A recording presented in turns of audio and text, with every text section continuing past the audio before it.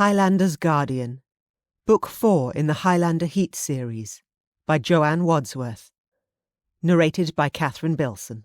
Chapter 1. Holyrood House, Edinburgh, 1590. Tension tightened every muscle in Annie MacLeod's body as she hid behind a tree in the sprawling park near Holyrood House. Clutching the rough bark, she snuck a look around the wide trunk. 20 feet away, one of her two guardians, Colin MacLean, paced a muddy track between two elm trees, his brow furrowed. Of all the luck! She'd stumbled upon Colin in this secluded, wooded area yesterday, after he'd arrived at the King's Palace. If he'd discovered her outside again without an adequate guard or chaperone, she'd be in twice the trouble. Aye, Colin would believe she was up to old tricks, following him as she'd done throughout her childhood. Hands bunched in her thick burgundy skirts, she crept back a step and crunched on the thick matting of autumn leaves. Drat!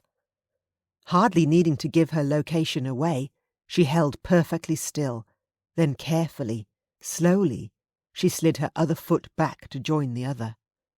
No crunching. Now, one step at a time, and she'd escape without notice. She eased back again, but her slipper sank into soggy soil at the edge of the trail. Precariously close to a thorny bush, she wobbled. When would she ever? "Annie MacLeod," Colin growled as he came out of nowhere, gripped her waist and hauled her back to safety. "What are you doing in the middle of the forest without a guard, yet again?" I was walking, although apparently no very well. Thank you for your aid." Her heart pounded and she covered his hands with hers. His fingers, so big and warm, splayed wide over her waist. Colin could move with such stealth and speed. "Please dinna tell Rory you've seen me." "And why should I do that? Where's your aunt?" "I didna care to wake her, and Rory's so busy with the king. Interrupting him in order to ask for a guard wasna something I wished to do." "Then you should have interrupted me. I'm your guardian, just as Rory is." "As you can see, I did." She smiled, as sweetly as she could, in the hope of diverting his attention. "In an indirect sort of way." "'Tis just as well I heard you, and dinna give me that sly smile of yours, you scamp." She smiled wider. Colin may be her guardian, but he was also one of her nearest and dearest. "I couldna help but notice how worried you looked. Is all well?"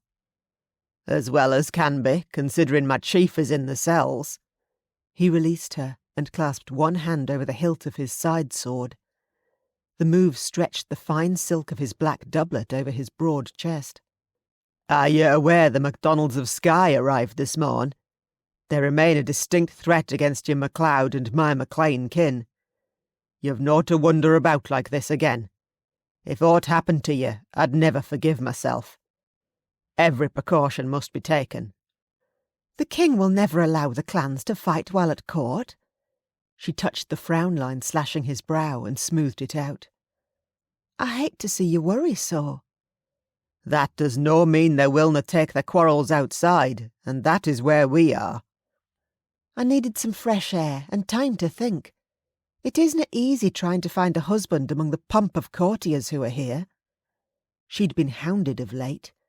Like fresh meat to the market, they'd soon learnt she was here at Rory's bidding to choose a husband before the king did so for her, and not for the first time, but the second.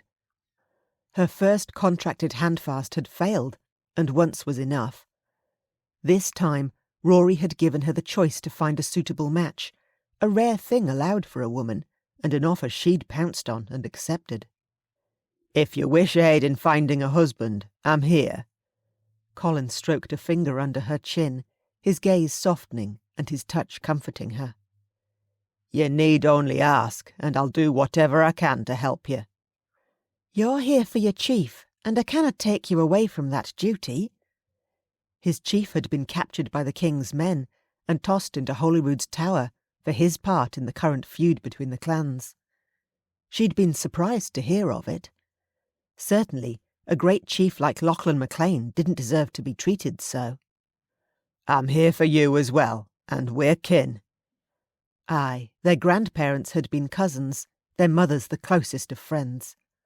On the Isle of Mull, she'd grown up traipsing around after Colin like an adoring child. He'd been so much older and wiser, the gap between them a wide 6 years, although now she'd turned 21, that divide no longer seemed any great distance at all. I miss roaming around Mull and being young and carefree. With you.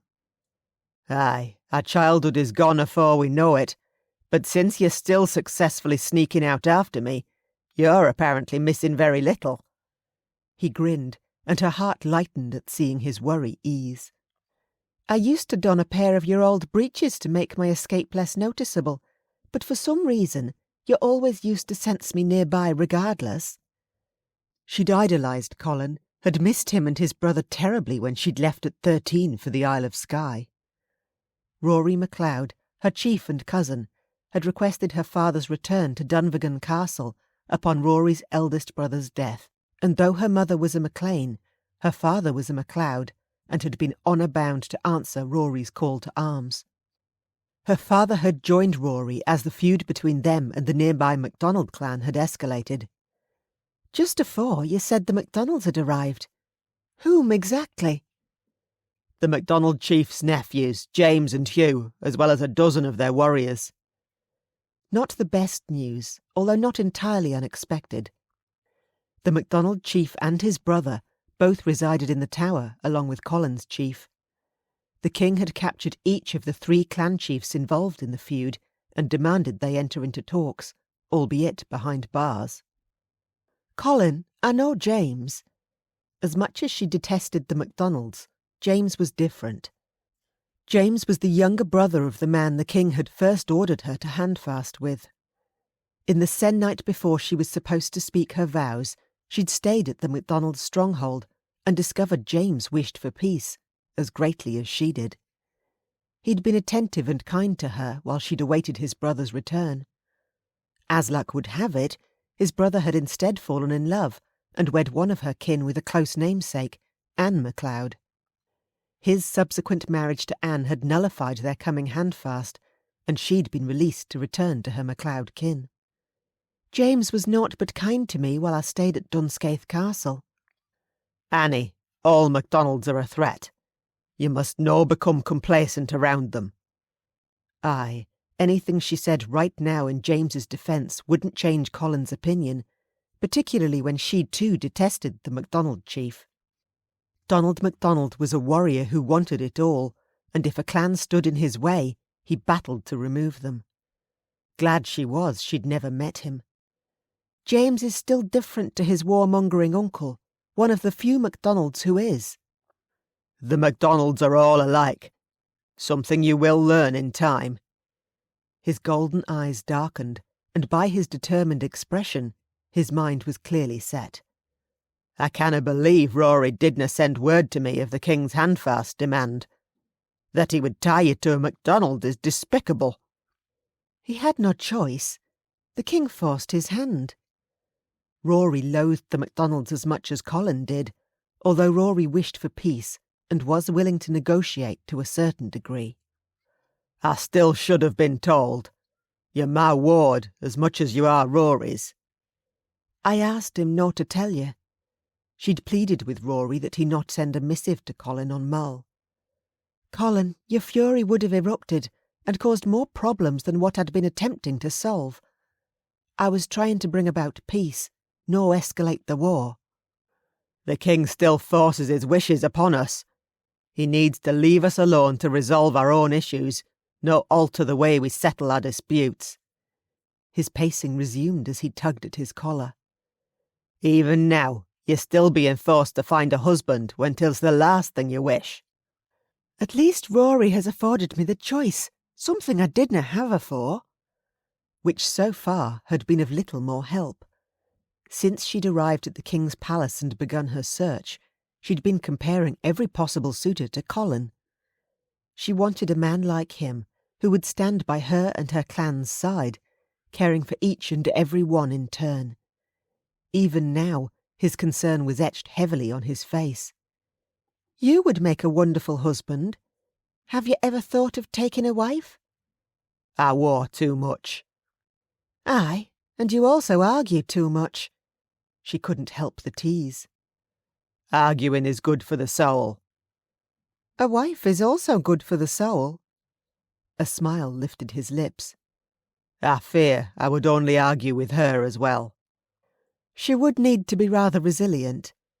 She caught his hands, his palms warm against hers, and hopping backward, tugged him along the path. Let's walk afore the day is done. Then you may argue with me some more. I know how much you enjoy that. A walk would be good, and watch your step, Annie. He turned her around, slid her hand through his crooked arm, and guided her down the trail that led deeper into the woods. I've missed you and your liveliness. I've missed you too.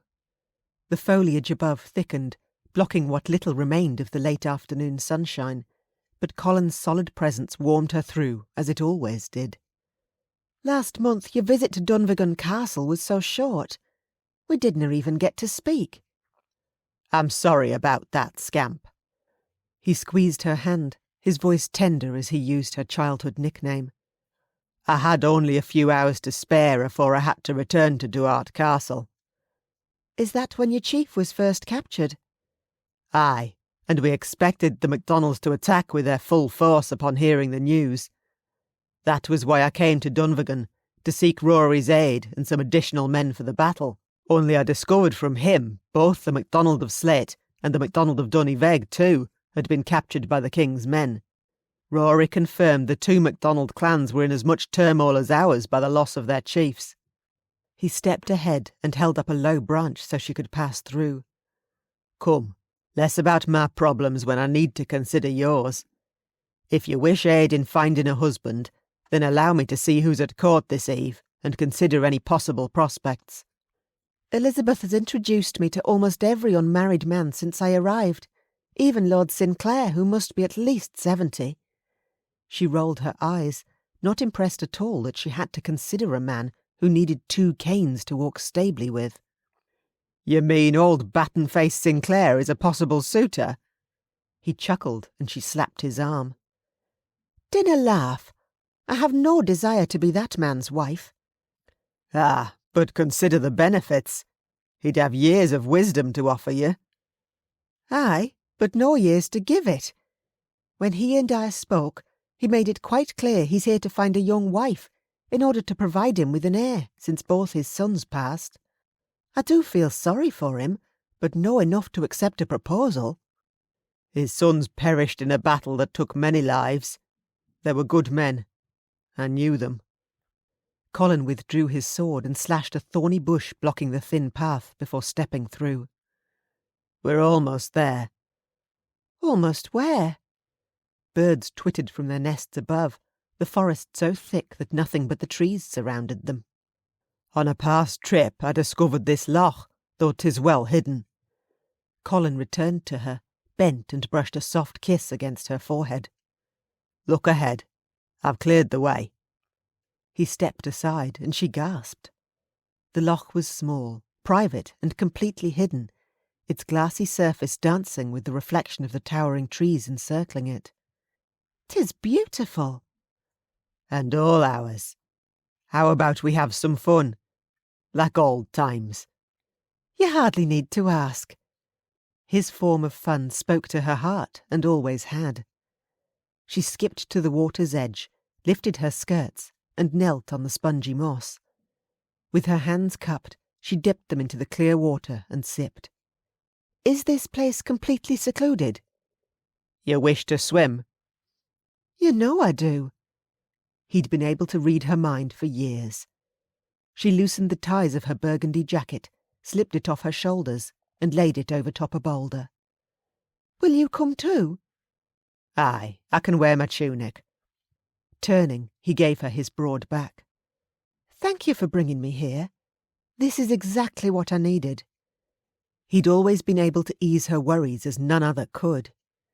She unlaced her gown's front stays and shed it along with her stockings, leaving her sark as adequate coverage. Then, with care, tugged the pins from her hair and swished her head from side to side and released the long golden length. "Do you feel better too?" "I always do around you, my wee scamp." He divested himself of his weapons, a sword and dirk, before shrugging off his doublet. His dark hair, wisped with blonde ends, brushed his shoulders as he bent and hauled off his boots.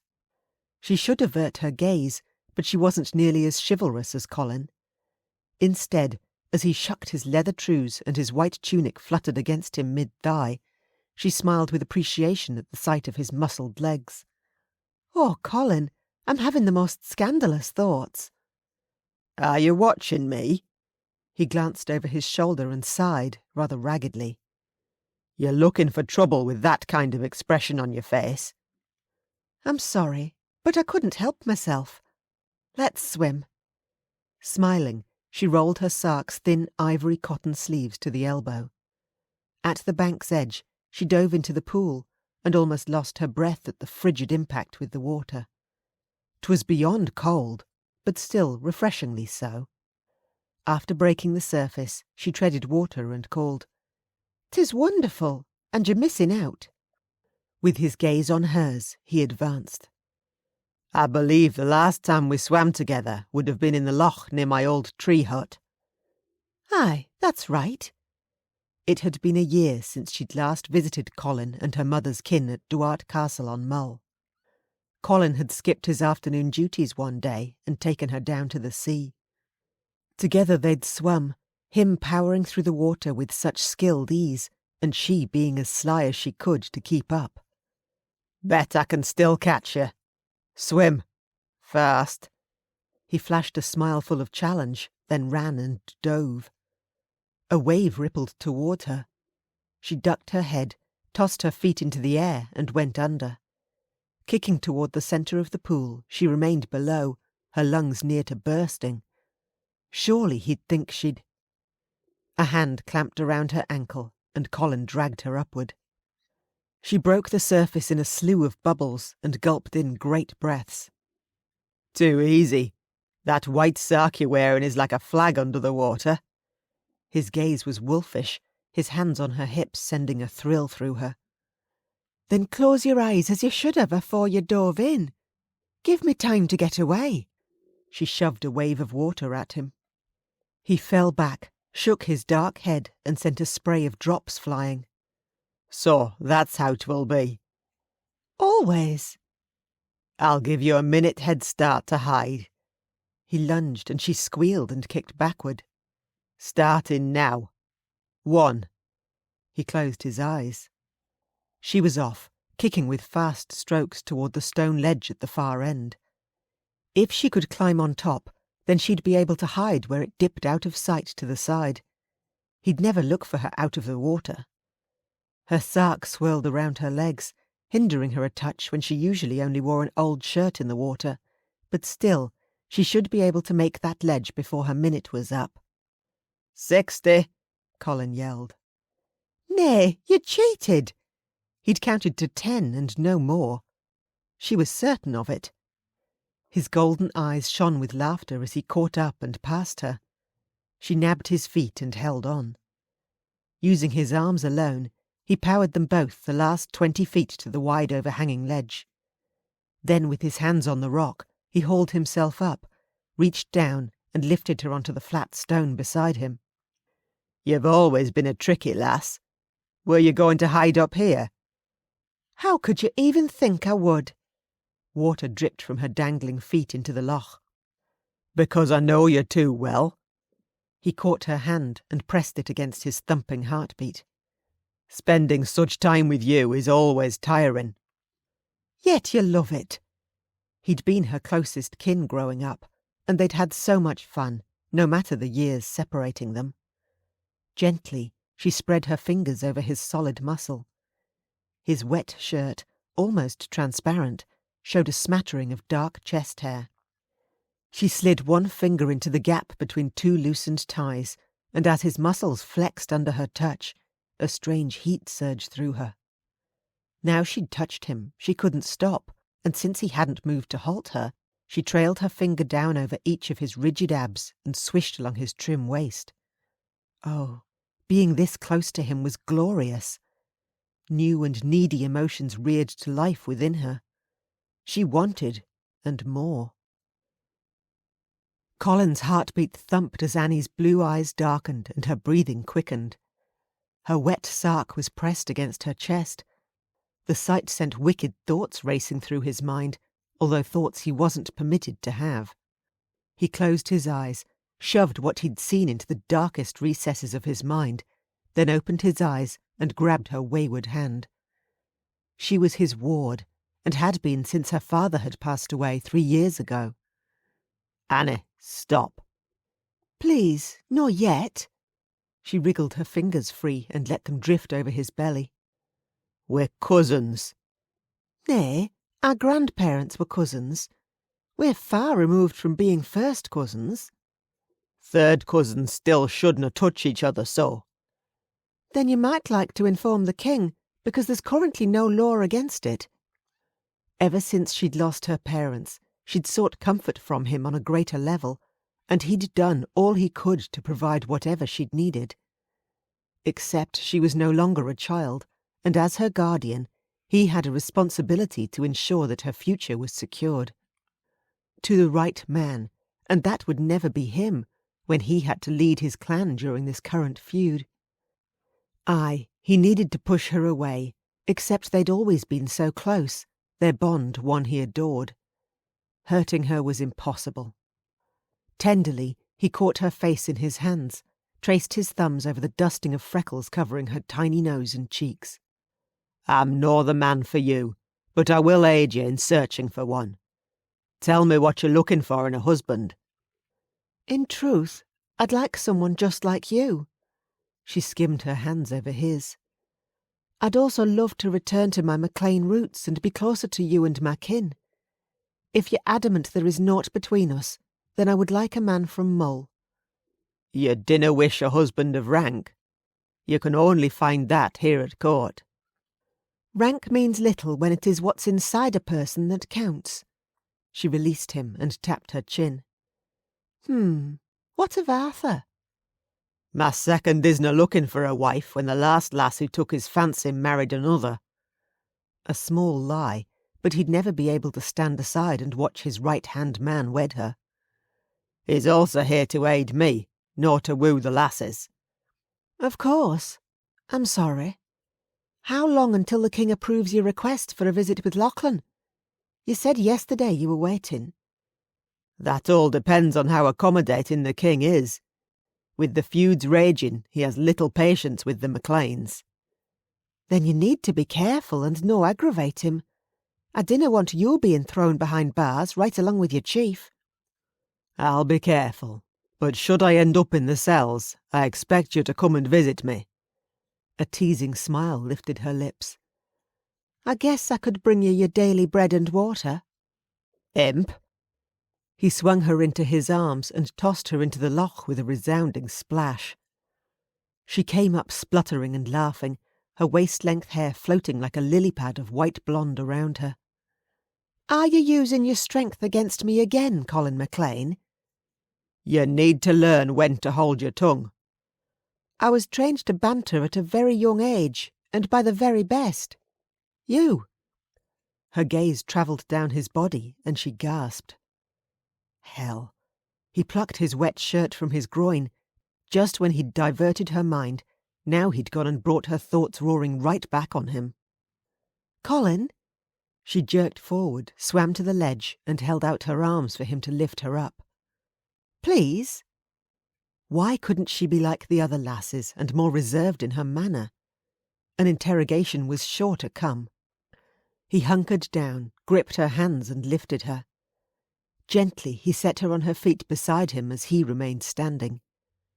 I want you to forget what you just saw. I should, but... If you feel aught toward me, then we need to speak of it. Nay, I feel naught but the love of one cousin for another. His heart ached at the mistruth, but speaking honestly on this subject would do neither of them any good, not when he'd chosen to live by his sword as the captain of his chief's guard. She deserved far more than a warrior whose death might come at any time. Do you truly speak the truth? I will na abide any lies between us. Neither will I, and I've no reason to lie to you. And now 'twas time to end this conversation before things between them led down an irreversible path. He strode along the ledge toward the bank. 'Twill be dark soon, and we need to return afore you're missed. Should Rory discover you've left the palace on your own, he'll send out a search party. Nay, he'll know I'm with you. She chased after him. I'm no done talking with you, Colin. What we need to do is to find you a man who can handle your constant need to talk. He bounded onto the grassy bank and held out his hands. Jump. She did, and he caught and swung her down next to him. Stop jesting with me. I'll aid you this eve in finding the right man. He led her to her clothes, then dressed as quickly as he could. It willna be an easy task, but I'll manage it, somehow. You are a stubborn man, third cousin of mine. She wrung her hem, then donned her burgundy gown and jacket over top of her wet underclothes. Thank you. He ran his fingers through her long locks, tidying her hair as best he could. That wasna a compliment, you dolt. She grasped her skirts and tramped back down the thin forest trail toward the palace. Hell, he desperately wanted to drag her into his arms and see what their future could possibly hold, but instead he allowed her to walk ahead until they emerged from the woods, and the thick stone walls of Holyrood House rose like an impenetrable fortress in the descending dark. Ahead of him, Annie hastened toward the 2-story gatehouse, where battlements topped fortified walls and guardsmen patrolled the Barbican. Beyond the arch, the northwest tower housing King James VI's apartments rose high and overlooked all. The king who'd imprisoned his chief, and the king he sought an audience with. He caught Annie up, and with a hand on her lower back, steered her across the inner courtyard toward the side entrance near the service quarters. 'Twas best they bypassed the great hall and surrounding rooms, which would be abuzz with people so close to the dinner hour. The less people who saw their damp hair and clothing, the better. Annie slipped through the open doors and peeked down the corridor. "'Tis clear. I didna realise 'twas so late. Aunt Elizabeth will have already left her chamber and joined the guests for the evening meal." "Then we'll change quickly and find her." He led her down the gloomy passageway lit by the odd candle in an iron wall sconce. Along the darkest section, he stopped outside her panelled door next to her aunt's chamber and nodded at her. "I'll wait here." Annie tipped her ear up. "I hear something." The heavy clump of booted feet travelled toward him. Quickly, he nudged her out of sight into the recessed alcove beside her door. "Shh," he whispered in her ear. "No a noise. I canna believe you lost track of the MacLeod chit in the woods. I gave you one simple task, to follow her," a man rasped as he stormed past them with another man, their tall, shadowed bodies blending into the dark. "I watched her for a mite," the other man said, "until she stumbled upon MacLean and the two vanished into the woods. I couldna find where either of them had gone." "Are they talking about me?" Annie hushed as she slid her hands around his waist and tucked her head under his chin. "Aye." Colin wrapped his arms around her as the men disappeared around the far corner. "This is what I've been warning you about. Your cousin is the chief of MacLeod. Not only is he deeply favoured by the king, but any alliance formed with you brings with it Rory's might." Frustration burned through him. "Did you recognise their voices?" "Nay." She stared down the corridor. "And 'twas too dark to see. You should follow them, discover who they are. There's time if you hurry." "I canna leave you alone after what I just heard. If there is one man seeking you, there could well be another. All here are aware you seek a husband." He opened her door and stopped in the pitch black. "Why is your maid no lit you fire or a candle?" "I told her that could wait until I retired for bed. I thought I'd be back in plenty of time to dress afore it got dark." "Wait here. I'll find us some light." He strode down the hallway to the last lit candle, collected it and returned. Annie stood shivering and rubbing her chilled arms. He set the candle in the holder on her side table and ushered her across to her curtained ambry. Choose something warm and change as quickly as you can. Is your tunic drying out, or will you need another for the evening meal? She selected a pale blue gown and stepped behind the silk dressing screen next to her four-poster bed, with its sweeping navy velvet canopy and golden tassels. I'll need to change. Although he wouldn't be leaving her alone, not after what he'd heard in the hallway. We'll stay together. When the maid returned with my laundry this morn, by accident she left one of Rory's tunics behind. Rory will never know if you wish to borrow it. It'd save you a trip to your chamber. Aye, I'd appreciate it. Changing here would be far more preferable than having to sneak her to his wing, which housed so many of the single men. You'll find his tunic on top of my trunk under the window. I see it. He tugged off his shirt, donned the white tunic and retied his black doublet. It appears I shall need a hand. Annie stepped out from behind the screen, holding her gown's low-cut silk neckline to her chest. Over her shoulder she smiled. You dinna mind? I'm no maid, but I'll manage. Bare skin, so creamy and smooth, beckoned. He brushed aside her glossy blonde locks, picked up the ties and laced the stays as quickly as he could. Finished, he ran her comb through her hair until the pale strands curled around his fingers like a silken web. You're presentable. Now they needed to go. His desire for her deepened with each moment they spent together, something he couldn't allow. Finding her a husband was imperative, and soon. Annie wandered down the passageway, Colin at her side and his crisp outdoor scent swirling around her, a delectable tease of pine and fresh water she'd always adored. What has that smile on your face? He pressed a hand to her lower back, and warm tingles raced across her skin. Thoughts of you? If only she had more time to choose a husband, but Rory expected her to secure an engagement before they left Holyrood. You shouldna be thinking of me. Colin stopped at the entrance to the great hall. She took a deep, fortifying breath. The massive vaulted room held a sweeping crown of rafters, rising to an impressive height more similar to a small cathedral. Beautiful tapestries of hunting and landscape scenes hung with pride around the vast room, filled with a merry and hungry crowd.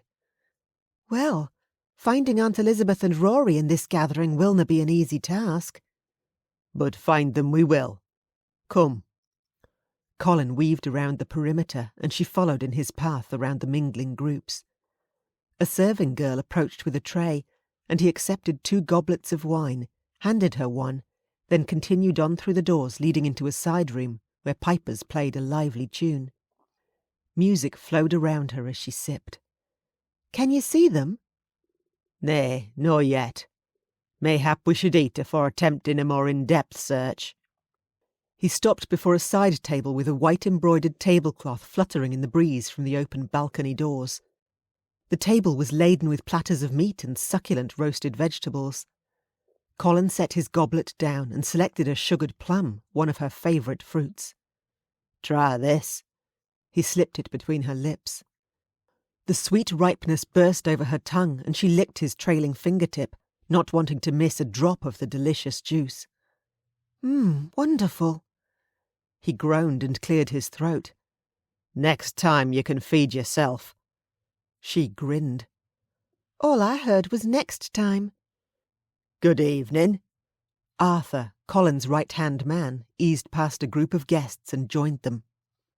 Wearing a forest green silk tunic and black leather trews, the striking colours matched his vivid green gaze and midnight black hair to perfection.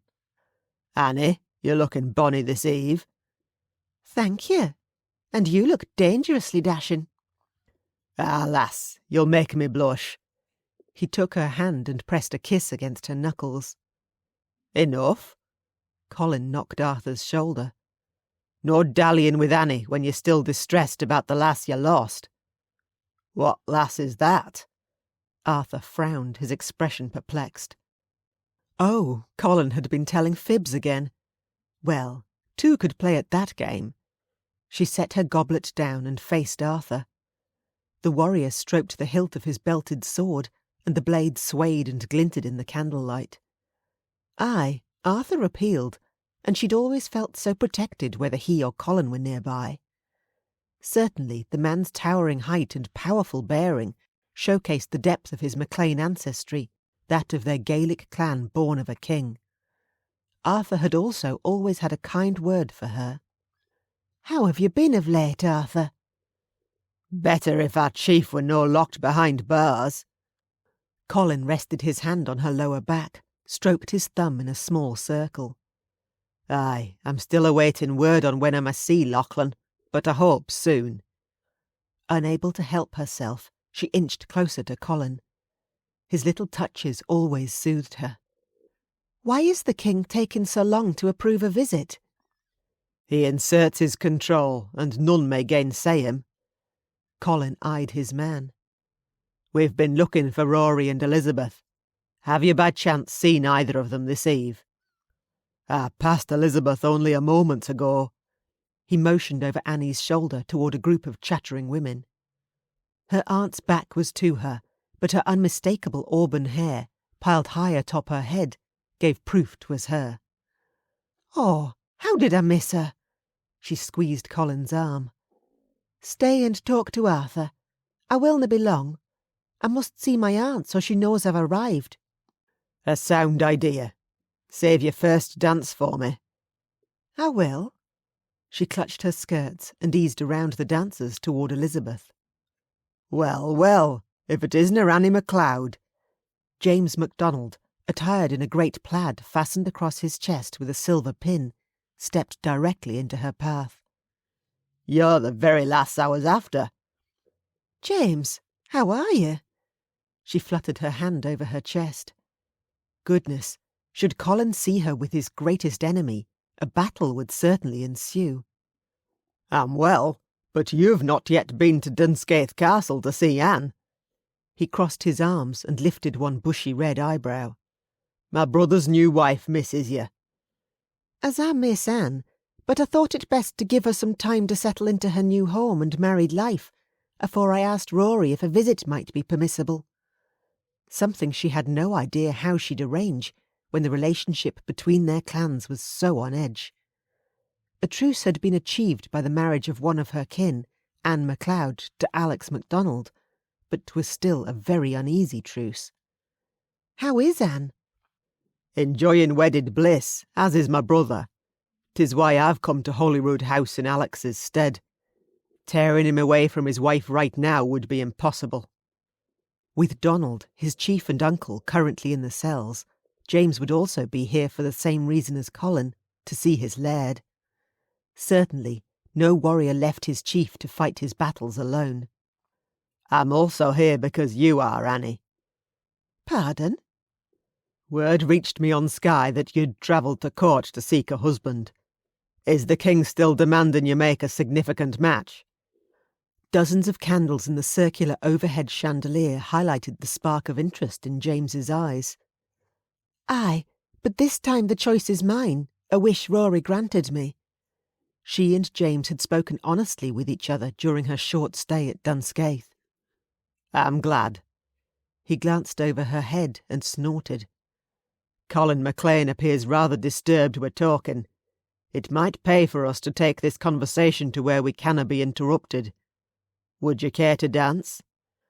"I was just on my way to see ma—" "Wonderful." He swung her onto the floor as a new reel started. "James, what are you doing?" "Proving that not all the MacDonalds and MacLeods enjoy warring. Smile, otherwise MacLean will take my head off if he thinks you didna wish to join me." "You're playing with fire." Still, she didn't intend to be the catalyst for Colin calling James out, so she planted a smile on her face and curtsied as another couple joined them, and they formed a small circle. "I like fire, but I also like a woman with spirit, and that trait you have in abundance." He caught her hands and moved her through the steps to the energetic tune. A low growl sounded from close behind, and she shivered as Colin made his displeasure more than known. To James she whispered, "You'd best speak of what's on your mind afore the song ends." "There is naught like a little rivalry to light a fire under a MacLean." He grinned, clearly enjoying himself. "James!" She wanted to slap him. "Speak now, or I shall leave you on this floor to fend off Colin on your own." He chuckled, but nodded. "Aye, you and I have always enjoyed each other's company, which is unusual for those within our warring clans, and it's that friendship which now leads me to what I'd like to ask of you. Annie, if you're in need of a proposal, then I'd like you to consider forming an alliance with me. I realise you never wished to wed my brother, but 'tis time for me to take a wife, and a marriage between the two of us would further strengthen the ties between our clans. When Anne wed Alex, it helped ease some of the immediate tension, but these are difficult times, and unless the clans join more fully together, further unrest will only prevail." Had he just proposed to her in the middle of the dance floor? "Lass, dinna look so shocked." He twirled her around and sent her pale blue skirts flying. "All I ask is that you take some time to consider my proposal, and while you do, allow me to court you. I simply ask for a fair chance at your hand." Could she marry James? Aye, he'd been kind and considerate to her during her stay at the MacDonald stronghold, while awaiting her handfast to his brother at the king's demand, and their friendship had remained strong since, but he was still Colin's enemy. "I'm no sure." Concern furrowed his brow. "Have you received another offer?" "Nay." "Then allow me to court you." "That would be as good as saying aye to your proposal, since a courtship usually leads to an engagement." "Yet you must procure an engagement while you're here." "An alliance has still been made between our clans because of Anne. She is a MacLeod and married to your brother." "Anne has no direct tie to Rory, only you do. There is also the fact your mother was a MacLean. With both you and Anne living at Dunscaith Castle, there will finally be a chance for this feud to ease between all three clans. 'Tis time for the MacDonalds, MacLeods and MacLeans to cease fighting. Help me bring a resolution to all the years of fierce warring. Between you and I, we could do so." She couldn't deny the truth in his statement, and marrying for such a reason would be an honourable thing to do. "You're quite serious?" "Very." He grinned. "On the morrow, come riding with me. We shall speak more then." "I would like that." Colin wouldn't, but then her choices were so limited. "I'll meet you at the stables after you've had time to break your fast." He dipped his head. "Aye, on the morrow." "Thank you for agreeing." He pressed a kiss to her hand and walked away. "What the hell did James want?" Colin rasped as he slid in behind her, his chest a solid wall of heat at her back. "Dinna be angry." She spun around. "Speak. I'll have no secrets between us." "He wishes to form an alliance and build the bonds between our clans." "What kind of an alliance?" His golden eyes burned with fury. "Surely you can imagine, considering the reason why I'm here." "He intends to offer for you." "Aye, he made his position clear." "And so will I." He leaned in until his nose brushed hers. "You know to go near him again, and I will make certain of it. Do we understand each other?" She surely did, but perhaps Colin had forgotten she had a mind of her own. "Damn it, you're no listening. I can see that defiant spark in your eyes. We need to talk, and somewhere where we'll be afforded more privacy." He guided her through the balcony doors and into the cool night air. Aye, they would talk, and she didn't doubt this was one conversation she wouldn't care for. Chapter 2. Colin stormed down the steps and along the pebbled path twisting through the trees, his hold on Annie's hand firm. "Slow down, Colin." "MacDonald touched you." "That happens when couples dance." "You're no a couple." He strode around a thick trunk and thumped it with his fist. "He touched you, and I could do naught about it." "I'm sorry." Breathing hard, she caught his other hand before he could hit the tree again. "'Twas just a dance." She squeezed his fingers. "One single dance." "I said I'd aid you in choosing a husband, but it'll never be him." Hell, her soft touch scorched him like a brand. He pressed her against the tree and planted his hands either side of her head. Looking into her beautiful eyes, he allowed his anger to dispel. "I'd never hurt you, but I'd kill to keep you safe. Make no mistake about that." "This feud between the clans must come to an end. Times are changing, and I have a chance to make a difference. Please make no mistake about that." She smoothed her hands over his chest. "I have no said aye to James, but only agreed to see where things might lead. I'm still very open to anyone you might suggest a match with. Give me some choices." "I need time." He pulled her into his arms, tucked her cheek against his chest, and breathed in her intoxicating rose scent.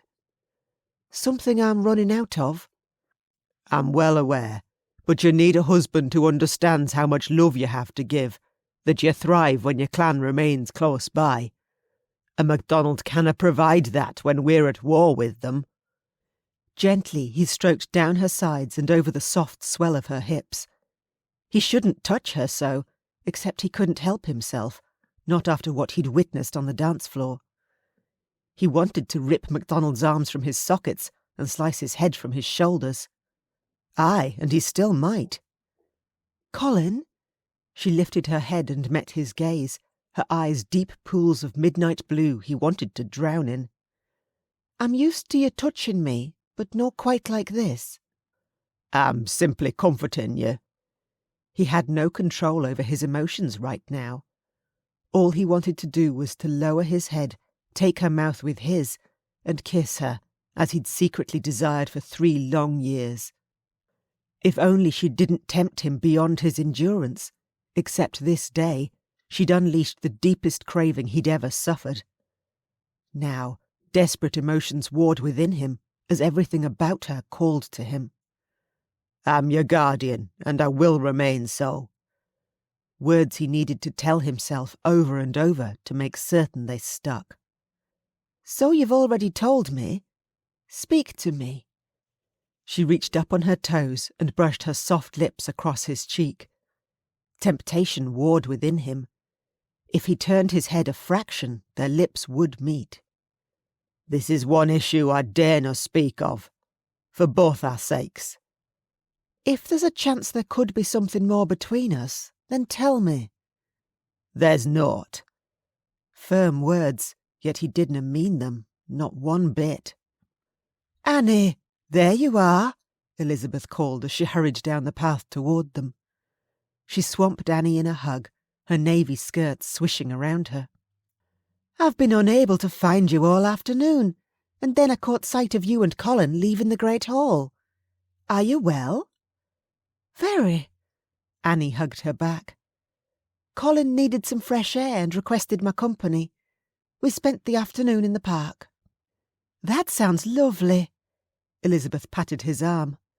"Thank you, Colin. That's wonderful of you to escort Annie while I napped. Oh, and afore I forget, Rory wished a word. He's waiting for you inside." "I wish a word with him too." He extended an arm to each of the ladies, glad for Elizabeth's well-timed interruption. Another minute and he might well have given in to Annie. "I'll walk ahead. This path is rather narrow." Elizabeth waved off his offer, gripped her skirts, and headed back toward the Great Hall. "Annie?" He nodded for her to accept. "Thank you." She slid her fingers through his crooked elbow, and a buzz of awareness tingled his fingers and toes. If he could just stop touching her, all would be well, and if he could get rid of James MacDonald, even more so. He strolled inside with Elizabeth leading the way around the crowded dance floor.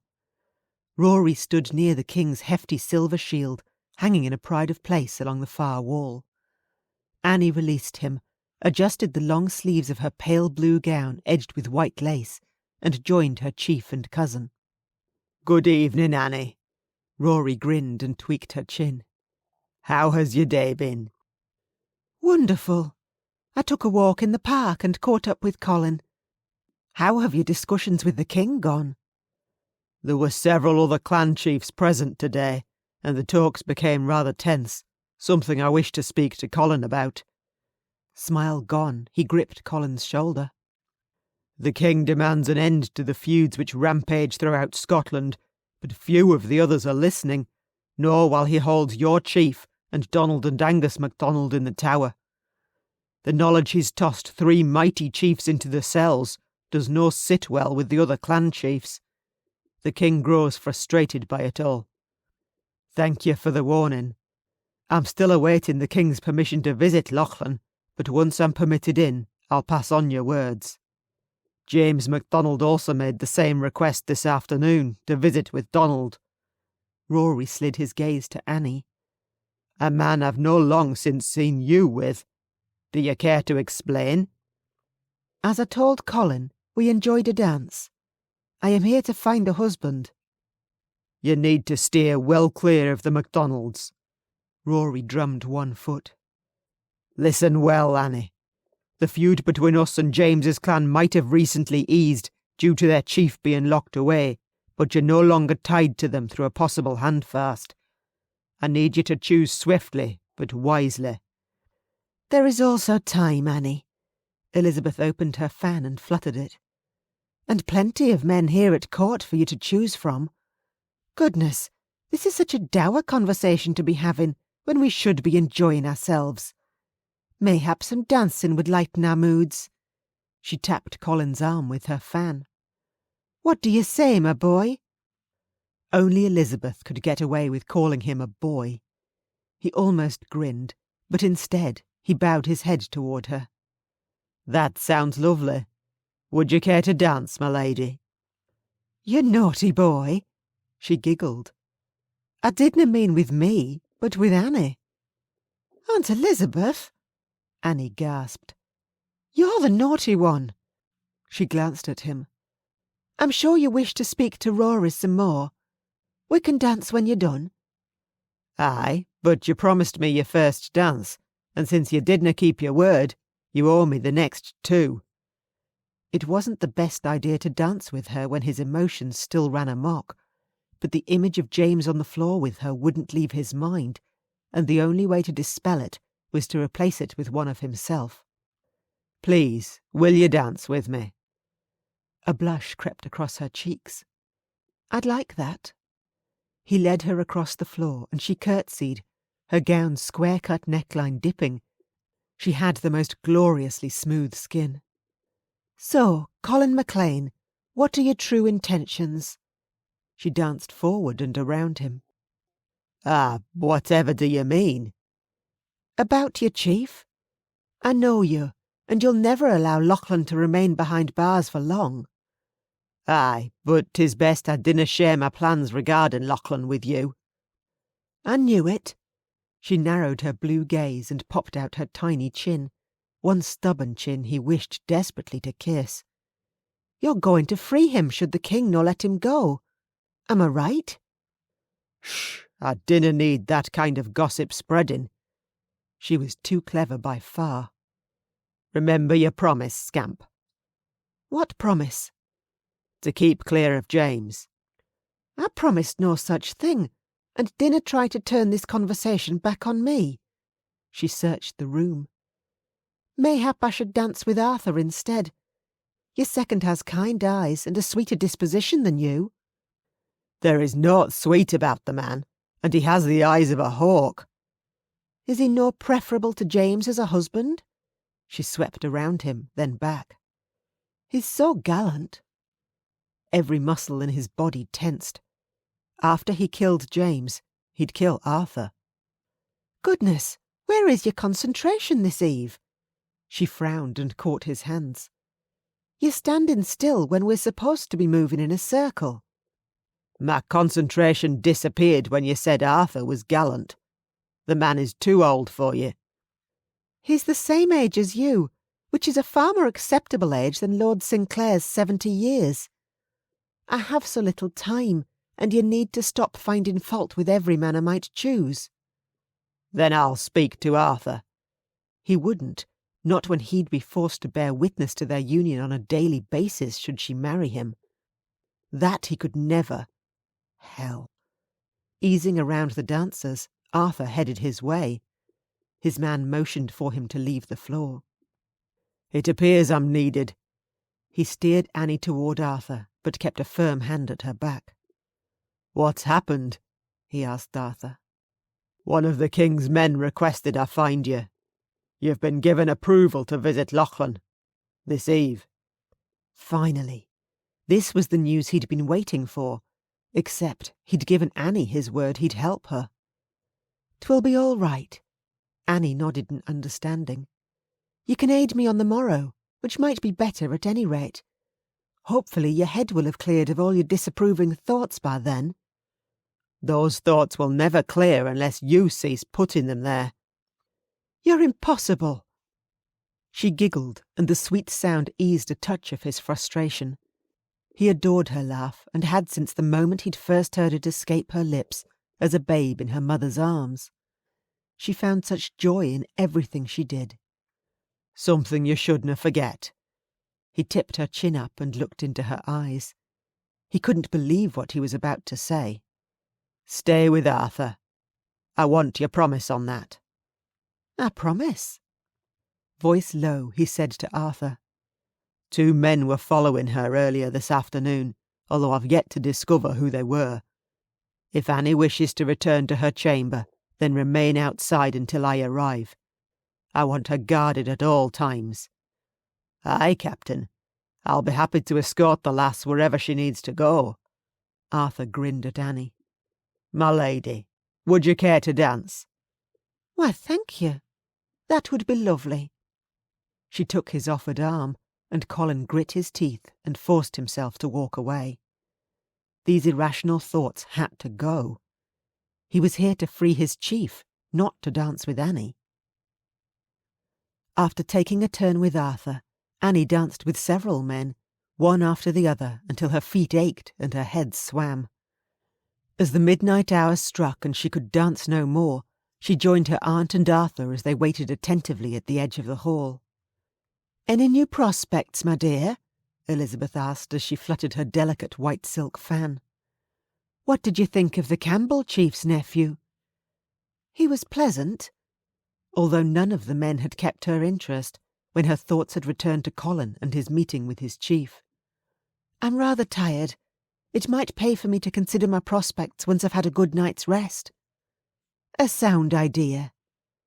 "If you ladies are ready to retire, then allow me to escort you back to your chambers." Arthur motioned toward the passageway. "Wonderful." Elizabeth linked her arm through Annie's, and they weaved through the throng with Arthur close behind. At her aunt's door, Annie bid her a good night, then leaned against her own door, her hands tucked between her and the solid wood as she faced Arthur. "Colin's opinion is rather biased at the moment, but I'm curious to learn what you might think of James. James is certain any match made between us will help ease the feud between the clans." "Possibly, but he still plays with your emotions as only a MacDonald can do, and I've no doubt he'll use any alliance he made with you against Colin." He squeezed her shoulder. "Dinna give up on Colin. He cares for you, and far more than he's ready to acknowledge, to you or himself." "His mind is set that there is naught between us." "His mind is in chaos." He leaned forward and brushed a kiss against her forehead. "You and I are kin, and should you need an engagement that's breakable, I'd be happy to oblige. There's no need for you to tie yourself to a MacDonald when you need to remain close to your own kin." "You'd truly marry me?" "Aye, though I'm certain Colin would never allow us to truly speak vows. His stubborn resolve would break afore then." "I dinna want to break him." She tapped the door softly, then pushed away from it. "Thank you for your kind offer, but I dinna wish to cause any friction between the two of you, and that would happen should I agree." Any friction would be well worth it. He opened her door. Think on my offer. 'Twill remain open until you've made your decision. Sleep well, Annie. He eased back into the darkened recess and blended in with the shadows. Good night, Arthur. She walked inside and shut her door. Well, 2 proposals in one night, except neither from the man she truly wished had asked. There you are, my lady. Maggie dusted her hands against her aproned sides as she rose from before the crackling fire. Would you like help readying yourself for bed? Aye, I would. 'Tis been a long day. Maggie loosened the back ties of her gown, and after she stepped out of it, hung it in the navy-curtained ambry. There's a tunic on top of my trunk that needs laundering. A keepsake. One of my father's. 'Twas the only way to explain why she had Colin's shirt, a man's shirt, in her chamber. She removed her sark and tugged her night rail over her head. Take care with it and return it once it's laundered. She collected the shirt. Will that be all? Aye, rest well. I'll see you in the morn. The girl bobbed her head and left. The night would grow colder, but for now the fire spread its delicious warmth throughout the stone chamber. She crawled under the covers and snuggled as thoughts of Colin flitted through her mind. Outside under the tree, he'd touched her so intimately. What did it all mean when he'd insisted he thought of her as a cousin and no more? Had he lied? It might pay to speak to Elizabeth about things. Her aunt was as understanding as her mother had always been, and she and Elizabeth had become so close of late. Aye, she missed her mother, the woman who'd shown her how wonderful love could be. She and her father had married to bring their 2 clans closer together, MacLeod and MacLean, but in doing so they'd fallen in love and known such happiness in their years together. That's what she wanted, to do the best by her clan, but also to strike the right match. If only there wasn't such unrest in the Highlands. When the clans denied the king what he wished, they soon found disfavour and bounties on their heads, and so many warriors had lost their lands once cast out. Those warriors then took what they wanted, where they wanted, and it had been just such a band of highly trained men who'd attacked her parents' party as they'd travelled on a short trip north from Dunvegan to the tip of Skye. That day her father had died protecting her and mother. Her gaze misted, and she shoved back the unwanted tears. Mother had fought her captor and hit her head on a low tree branch as the brigands had marched them through the forest, and during the week they'd been held for ransom in the leader's camp, awaiting Rory's payment, the woman she'd loved with all her heart had never fully woken from the blow. Rory, though, had not waited for the exchange of coin. He and Colin had broken the messenger, discovered their location, and stormed into camp. That day would be forever etched in her mind. Colin had slashed his way through the outlaws to reach her, while Rory had gone berserk and killed every single warrior in his path. Not one of the men in camp had been granted leniency for slaying her father, and 'twas a strong message Rory had sent that day, that none would ever attack his clan so again. If only Rory and Colin had come in time for Mother. She'd held Mother's hand as she lay unresponsive on her dusty plaid, and when she'd kissed her mother's cheek and told her Colin had come, her mother's fingers had fluttered over hers and she'd breathed her last. Losing both her parents within days of each other had near torn her heart in 2. She'd only survived the ordeal because of Colin.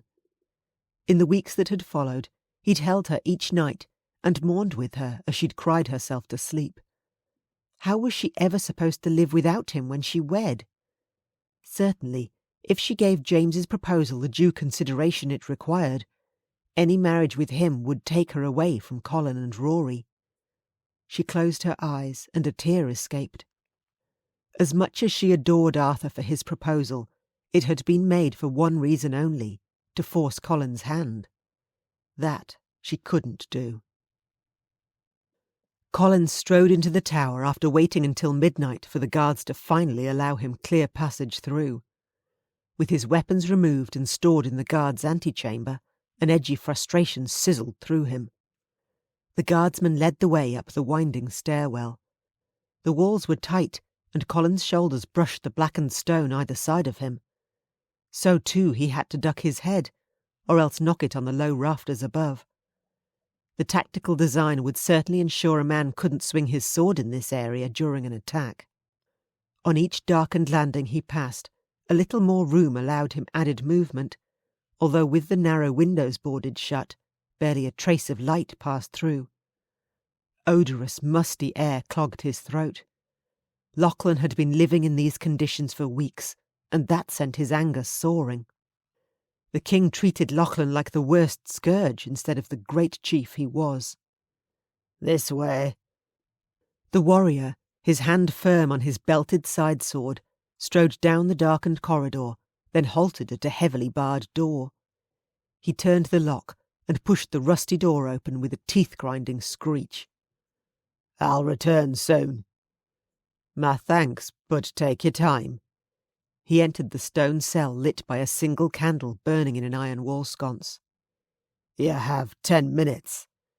The door scraped shut and the lock clunked back into place behind him.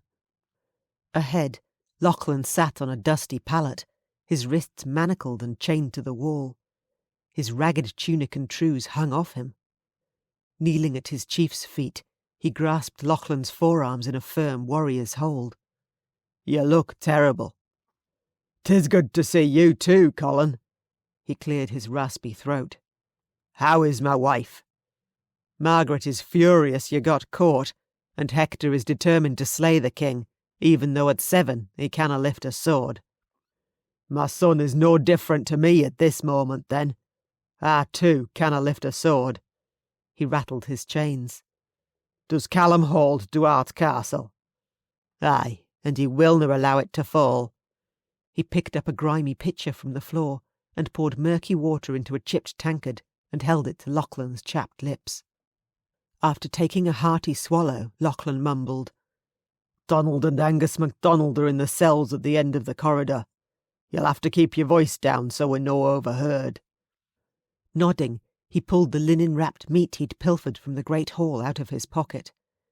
The thick slabs of beef, even though cold, still seasoned the stuffy air. Lachlan took a deep whiff, and Colin tore a sliver and fed him. Eat slowly. Good man, he mumbled as he ate. You should visit more often. I'd rather you no be here to visit. At least his chief appeared undefeated. I wish that too. How do the talks go between you and the king? He's being unreasonable, insisting the MacDonalds and I pay hefty fines, which he calls arrears in lieu of duties and crown rents. He also wishes to ascertain our future obedience with the enforcement of certain conditions. Apparently, all of us must cease opposing the government, and when summoned to Edinburgh, return within 20 days, or he and the Privy Council would declare us outlaws and have our lands forfeited. Donald and Angus are furious, and so am I. His gaze narrowed until the whites remained barely visible. Now you're here, 'tis time for me to leave. I will battle the king from my own land where I can stand strong. His chief's request didn't surprise him, and he'd come fully prepared. Arthur is here at the palace with me, while Ian and Murdoch wait in the forest. I brought our best. Good. Lachlan ate another bite of meat, and after chewing continued. You'll need to keep an eye on the sentry. There are 4 of them guarding this tower, and they change at midnight and midday. I'm afraid all are loyal to the king, so you'll get no aid from that quarter, but I'll be waiting, no matter the hour or day. I'll return the night of the masquerade, only a few days hence. The ball will offer the perfect diversion for your escape. The key clanked, and he tucked the cloth that had held the meat back into his pocket. It appears my time is up. He grasped Lachlan's arm. Virtue mine honour. Aye, Colin. By death or life, I will stand firm. The guardsman entered and motioned Colin forward. He left as mocking sniggers echoed from the MacDonalds down the corridor.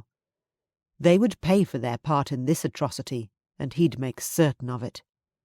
At the guard's station, He collected his weapons, then stepped outside into the fresh evening air. Time was running out. He had a chief to free, Annie to find a husband for, and 2 unidentified men to locate and apprehend. That last threat gnawed furiously inside him. He'd never allow anyone to hurt Annie. She was his to protect, his to care for, and always had been.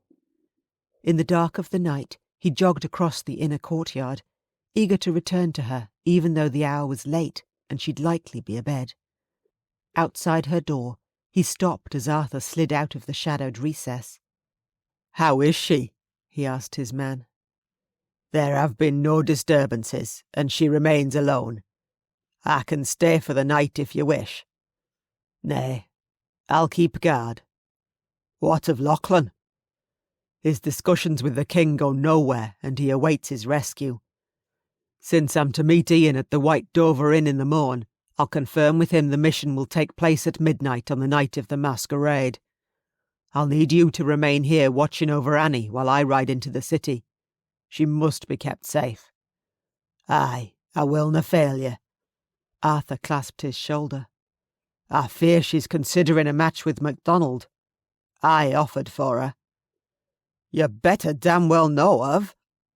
"She thanked me and turned me down. Think on that. I'll see you in the morn." Arthur disappeared into the dark.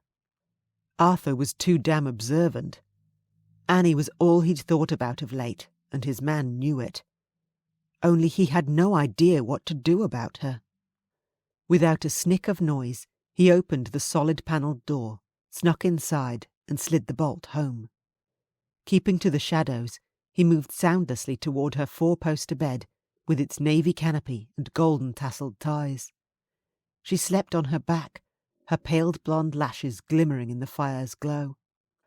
Quietly, he lowered to his haunches and gently smoothed the back of his knuckles across her flushed cheeks. Everything about her touched his heart, and he desperately wished he could explore what was between them. Except, taking that chance when his current mission was such a treacherous one would only endanger her. He breathed deep, and her sweet rose scent swirled seductively around him. Her mother had adored roses, and she and Annie had planted cuttings along the forest path near their cottage. Wild copses of roses had bloomed, and each time he'd ridden that trail over the years and encountered the fragrance, memories of Annie stirred and overwhelmed him. He hated that she lived so far away on the Isle of Skye, that he could only visit her when his duties allowed it. Those visits of late had become fewer and further between. Colin." She pushed her arms out from under the covers, dislodging the tartan blanket. Hell! Her night rail was loose at the top and gaped open. "Dinna leave me, Colin. You promised you'd always be close," she murmured in her sleep.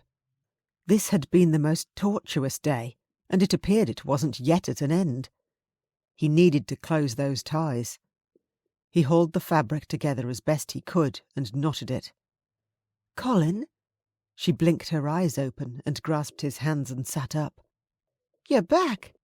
Is all well?" "As well as can be.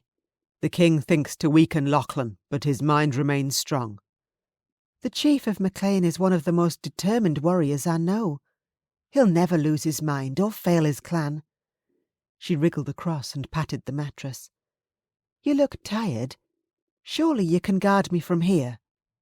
"I should sleep afore the fire." Yet he kicked off his boots, propped his sword beside the bed where it would lay within easy reach, and slid in beside her. The itch thrumming through him to be close to her was too strong to be curtailed. "Come here, scamp." She rolled into his side, slid her hand over his chest.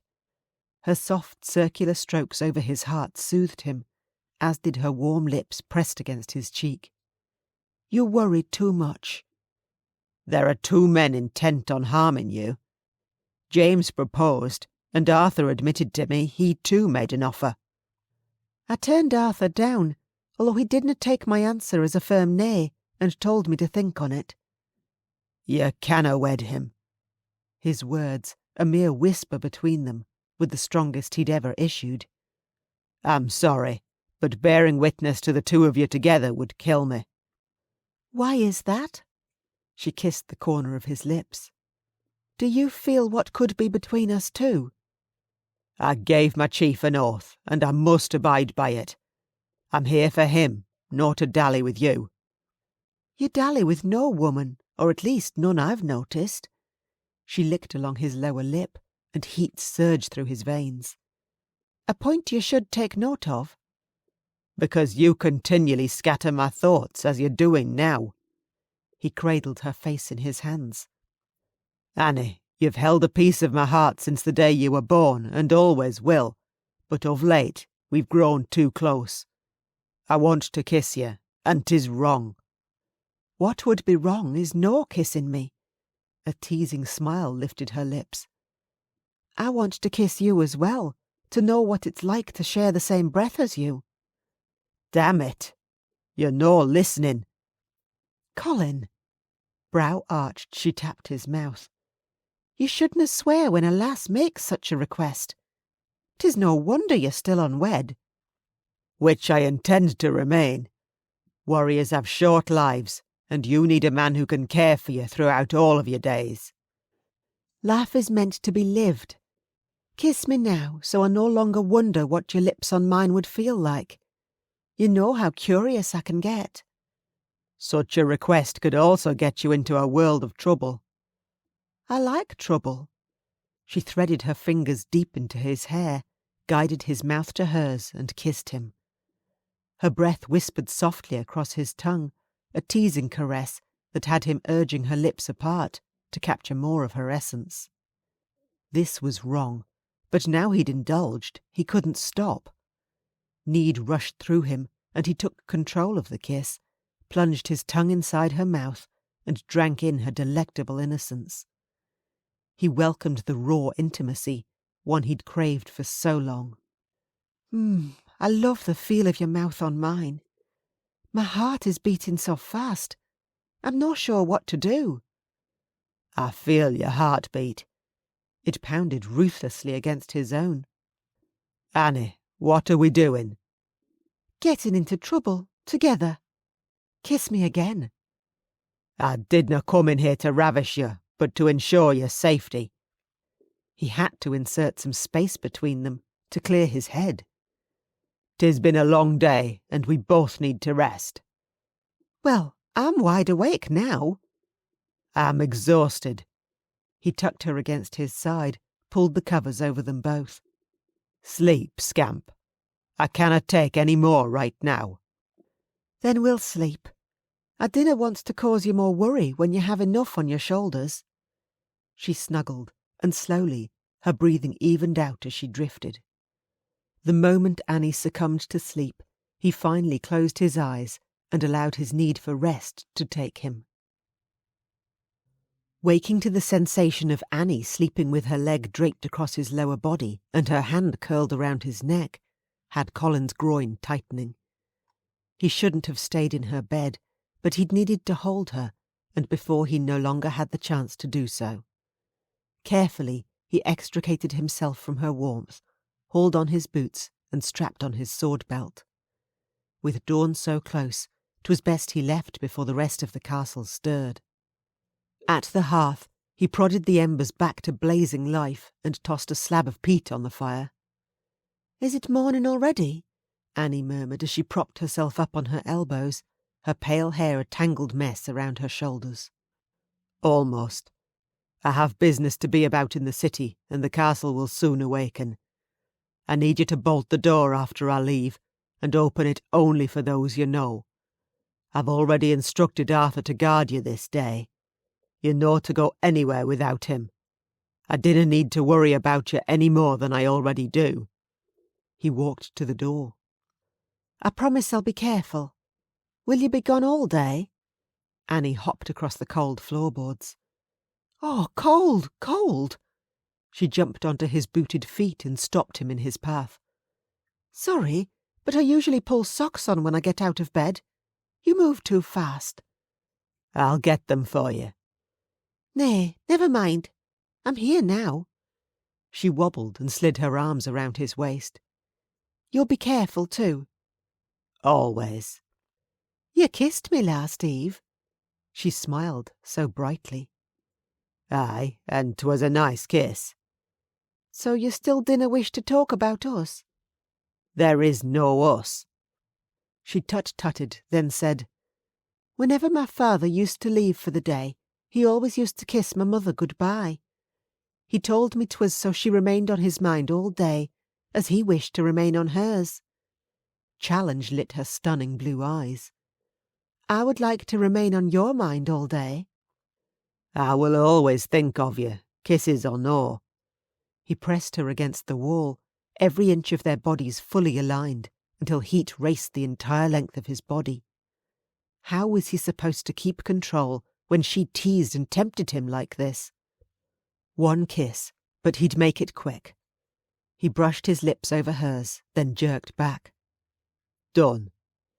My father kissed my mother with far more passion than that. And how would you know?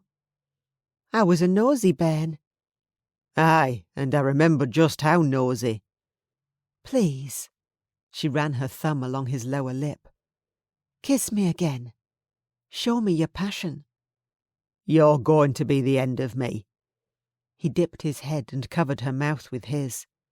Lost and with breathless urgency, he kissed her deeper, darting his tongue over hers until she panted for more. Annie.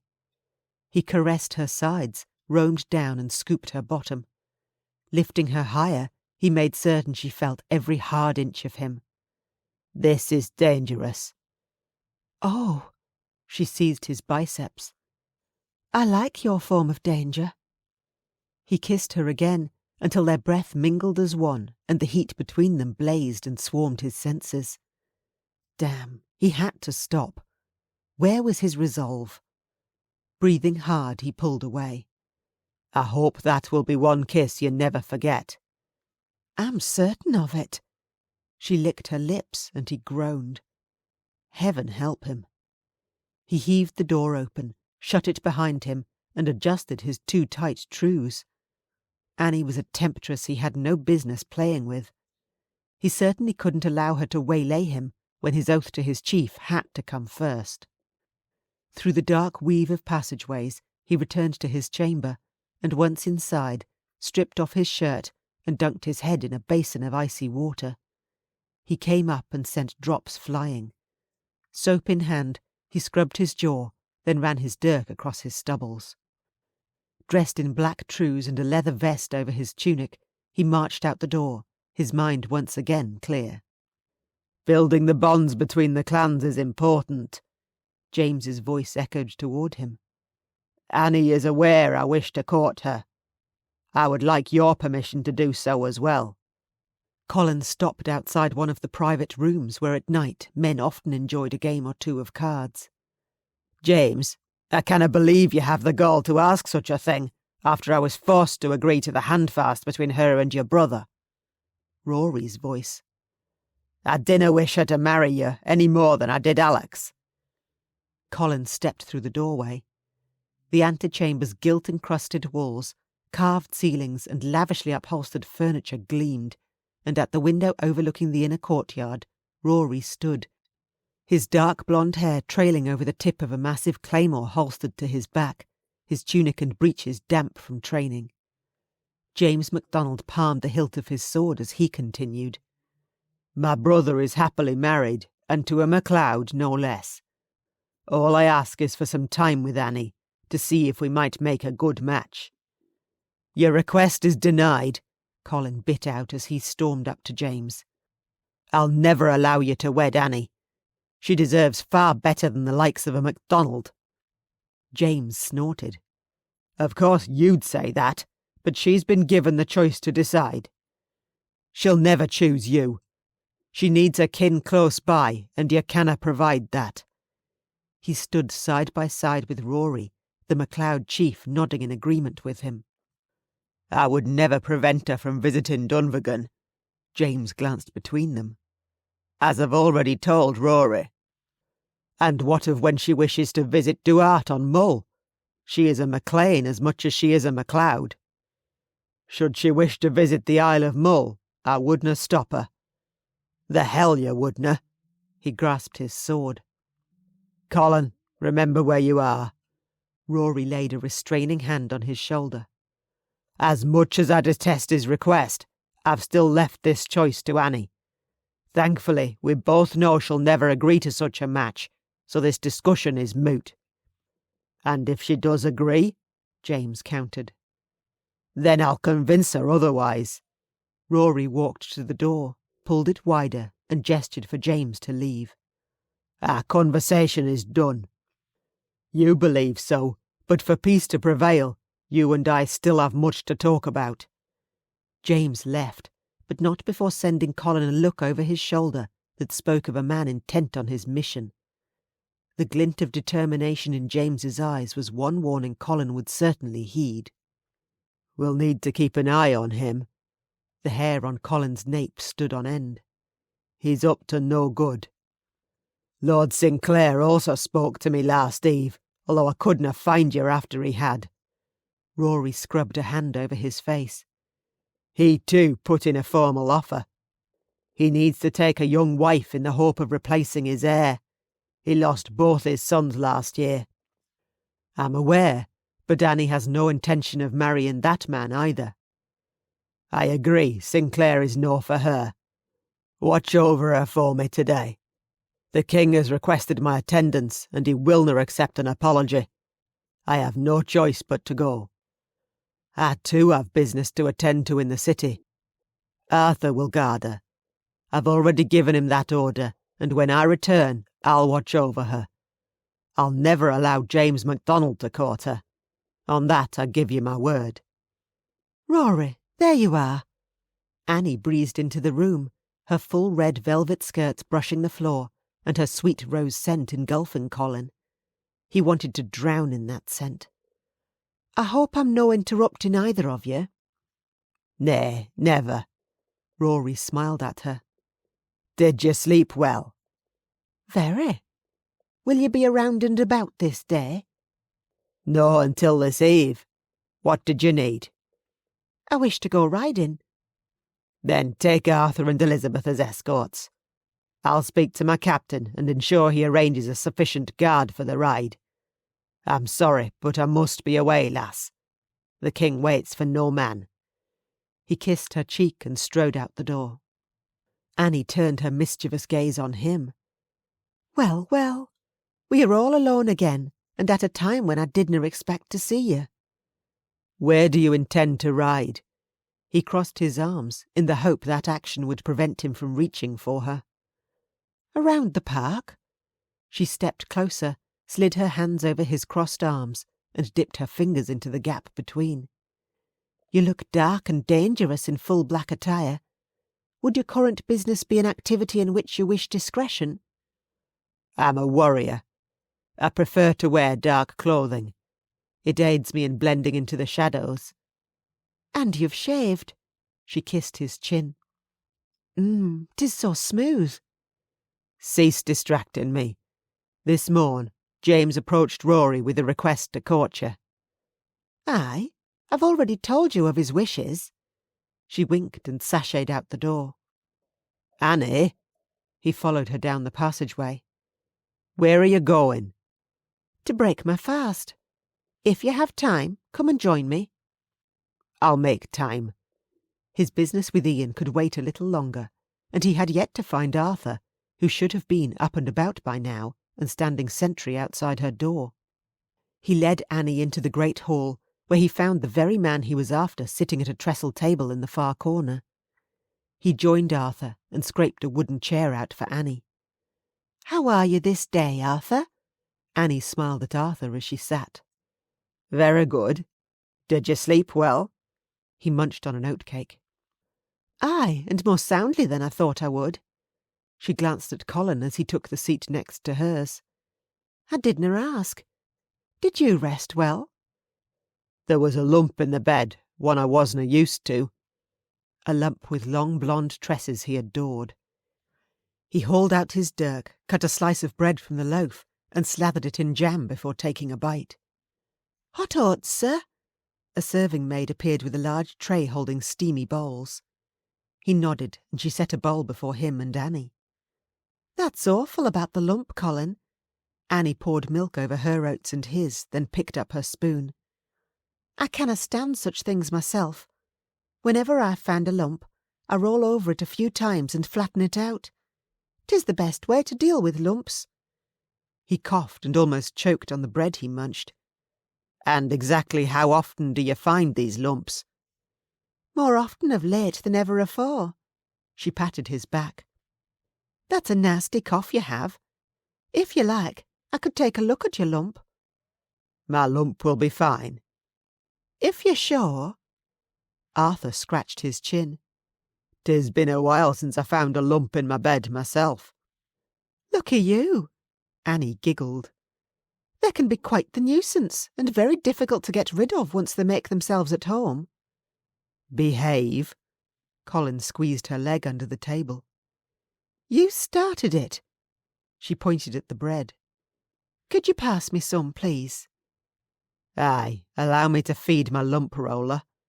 He cut a slice, added jam, and handed it to her. He enjoyed his meal and the light conversation that followed, no matter that Annie continued with her teasing. Her smile was infectious and lightened his heart. Hell, he'd missed such times like these with her whenever they'd been forced apart. "Annie!" Elizabeth hastened across the great hall and hugged her niece. "Good morn, my dear." "And good morn to you too." "Sit here, Elizabeth." He offered her his seat as he stood. "I must be away. Business to attend to in the city. Watch Annie for me. She's in an impetuous mood today." "She's always in such a mood." Smiling, Elizabeth slid into his seat. "Travel safely." "I will." He leaned into Annie's ear and whispered, "Take care as you ride." "That goes for you too." He tore himself away from her and crossed to the doors. At the edge of the great hall, he stopped for one last look. 'Twas impossible not to soak in the sight of her. Her smile lit up her face as she spoke to her aunt and Arthur. Then she stopped and glanced over her shoulder at him. Her gaze softened and she blew him a kiss. It hit him square in the chest, like a physical blow that blossomed with heat and spread out to envelop him whole. He was a lost cause. With that difficult thought consuming him, he left for the stables. He was a captain in his chief's guard, a warrior who went to war when called to do his duty. He couldn't take Annie to wife and expose her to his kind of life. Should he not survive a battle, he'd only bring more heartache down on her head. Aye, she deserved so much more than that.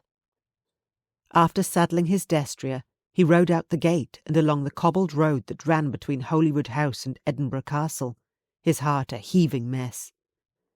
At least there was one thing he knew for certain.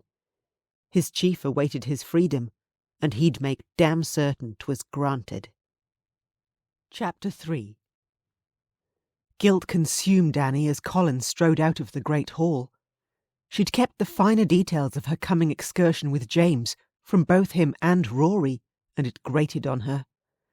She'd told James she would go riding with him, and she'd keep her word, but she didn't care for the mistruth she'd spoken in order to do so. "What has that frown on your face, my dear?" Elizabeth swirled honey over her oats and ate a bite. Voice low so Arthur couldn't overhear, she said, "We're going riding with James MacDonald this morn. I said aye to him last eve when he asked. Colin and Rory know naught about it." Elizabeth shivered. "We'll have to watch James. Those MacDonalds are a devious bunch. This ride is for me to get to know James a little better, only things have changed since he and I spoke." She sipped her tea. "There's a man I'm very interested in, and I dinna mean James." "Oh, do tell." "I'm rather close to him already." I see." Fluffing her gown's mahogany skirts, Elizabeth's eyes lit. "Now, would that perchance be the strapping young warrior who just left? How did you know?" "I may have seen how close you two were standing together outside last eve, afore I called your name." "You should have said." I thought I did when I asked him so blatantly to dance with you." She propped her elbow on the table and leaned closer.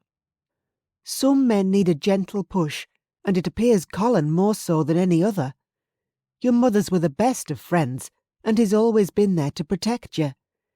His dual guardianship of you, though, may be an issue for Rory. 'Tis no fitting for him to be courting you when you're his ward. Who I wed is my choice. Rory allowed me that decision. That's if Colin could be persuaded to offer for her. He'd kissed her last night and this morning, and the passion simmering between them had flared, although he was still holding back. I dinna wish to force his hand, and I worry I inadvertently will. Colin adores you. If there is force, 'tis of the right nature." Elizabeth squeezed her hand.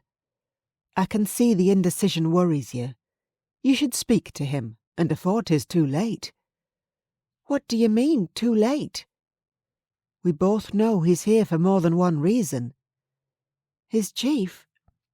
"Aye. If Rory were in the cells, there isna a MacLeod warrior who wouldna be trying to free him." "What do you think I should do?" "Follow your heart. That is all any of us can do." She plucked a wedge of cheese from the breadboard and, eyeing her, bit into it. "Are you up for the challenge?" "I am." "Good. Now no more worrying when we need to ready ourselves for this ride." Elizabeth pushed out her chair and stood.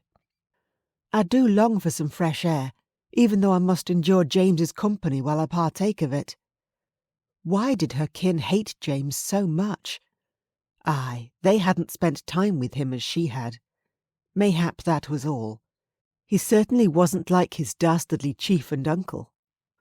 In her chamber, she donned her black riding jacket and boots, then emerged from her room to find her aunt in the passageway, informing Arthur of the finer details of their ride.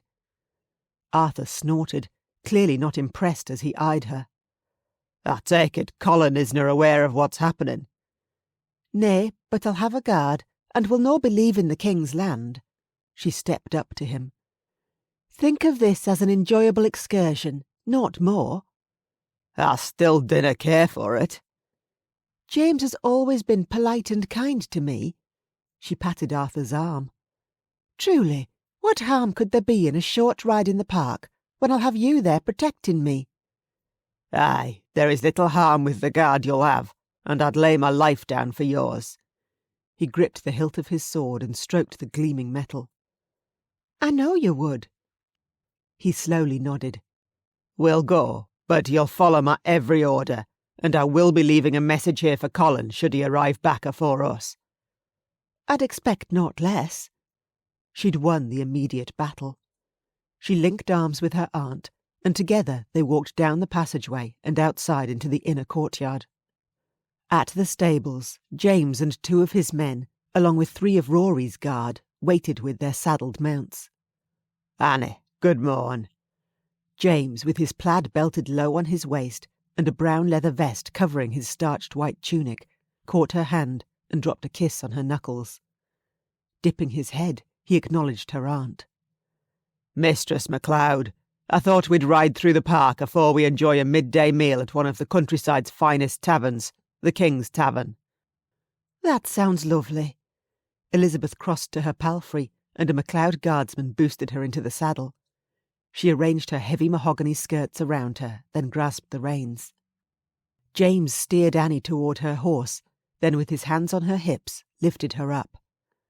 "Thank you for agreeing to this outing. I know I made it a little difficult to say nay." "Aye, but I'm looking forward to the ride and being outdoors."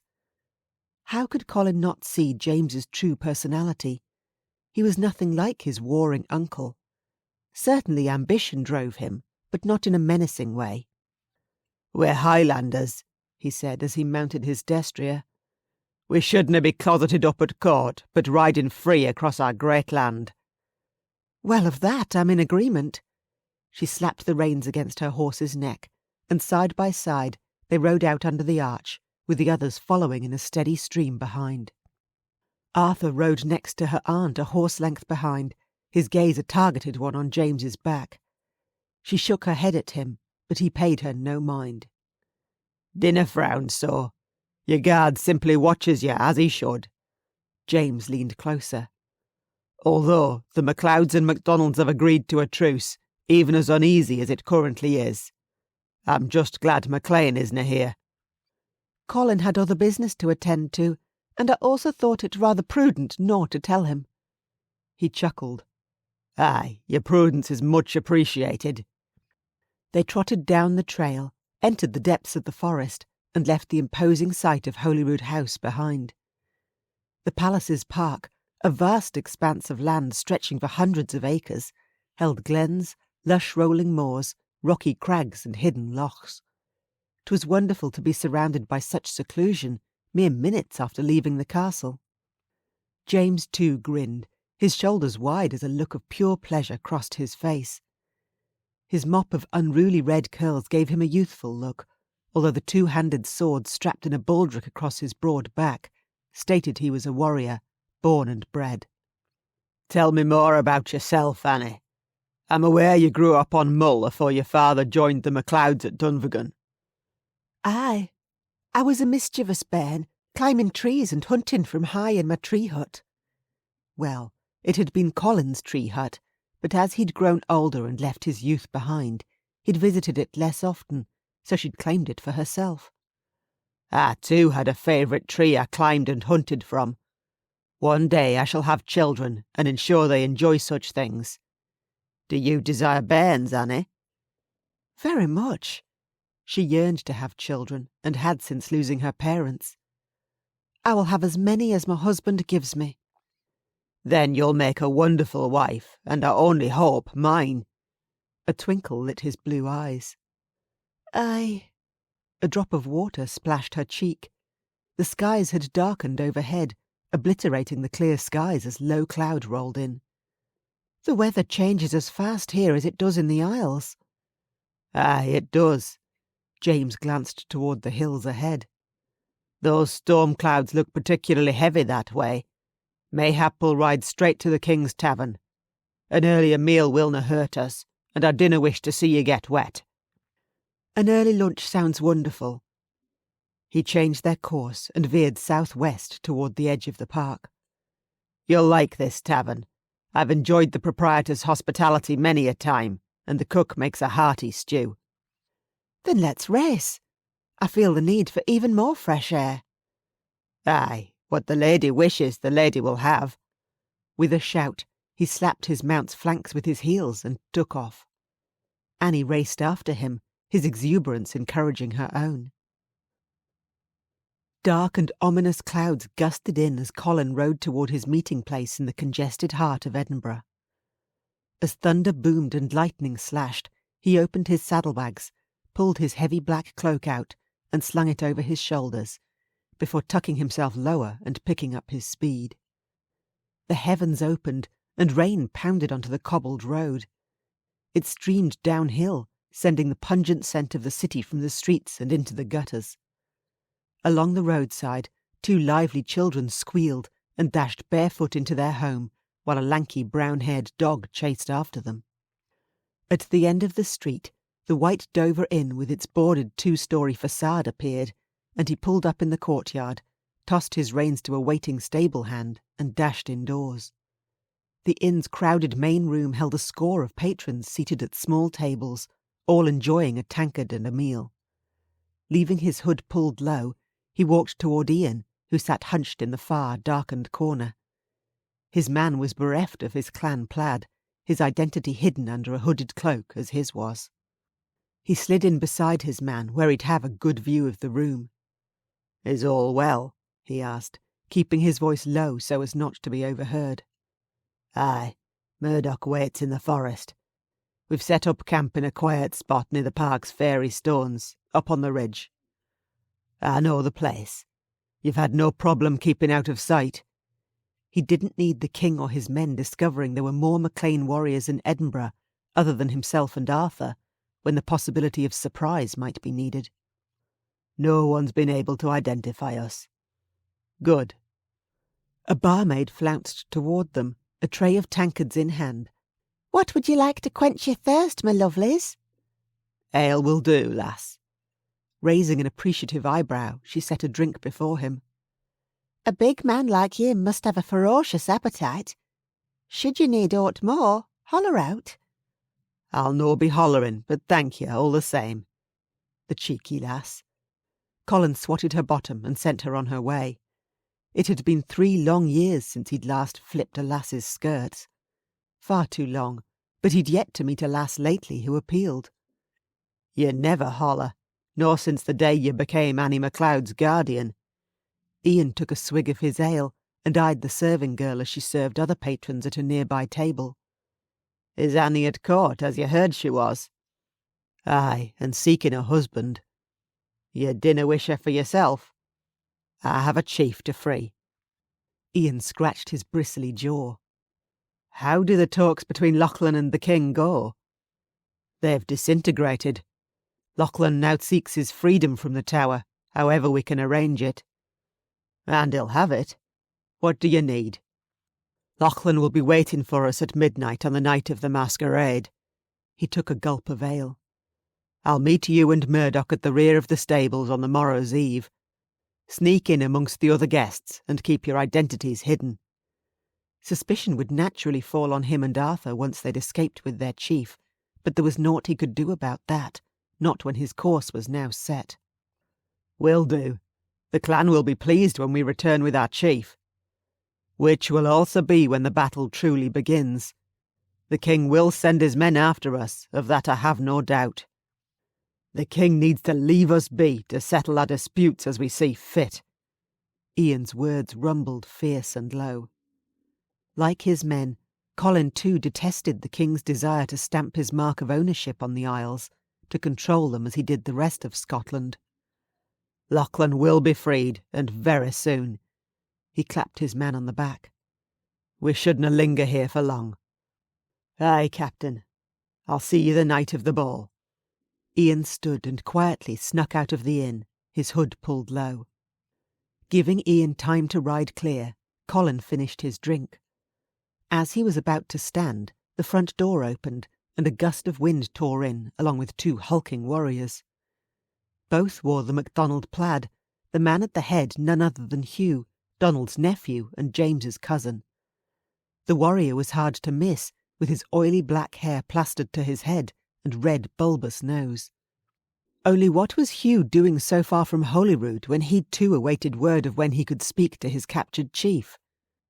Intrigued, Colin tugged his hooded cloak lower and slid deeper into the shadows. Hugh and his man eased into the screened compartment in front of him. The MacDonalds spoke in hushed tones, though with their deep Erse brogue he could still make out their conversation. The MacLeod chit is out riding with James. I saw her and a contingency of Rory MacLeod's guardsmen leave with my cousin and his men. I dinna know what James intends, but she's no for him. Hugh thumped his fist on the tabletop. I canna believe the MacLeod chief has given her the freedom to choose her own husband, but well, that works in our favour, the other man answered. Hell, the men's voices were eerily similar to the 2 who'd walked past Annie's chamber the night afore and spoken of tracking her in the woods. 'Twas the MacDonalds who schemed and intended to make Annie a pawn in the war between their clans.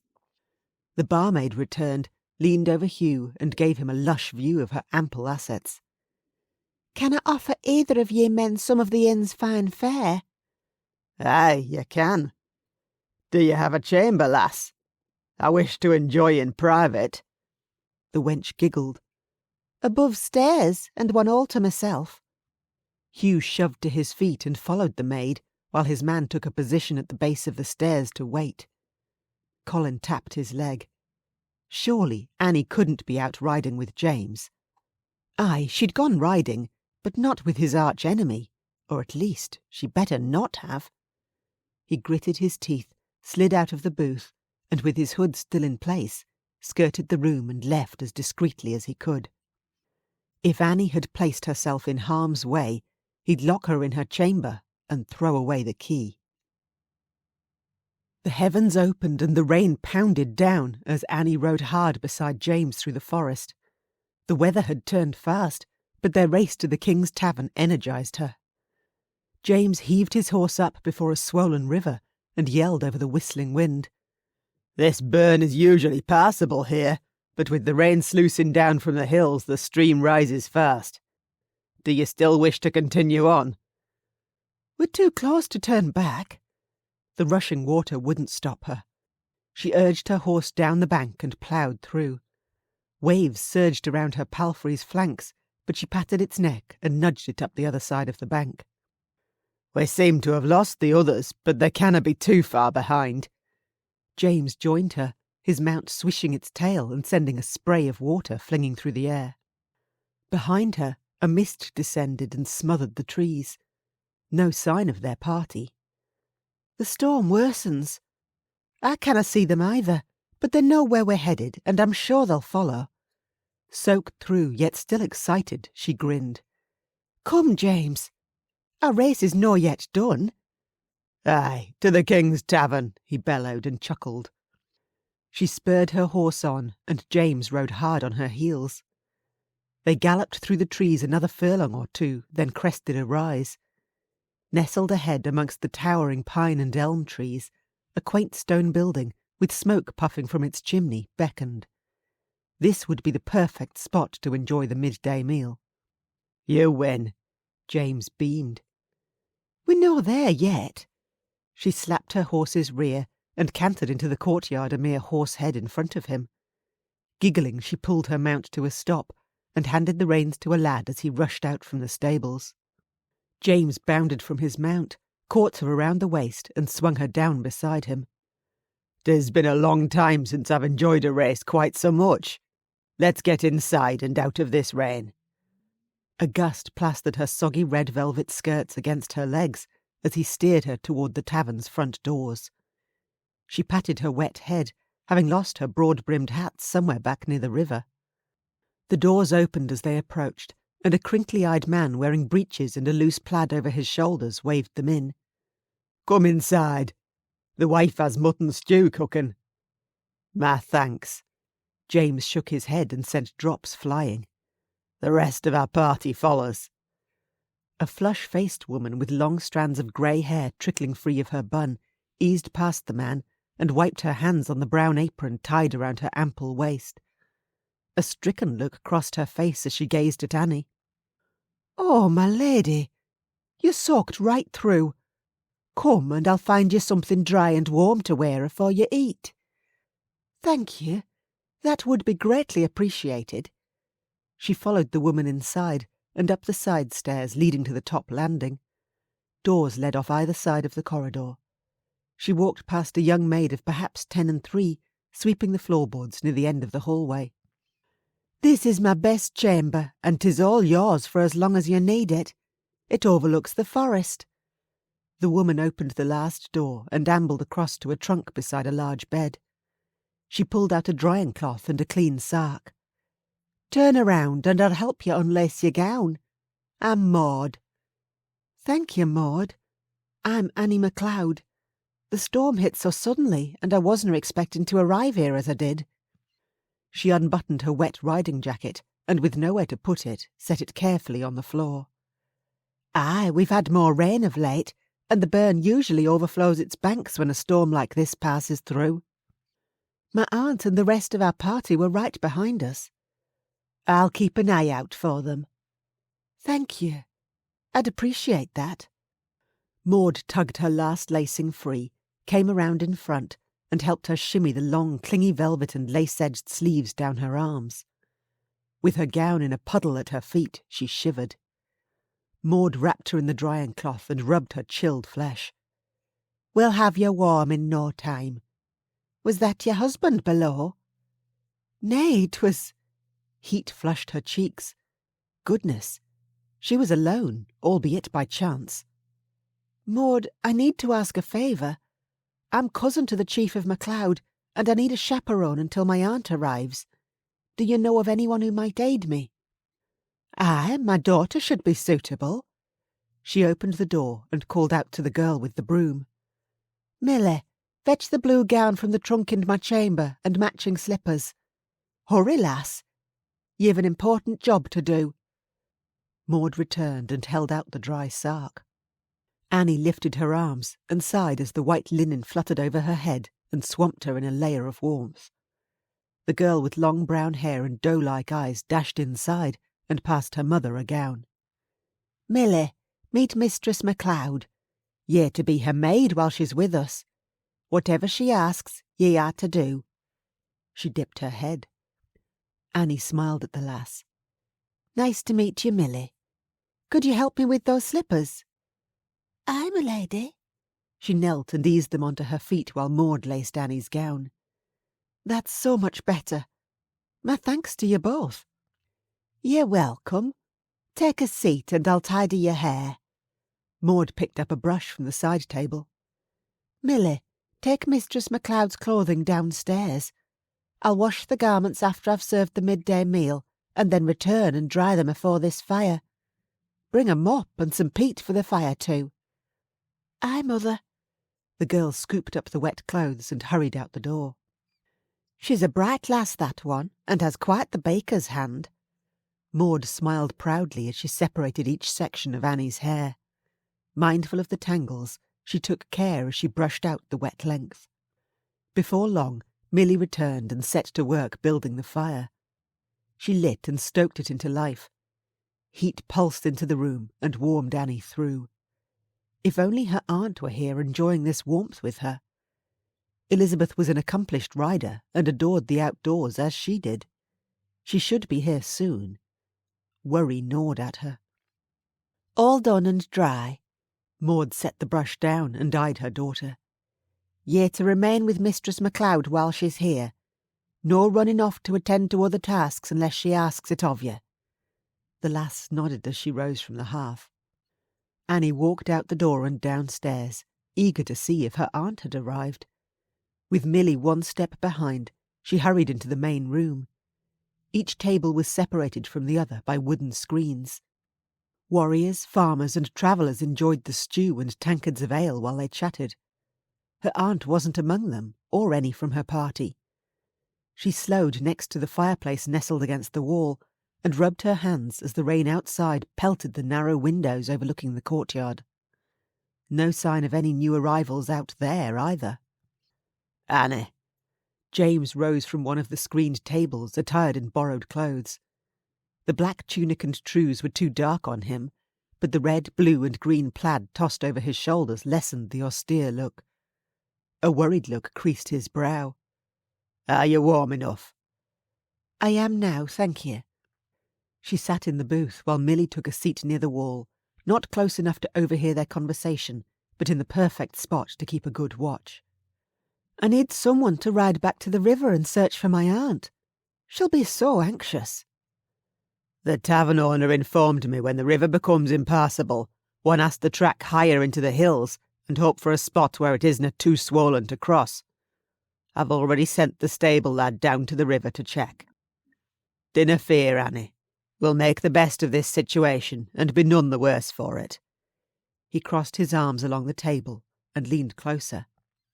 "If you'd like me to arrange aught more, then you need only—" He coughed and thumped his chest. "You need only—" He coughed again. "Are you all right?" "'Tis a tickle in my throat, no more." Maud ambled across and slid a tray onto the planked table.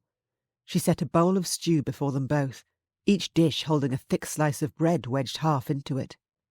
"That looks wonderful, Maud. Thank you." She breathed in the mouth-watering scent of mutton and vegetables. "Could you save some for my aunt, please?" "Of course." Maud sauntered to the next table. Annie scooped up the bread, took a big bite, and licked the richly flavoured juices as they dribbled from the end. Hearty and delicious. "Is it good?" James picked up his spoon and dipped it into his stew.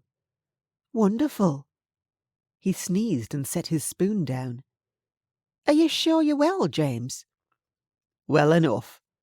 A gust of wind blew in, and the stable lad hurried across and stopped before them.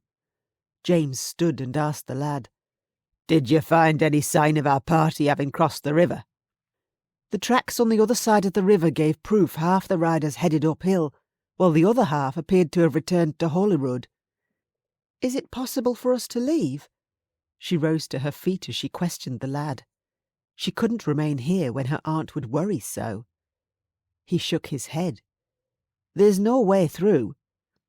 "All will be well, Annie. Your aunt has a strong guard." James handed the lad a coin and thanked him. "The riders must have separated in order to find a way to pass." Aye. What more could she do?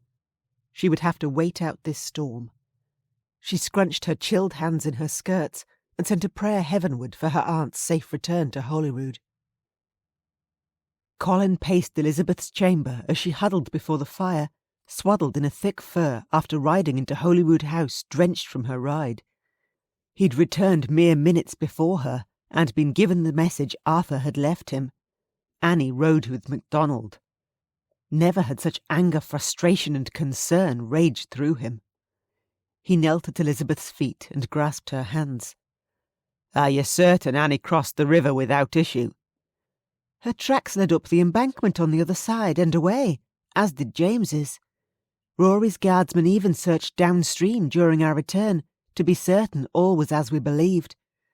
I dinna know how they got so far ahead of us, but they crossed the river afore the storm waters rose and breached the river's banks. We could find no way to cross." "You said Arthur continued up into the hills in search of a passable point." "As well as 2 of James's men and 1 of Rory's guards. I'm no sure how long it'll take them to reach her, and now 'tis so dark outside." "Did the guardsmen who returned with you ride back out again?" "They did, immediately." "Then I'll try to catch them up and find her." Rain slashed the window, and a chilly blast of air whistled down the chimney and sent the embers flaring. He tossed another log onto the fire and strode to the door. "Colin, wait. She does no love him." Tears pooled in Elizabeth's eyes. "Dinna let MacDonald find a way to take her away from us. I fear that will happen with them being left alone." "I'll find her and bring her home. Let Rory know I've left, but will return with her afore dawn. No one will take her from me. Of that I can assure you." He stormed from her chamber, gathered his satchel and all he needed for the ride, and galloped out the gates. Riding hard, he urged his destrier through the forest, keeping as close as he could the river's winding path. The storm waters surged over its sides, a murky black in the dark abyss of the night. As the rain beat down on him, his thoughts plagued him. Annie thrived on the outdoors, would take any challenge and dare another to join her. Throughout his life, she'd issued challenges to him countless times. The first had been not long after he'd built his tree hut. She'd insisted she could take down the first small creature with her bow, so side by side they'd sat on the front platform of his hut high in the treetops, his long legs swinging over the edge next to her tiny feet. He'd spotted the half-hidden rabbit in the brush first, released his arrow and taken down his prey. Annie had squealed her delight for his win, and from that day forth she'd issued challenge after challenge in the hope of beating him. Thunder rumbled across the night sky, and lightning hit the tree behind him with a sizzling crackle. His mount reared on its hind legs, then crashed down and bolted into the river. The waters swirled and surged around him. He shoved his knees into his destrier's flanks and forced the animal to swim with the flow rather than risk going against the turbulent current. The white-capped rapids carried them downstream, and at the river bend he jerked on the reins, caught leverage on the stony bed, and with a heave and splash slogged to the other side. Colin roared his victory as he made solid ground. Now to rescue Annie. Riding hard, he tore down the trail toward the King's Tavern, galloped into the courtyard and woke a groggy-eyed stable lad. "I've come from Holyrood House in search of Mistress MacLeod. I'm her guardian, Colin MacLean. Can you tell me where she is?" "Aye, you're the first from the travelling party to arrive. She's upstairs, the last chamber at the end of the passageway. My sister Milly remains with her as her chaperone." Good. Annie had been wise to ensure such a thing. "Is there a way inside without waking the proprietors?" He'd rather get Annie clear of here before he confronted James. MacDonald could wait, whereas Annie and her reputation couldn't. Sneaking her out and returning her to Holyrood before the castle awoke was imperative. Aye, the less who knew what had happened this day, the better. "You can use the back door near the kitchen." The lad lugged a key from his breeches pocket and handed it across.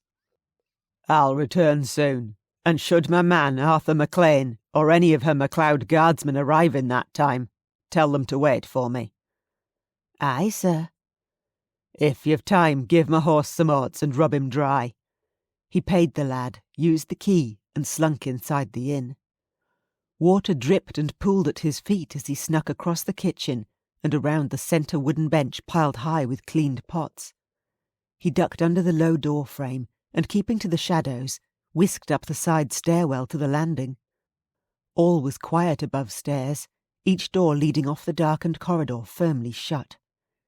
He stopped at the last door, turned the knob and crept inside. A fire burned low in the hearth, the glowing embers lighting his way. He eased around a pallet on the floor, where a lass with tangled brown tresses slept, then without making a noise, knelt at the side of the large bed. Annie slept, her long white blonde hair a silky halo tumbling over her pillow. He lifted a lock and ran it through his fingers. "I've missed you, scamp." She murmured as she rolled onto her side and curled her cheek into her palm. She was such an innocent, but his innocent. "Annie, love," he whispered as he gently pressed his hand over her mouth. He didn't care to startle her, but he couldn't take the risk of waking the child and causing a stir. 'Twas best no one knew he'd come until they were well gone. "'Tis I, Colin." Annie's lashes drifted open, and her eyes lit with happiness. Slowly she glided her hand over his and plucked his fingers away. "I'm awake, and very glad to see you. Have you seen my aunt?" "She's well, and resting at Holyrood. You, though, are in a world of trouble." He leaned in and kissed her, and not nearly as long and deeply as he wished to. "When am I not?" She swept her hands around his neck, dragged him down, and with her heart beating against his, kissed him as if she'd feared never to see him again. One taste was all it took to cloud his senses. He urged her lips apart and plundered the sweet depths of her mouth until her tongue tangled with his in a heated duel. "Thank you for coming for me," she whispered against his lips. "I will always come for you, although you're never to go riding with MacDonald again, and we shall have stern words about this upon our return." He pulled back an inch, one difficult inch, but thankfully 'twas all he needed to gather some control. "I discovered who the other two men scheming against you are. They're MacDonalds as well. Scourges, the lot of them."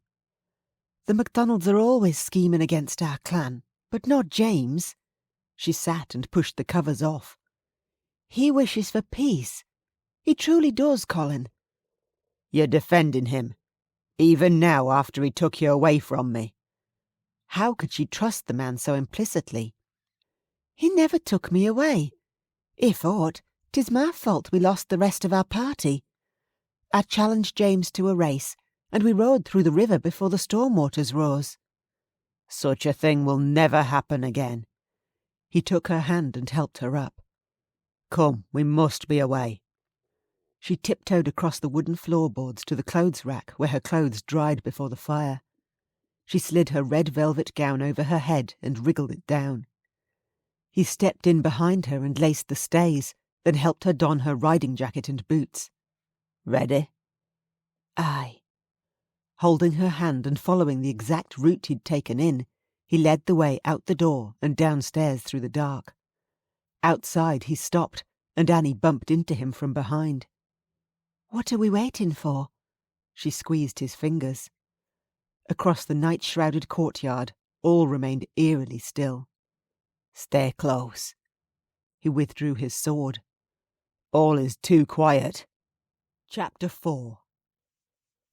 Annie and Colin had to leave without causing a stir or waking a soul. Pulse pounding, she tiptoed in Colin's footsteps as he skirted the edge of the inner courtyard alongside the wooden outbuildings. He kept to the shadows, stopping every few steps to ensure she remained close behind. Near the entrance to the stables, he pressed her against the wall. "Stay," he hushed. "Since I found a way across the river, the others might have as well. I dinna care right now to deal with any MacDonalds." "Be careful." 'Twas her fault he was here. "Always." With his claymore raised, he snuck inside. Eyes squeezed shut, she clung to the wall. A shuffle and a slap ricocheted toward her, then nothing. "Arthur is here." Colin appeared out the dark. She gasped and grabbed his shirt front. "What about the others?" "Arthur crossed upstream, although he barely made it through. The others willna be far behind him." Arms wrapped around her, he kissed her forehead and murmured in her ear. "We must leave as quick as we can." "Then why are we still standing here?" "Because Arthur is bringing the horses out, and I was rather enjoying this stolen moment." The moonlight tracking through a break in the dark clouds above lit his golden gaze. "You're a terrible tease, and you should be more concerned about your own safety." She pushed past him and marched into the stables. Frowning, Arthur led her palfrey toward her. Water dripped from his wet hair onto his deerskin-cloaked shoulders. "Ye're a troublesome lass, Annie MacLeod." "Aye, I'm sorry you've been riding all night to reach me." "The others will find a stretch of the burn to cross soon, just as I did." He eyed Colin, who stepped in behind her. "Although I would like to know how you managed to arrive afore me. My horse apparently has wings." Colin caught her around the waist and lifted her into her saddle. He fixed her skirts, collected his destrier from Arthur and mounted. "We'll ride right through. No stopping." Arthur nudged his horse into the clear night air and rode out. Colin glanced at her. "Do I need to issue a challenge?" "Nay, but I will. Race ye." Energised again, she flew through the night. Colin pounded in beside her, his dark hair whipping about his shoulders, and his watchful gaze alert on their surroundings. As they reached the river's edge where she'd first managed to cross, Arthur slowed and jumped down. Assessing the water's depth, he wandered along the bank, then returned and leapt into his saddle. "This is now passable. I'll go first." He urged his horse through the muddy waters flowing with debris and up the other side before waving out for her to follow.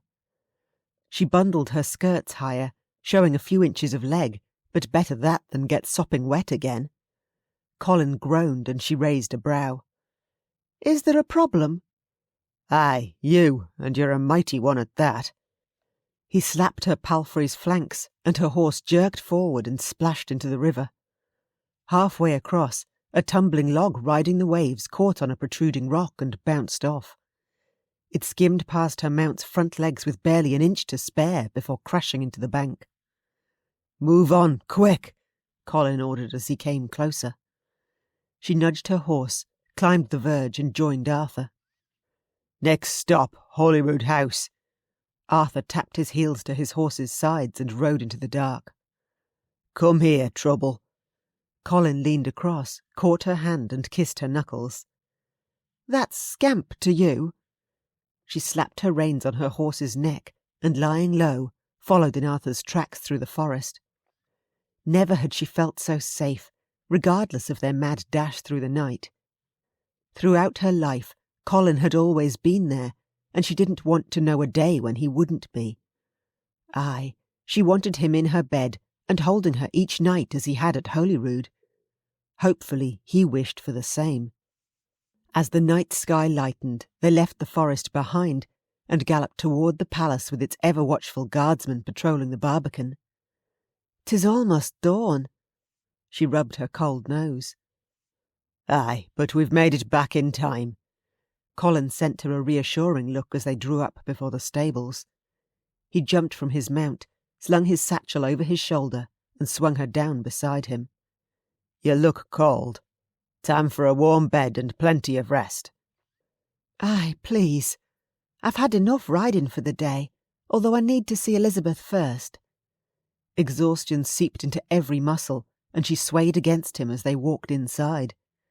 They snuck through the side entrance near the service quarters, and once at her aunt's door, she knocked. "Aunt Elizabeth, 'tis Annie." The door flew open with a whoosh. "Oh, my dear! Thank goodness Colin found you." Her aunt squeezed her tight, her soft lavender scent floating around her. Over her shoulder she said to Colin, "Thank you. I knew you'd return with her as you promised." "Aye, and now I'll remain in her chamber, guarding her with my life while she sleeps." "Good. I didn't know if my poor heart could take any more." Elizabeth rubbed her thumbs under Annie's eyes. "Go and rest so those dark circles will be gone for this eve's ball. I'll let Rory know of your return." "Is he very upset?" "He knew Colin would find you." "I'm sorry I caused you any concern." She hugged her again. "You're back, safe and well, and that's all that matters. Rest well. Good night." She trudged into her chamber, Colin her ever-present shadow. He bolted the door and built a fire to roaring life, although his damp clothes clung to him. "Let me help you." Yawning, she leaned over him from behind, her white blonde hair sliding forward around his face as she freed the front of his padded leather coton. Carefully she eased it off his shoulders and hung it over the chair next to the fire. "I'm used to the elements. Being a little wet will never hurt me." He added another log, rose to his feet and faced her. "Ready yourself for bed." "After I've seen to you." She loosened the top laces of his tunic, gripped the hem, and lifted his clammy shirt over his head. His wide chest held a smattering of hair, the same dark shade as his head, and his arms and shoulders were hard and packed with muscle. So beautiful, if one could call a hardened warrior that. Her tiredness fluttered away, and unable to help herself, she trailed a finger over his contoured abs and down to the waistband of his leather trews. "Annie," he groaned and shook his head. "I can undress myself." "I'm sure you can, but you're wet because of me." She swished to the side table and grabbed a drying cloth. Carefully, she rubbed the remaining moisture from his chest and arms, then sashayed around him and stroked his shoulders and back. Muscles flexed and rippled everywhere. Nay, not just beautiful, but glorious. "You have to cease." He caught her hand and tugged her around to face him. "You're killing me." She flicked him with the cloth. "Death by a drying cloth? I think no." "You know what I mean. I have very little willpower when it comes to you." "Nay, you have far too much willpower." "I want to kiss you, and I'd prefer not to stop." He slid his hand under her hair and around her nape, his fingers firm and warm on her skin. "Except that'll only lead to danger." "You always meet danger head on. Dinna stop now." "I'm running out of time." "Because you intend to rescue your chief?" "Aye, this coming eve, the night of the masquerade. I'll be gone soon after and unable to protect you." Unable to court her either. Pain lanced through her. His intentions were clear. He was leaving, and soon. His duty to his chief and clan came first, something she adored and would never halt him from. Shakily she stepped back. "All will be well. I have Rory, so you must no worry. I'll take the utmost care while you're gone." "Where are you going?" "I'll never stop you from doing your duty. I understand." He caught her hand and halted her retreat. "You canna accept another man's proposal while I'm gone." "Rory isna leaving until I've secured an engagement. Even should you still wish to aid me in selecting the right man, you'll be gone for weeks. I dinna have weeks, no if I wish to decide my own path, and ensure the king canna demand another match." "That's no what I meant." "I'll no speak of your intention to rescue your chief. It comes as no surprise to me that you had a plan to do so." "You still misunderstand. I canna leave you knowing James MacDonald waits in the wings. There is only one thing for it." He hauled open his satchel, tugged his plaid out and tore a short strip from it. He clasped his right hand with her right and wrapped the plaid around both their wrists. The symbolic gesture had her pulse racing. "Annie, I wish a hand fast. Bind yourself to me as my wife for a year and a day, and afore that time has passed, I'll ensure we're wed proper." "Pardon?" "You canna marry James." "And you cannot ask me to marry you because you feel a sense of duty toward me?" She shook her head. "Nay, "I love you, Annie. There is no sense of duty in the deep desire I have for you." What did you just say?" Her heart fluttered with hope.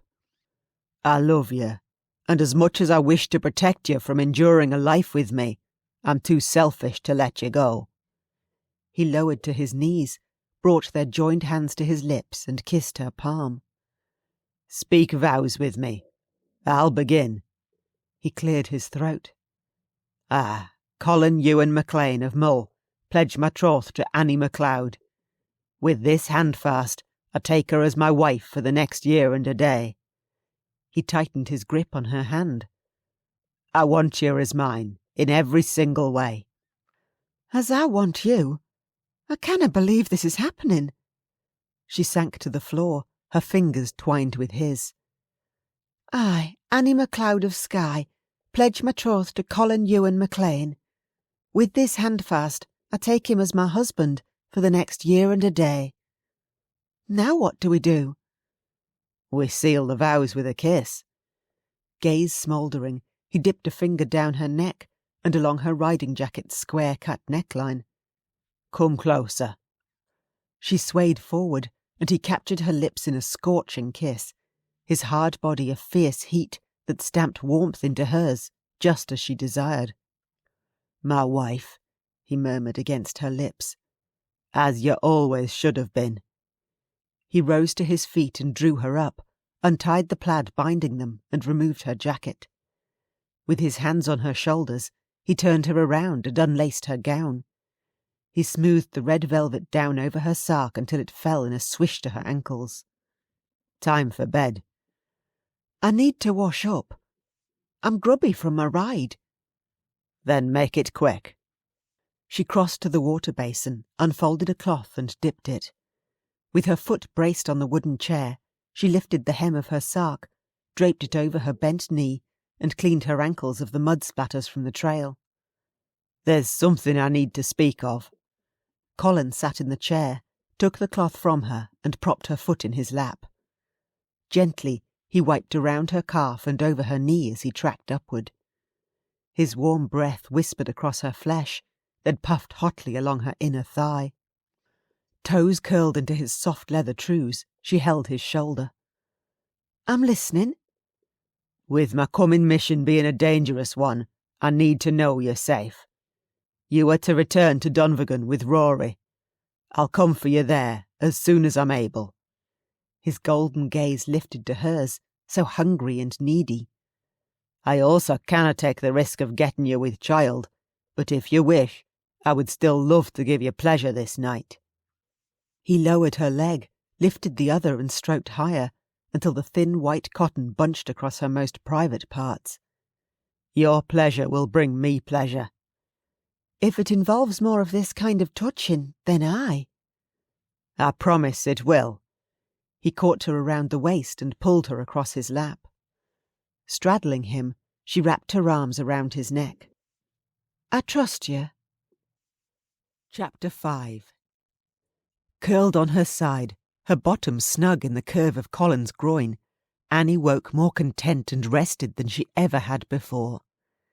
She wriggled around and squinted as the late afternoon sunshine streamed through the wooden shutters over her narrow window. With a hand shielding the glare, she smiled at her new husband, who still slept so soundly. A beam of sunlight played over the wispy blonde ends of his brown shoulder-length hair and across his high cheeks. His chin, sharply defined with a deep cleft in the centre, held such rugged appeal. She kissed the delectable indent, then nibbled along his bottom lip. His breathing changed, and even though he showed no other outward sign of having awoken, he clearly had. Do you intend to sleep the day away? She teased him. I'm enjoying your touch too much. He opened his eyes, and his molten gold gaze melted her. You are a temptation beyond aught I've ever known. Take me with you when you leave with Lachlan. You know I can ride fast. Nay, if you got hurt it would kill me. He wrapped his arms tightly around her. Naught has ever felt so right holding you, loving you, but the day is disappearing, and I must ensure I have all that is needed in place for this eve. Arthur will be wondering where I am. Then you must go. She hated the thought of letting him leave, but she couldn't hold him back from his preparations, not when his life could very well depend on it. She rolled away, rested her back against the headboard, and pulled the bedsheet up. Will I see you at the masquerade? Of course you will. He shuffled out, dressed and strapped on his weapons. What will you be wearing? She'd had a gown specifically made for the ball, one a little too risque, but nevertheless perfect for the mask. I procured a monk's habit afore I arrived.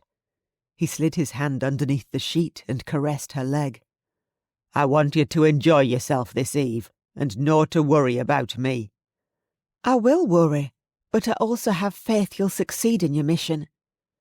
Aye, I have you to come back to, and that knowledge will spur me on.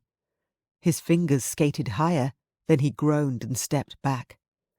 Could you find me a clean sark so I too can dress? She lifted her arms and the sheet slithered to her lap. He glanced away, raked a hand through his hair and strode to her trunk. With her undergarment shielding his gaze, he returned and slid it over her head. You're a vixen. Aye, but you're vixen. He perched next to her on the bed and pulled his boots on. Promise me you will not take any unnecessary risks. She crawled in behind him and massaged his shoulders. I give you my word. He pressed back against her. Lachlan will be freed. Then Arthur and I and the 2 men who'll be joining us will ride hard and fast for the Isle of Mull. Once all is calm, I'll come for you. He caught her hands, brought them around his neck and kissed her palms. Once you're gone, I'll have to tell Rory of our handfast, she whispered in his ear. I'll have no choice. 'Tis my responsibility to tell him. He caught her around the hips, swept her onto his lap, and took her mouth in a slow and tender kiss. I wish I'd claimed you 3 years ago. I wish you had too. I love you, Annie. Never doubt that. He stood, set her on her feet, and slung his satchel over his shoulder. Bar the door. He slipped outside and took a piece of her heart with him as he did. I love you too, she breathed into the still chamber, her heart an aching mess as she slid the bolt home. And I want a lifetime with you. Colin's gut gnawed in the most vicious way as he strode down the passageway toward his chamber. 'Twas pure torture leaving Annie, as was the thought he might have missed his chance with her. Unbelievably, he had James MacDonald to thank for spurring him to action. Captain, Arthur caught him up as he walked into his room. I've just returned from the city. He closed the door, dropped his travelling bag on the end of Colin's bed, flipped the top leather flap, and pulled out a black hooded robe and plain white mask with eye cutouts. I realise you intended to dress as a monk, but I spoke to a merchant and discovered many of the men attending this eve would be wearing garb such as this. I procured 3 identical costumes, one for you, myself, and Lachlan. The dark fabric will shield our identities when we take the tower, as well as when we ride out. Good thinking. Leave a robe and mask for me. I've no problem wearing that instead. I also visited a healer and purchased a vial of sleeping potion. She insisted 'twas very potent. 1 drop in a man's ale will send him to sleep for an hour. Arthur removed it from his pocket and passed the vial across. I'll spike the ale and have it delivered to them. Aye, there are few men who'd turn down a celebratory drink. He handed it back.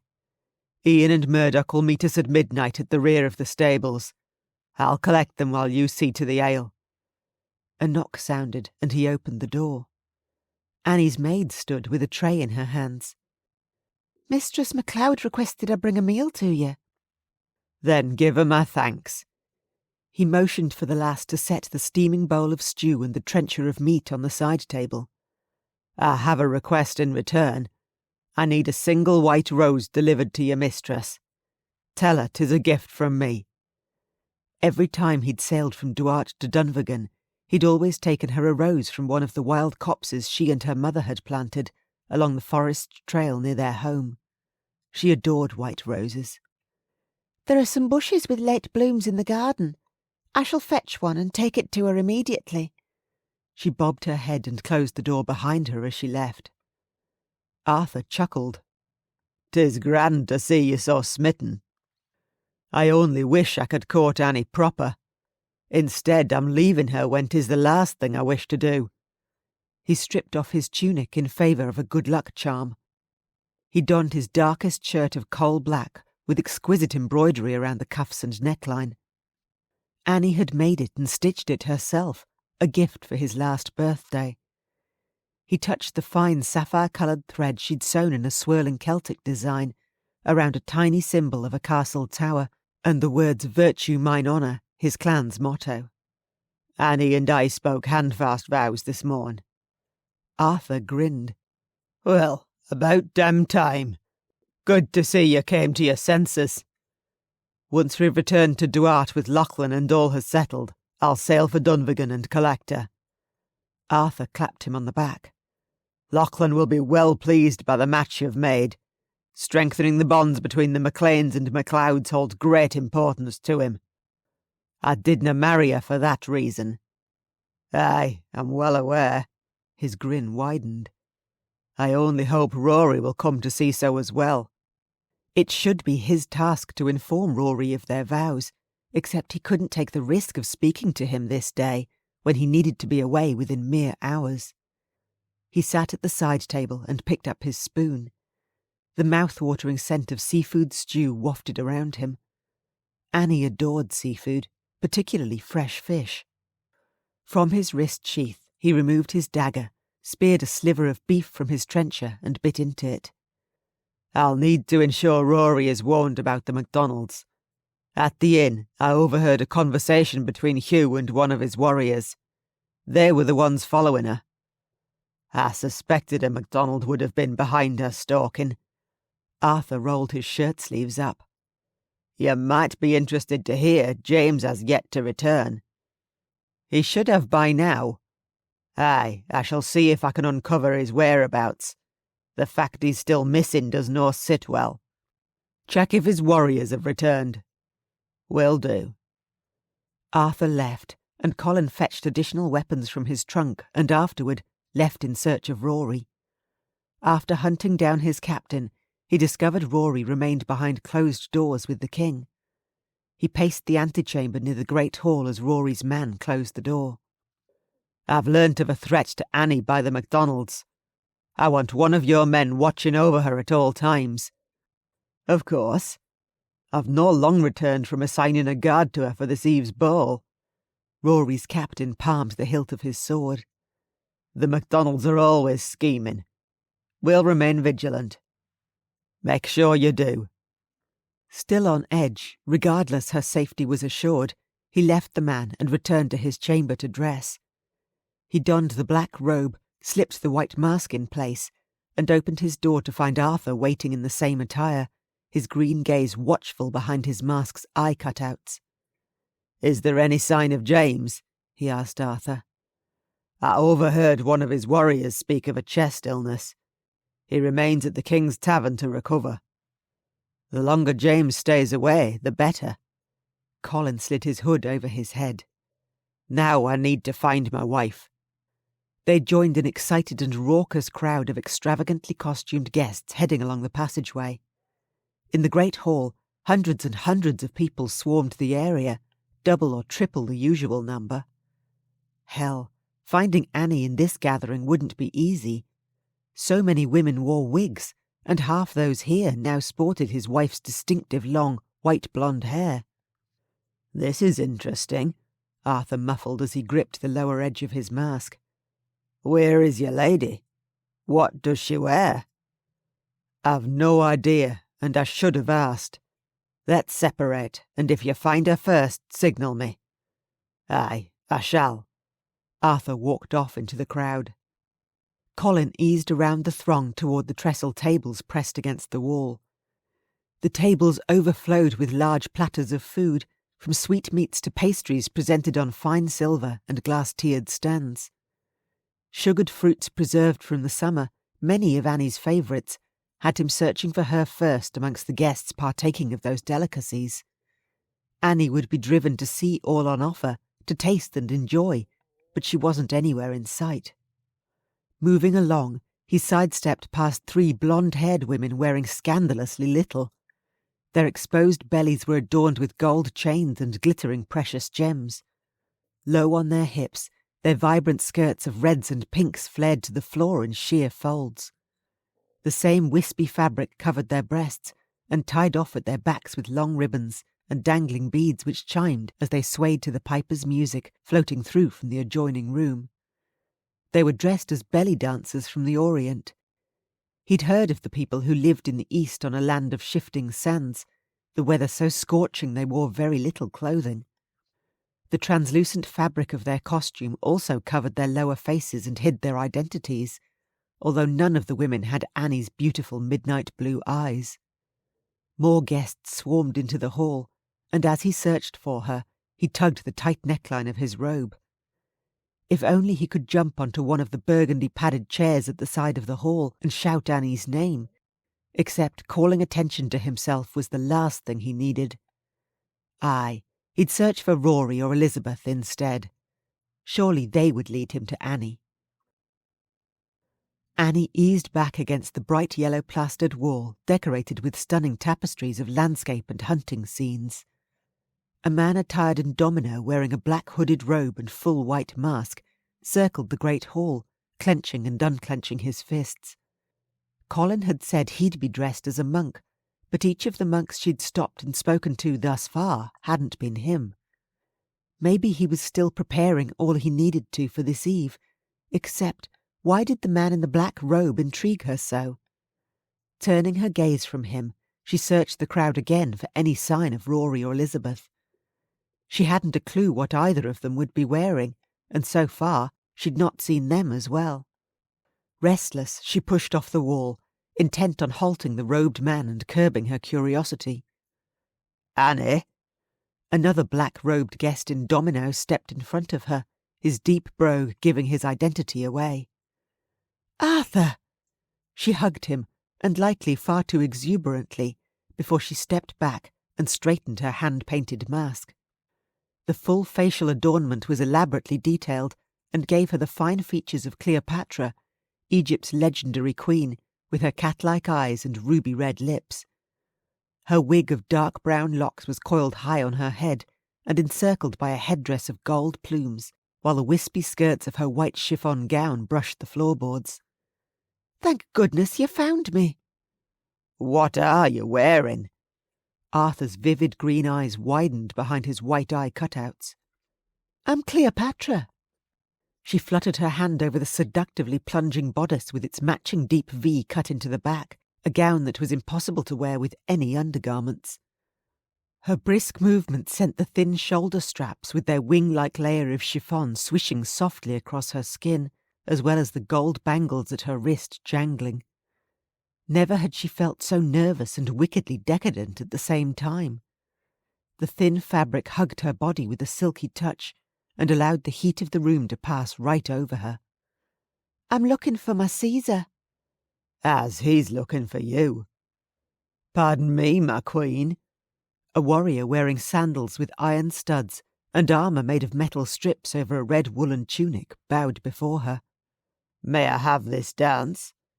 "Nay, you may no," Arthur bit out as he whisked her onto the dance floor.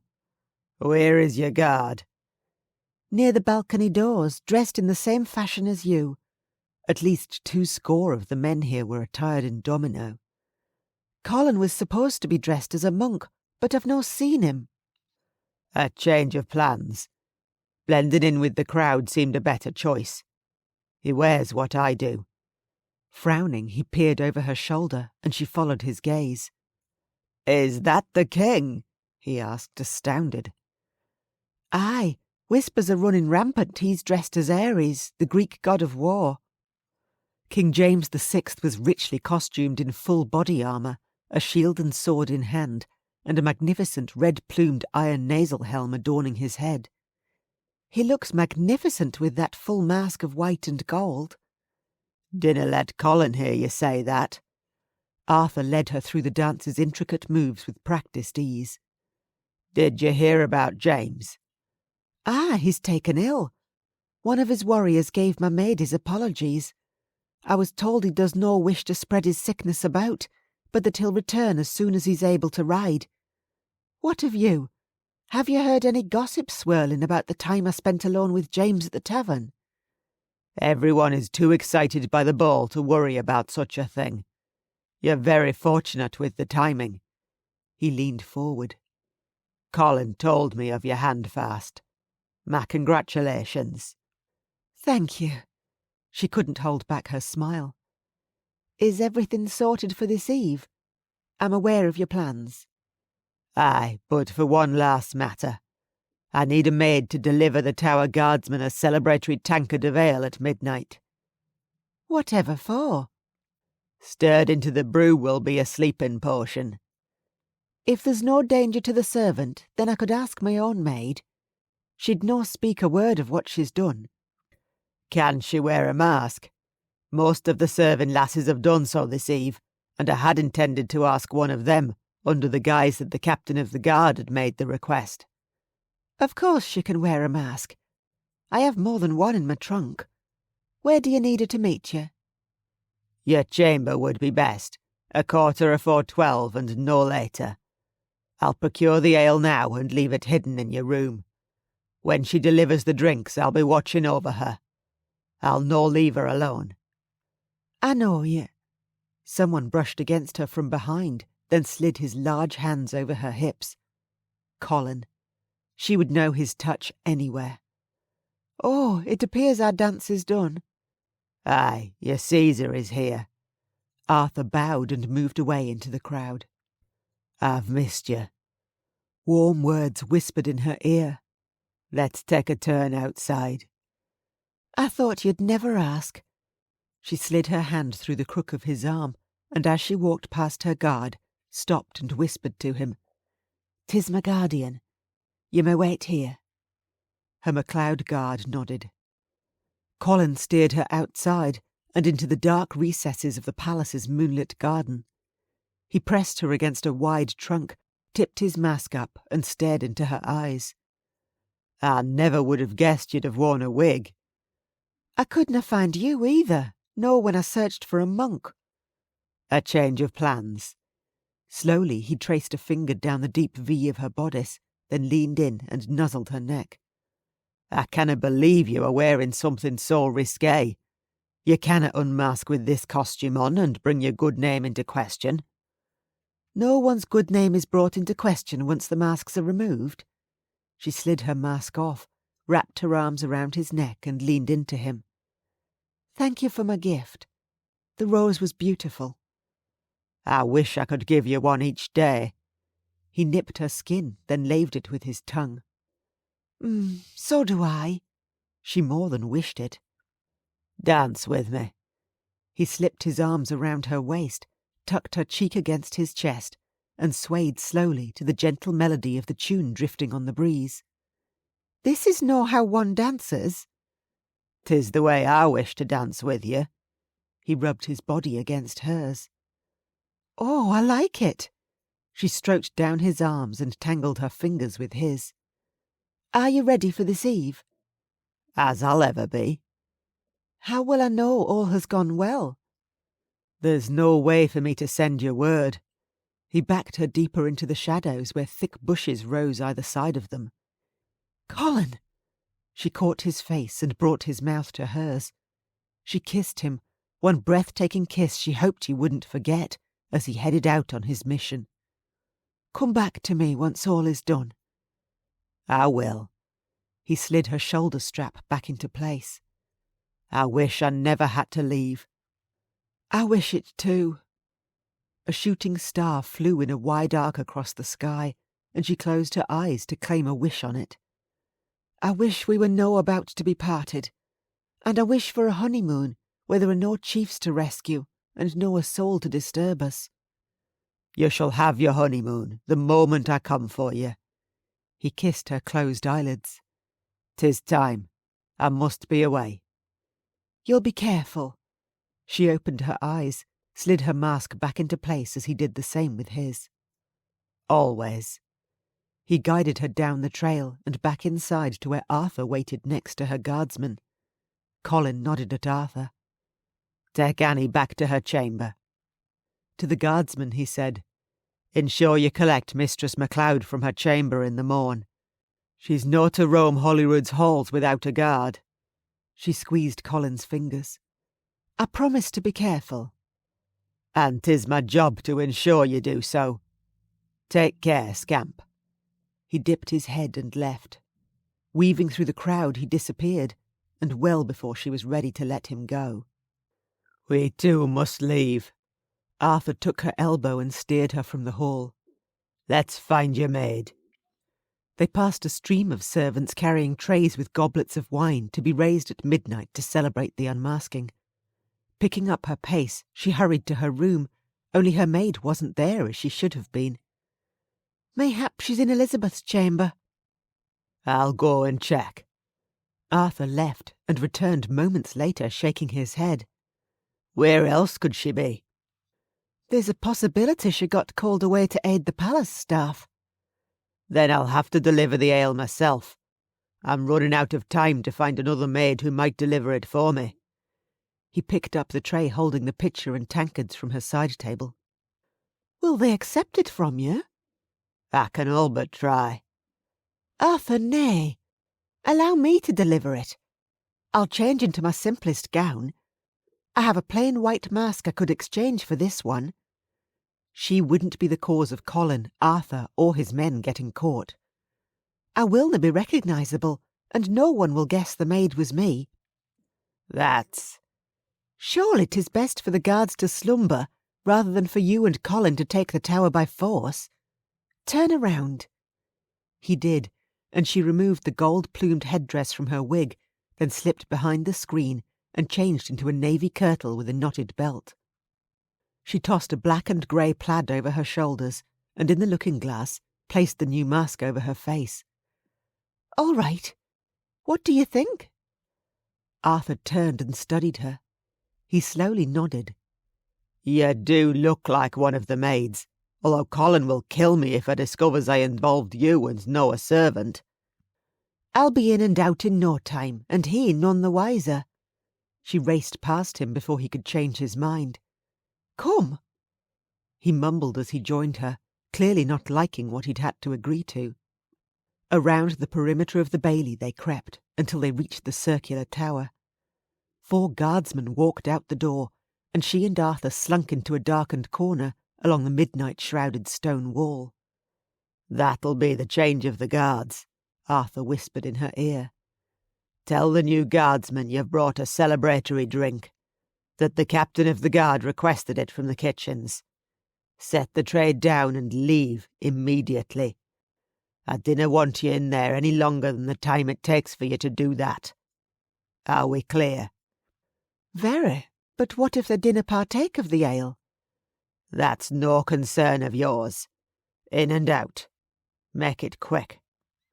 He glanced across the bailey toward the stables, where something within the shadows caught his eye. 3 men crept toward them. "Damn, 'tis Colin with Ian and Murdoch. Go now, lass, afore the captain arrives." She draped her shawl over her head, took the tray from his hands and walked into the tower. The first pull of air into her lungs had her gasping for breath. The air was so rotten her stomach heaved.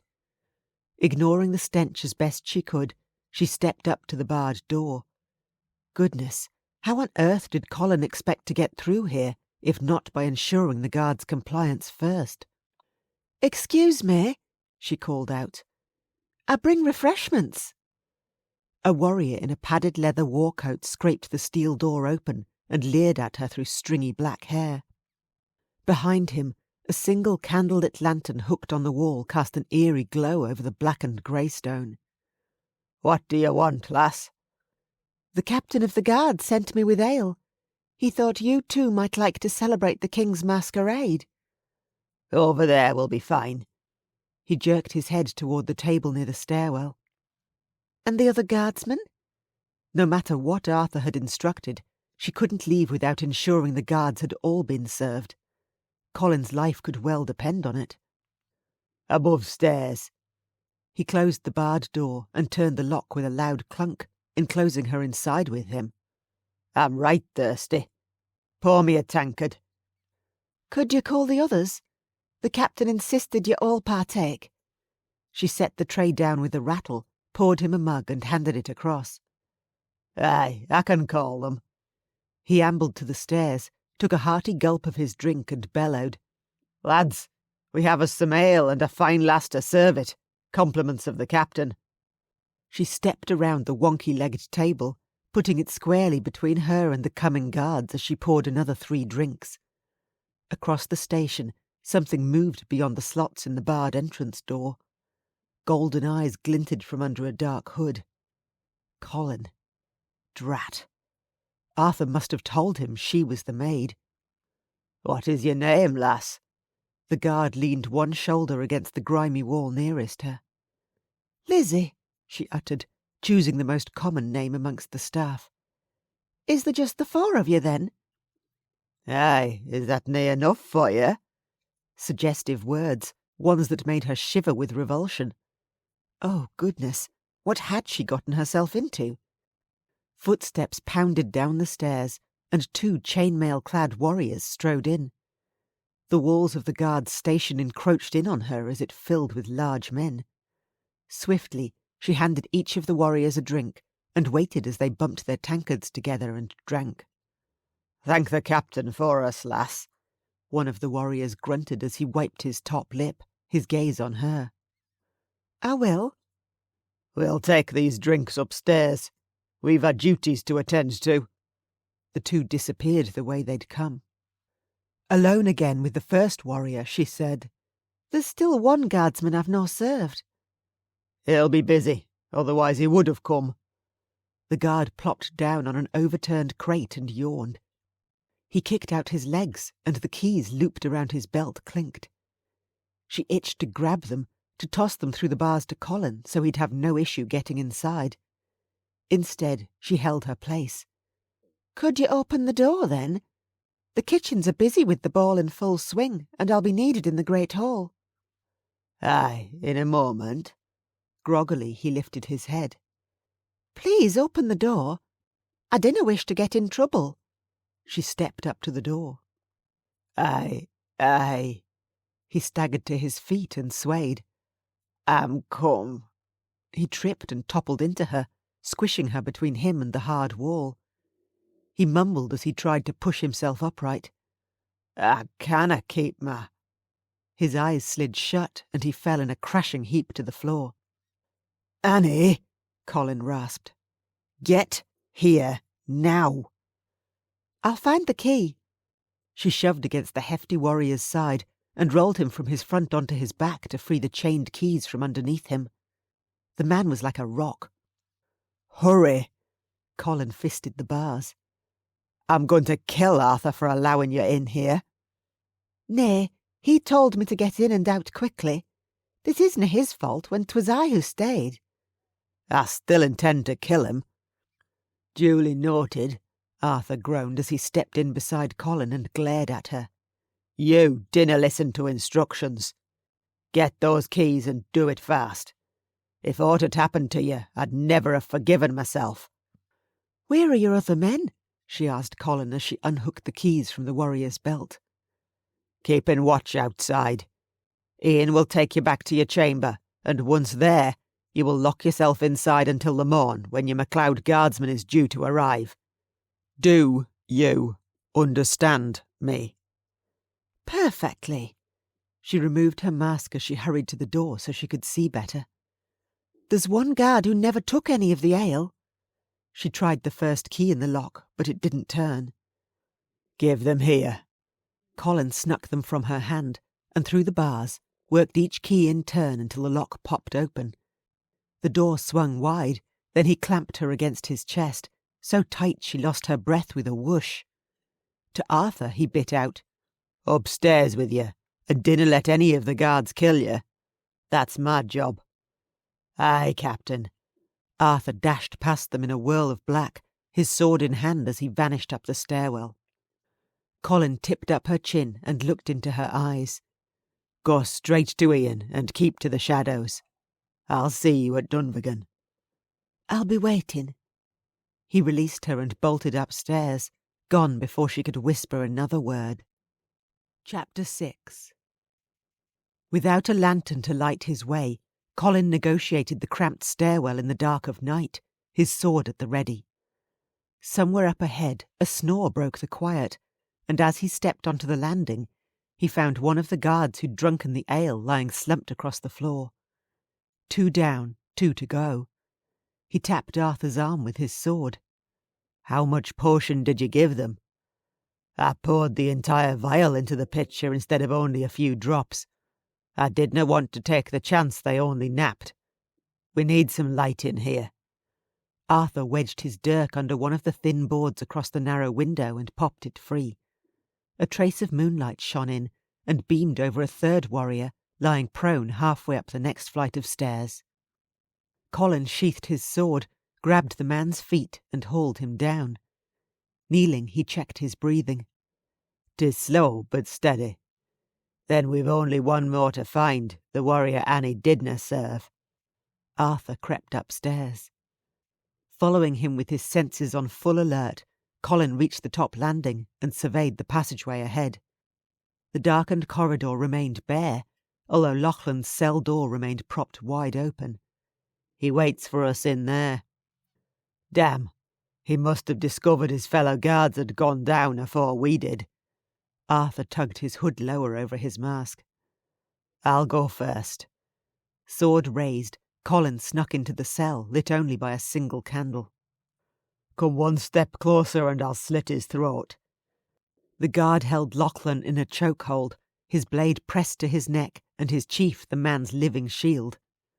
Hand MacLean over. He does no deserve to be here, kept in the dark like some rat and fed the scraps King James decides he might have. Colin nodded at Arthur. Check on the MacDonalds.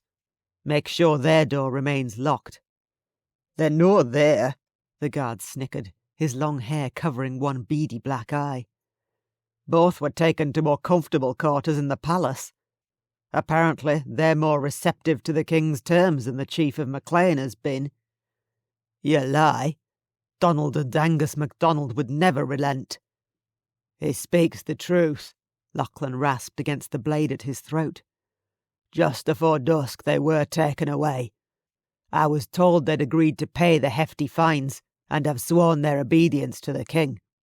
They've also stated they'll no oppose the government and when summoned to Edinburgh, return within 20 days. Is that you, Malcolm? Lauchlan shot Arthur a warning look as he returned. And is that you, Munro? Aye, 'tis me, Munro, Arthur answered him. We've come to free you. Then you should know. Lauchlan slid his gaze back to Colin. The king has offered to look into the return of my land on the Isle of Islay. Should he do so, and if all works in my favour, then I intend to accede to his demands to get the Rins back. Colin could barely believe it. For too many years to count, Lauchlan had been fighting the MacDonald of Duniveg for the return of that land. Lauchlan had lost the Rins to Angus MacDonald when his father had gambled it away during the short 5 years he'd been chief, but Lauchlan had always insisted his father had lost it illegally. Hell, 'twas no wonder Lauchlan had changed his mind. The MacLeans might once again own a portion of Islay. 'Twould be worth the hefty fines and summoning to Edinburgh for such a triumph. Then I take it you would like us to leave, Chief? Aye, a rescue is no longer needed. Lauchlan MacLean was one of the greatest strategists, and if he now wished to negotiate with the king for his land on Isla's west coast, then Colin wouldn't stop him. He dipped his head and stepped back. Then I bid you a good night. Aye, but Malcolm, it would pay for you and Munro to get away from here as fast as you can. That we will. Virtue mine honour. He pulled the cell door shut. Find me something solid enough to bar the door, he snapped at Arthur. He couldn't have the guard raising the alert, and locking him in with Lachlan right now was his only alternative. Here. Arthur grabbed a plank of wood propped against the wall and slotted it through the shaft designed to bar the door should the lock be unusable. That should give us a few hours, I hope. Colin rushed down the corridor, then traversed the tight stairwell as fast as he could. Outside, Ian and Murdoch waited in the shadows. Where's Annie? he asked Ian. In her chamber, safe and well. Ian tipped his cloaked hood back enough for his eyes to show. Where's the chief? He's been offered a deal by the king he does no intend to turn down. The rin's in exchange for acceding to his demands. Which means you need to leave, quickly. Return to the Fairy Stones and wait for us there. You're no leaving with us? Ian grasped his arm. 'Twill be an easy guess for the guards to look first at you and Arthur as the culprits for this attempt on the tower. The chief is still here, and we've remained masked the entire time. He also gave the guard false names, so provided Arthur and I can merge back in amongst the guests, who's to say we've no been in the Great Hall the entire time?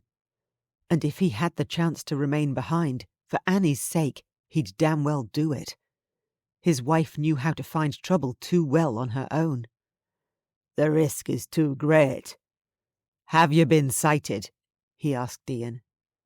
No one can identify us. Then feel free to expose your MacLean plaids as you ride out. 2 of Lachlan's warriors must be sighted leaving here. Colin clasped Ian's forearms in a firm warrior's hold before doing the same with Murdoch. We may need a few days. Take care. The 2 warriors slunk away into the dark. Colin grasped Arthur's shoulder. Are you with me? Aye, and 'tis best when we leave we do so with your wife. Mayhap you should even change into your monk's habit. 'Twould be best if neither of us remained attired in domino as the guard saw us. A sound idea. Let's go. Against the castle wall, Colin slid through the shadows, then hastened along the maze of passageways.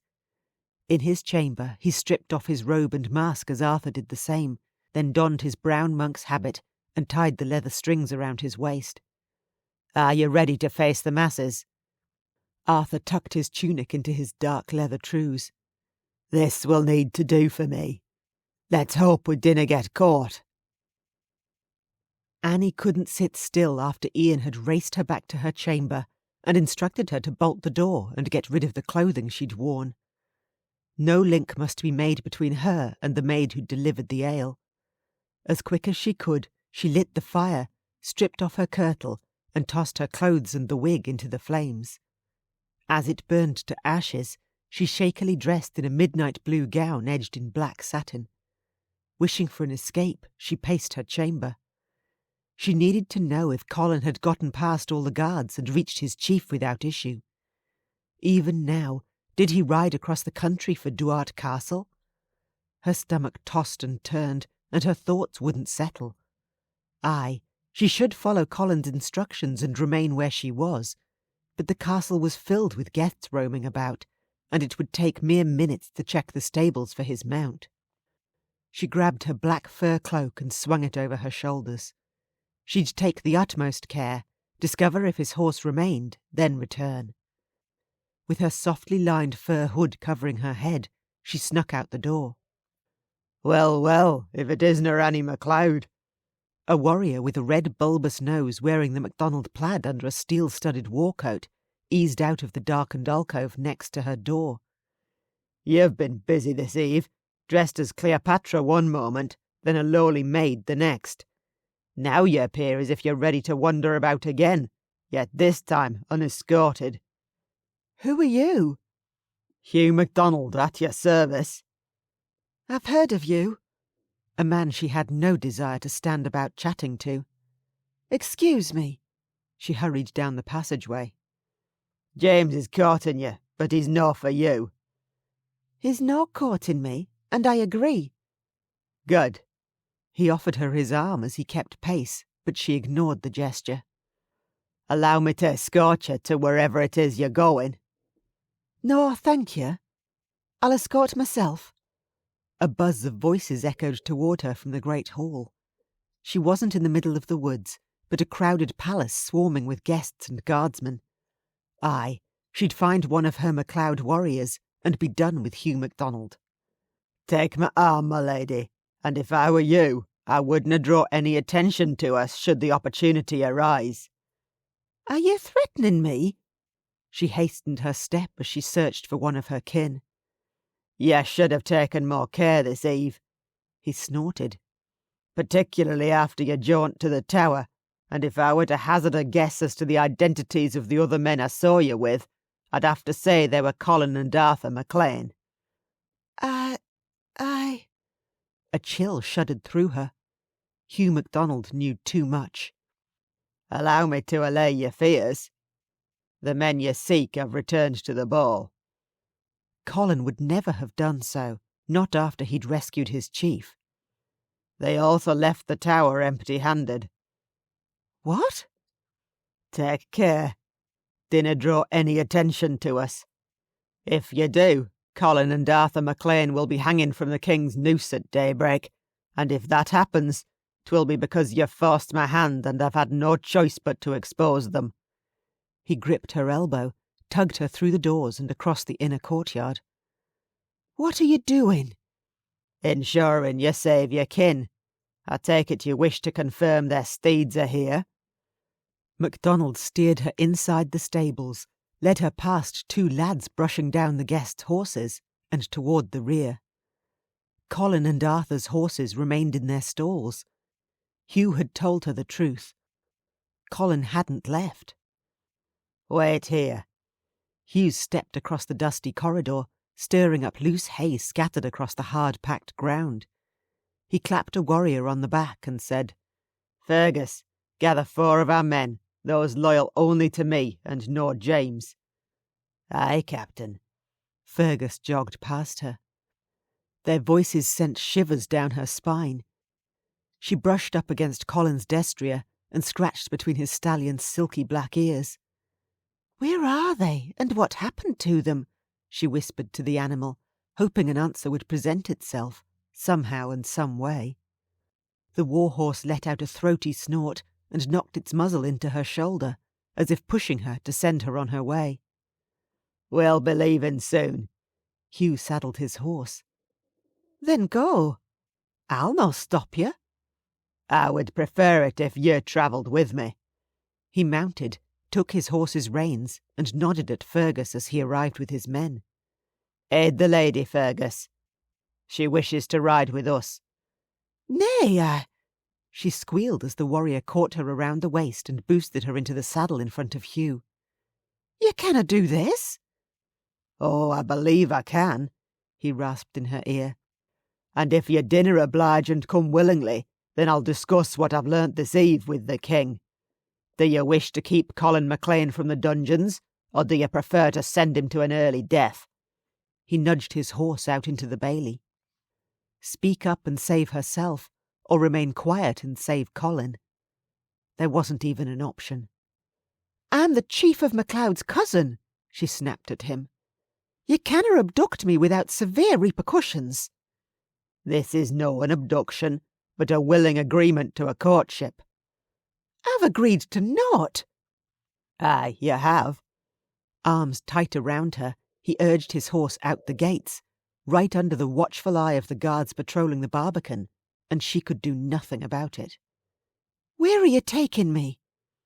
To Dunscaith on Skye, where I can keep you secured within the MacDonald stronghold.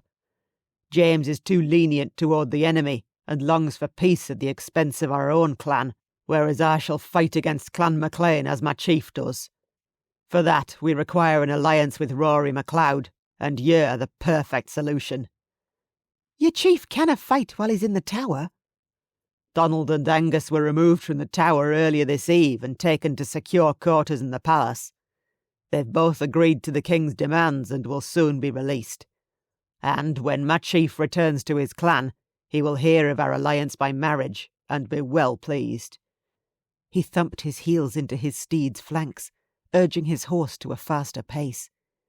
He raced through the city, his men close behind. "That's a marriage I will never agree to, nor when I've already handfasted with another." "Handfast vows are easily broken." He shook his head and snorted in disgust. "Did you speak them with MacLean?" "Aye." "Then those vows are irrelevant. The clergyman at Dunscaith will gladly hear you speak true marriage vows with me. You will embrace your new role as my wife. Make no mistake about it." Colin snuck into the great hall with Arthur. So many people enthusiastically greeted each other as they finally learnt who was who. Several wives giggled and fanned their flushed faces as their husbands found them. "What's your plan of attack now?" Arthur asked him. "We need to find Rory and ensure we're seen." Across the hall, a dark blonde-haired warrior in full Viking costume, with his claymore holstered across his back and his battle-axe belted at his side, drew his attention. "'Tis a good plan. Let's hope it works." Arthur rubbed his neck. "I'm no keen to have the king's noose around my neck." "Neither am I, and I do believe that's Rory." He weaved around the chattering groups and blew out a long breath as Rory turned, his mask swinging from one hand and his face clear to see. Colin grasped Rory's shoulder. "About time I found you." Rory's gaze swept over him. "Ha! You're the last man I'd expected to see dressed as a monk. You love to war, no make peace." "Colin, you are a surprising sight." Elizabeth smiled, the feathery fairy wings at the back of her white gown fluttering in the breeze from the open balcony doors. "Have you seen Annie now all of unmasked?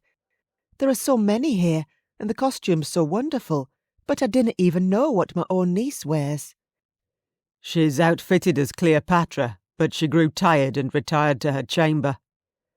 "Then I shall go and check on her." Elizabeth leaned in, her voice low as she continued. "I've not heard any rumours circulating about her and James. Have you?" "James is still at the tavern. He took ill." She gasped. "Oh, how terrible! But what a stroke of good luck for us." Rory crossed his wide arms. "Aye, and glad I am too to see James has no been able to cause a stir. I had Annie back afore dawn." Colin tipped his head toward Arthur.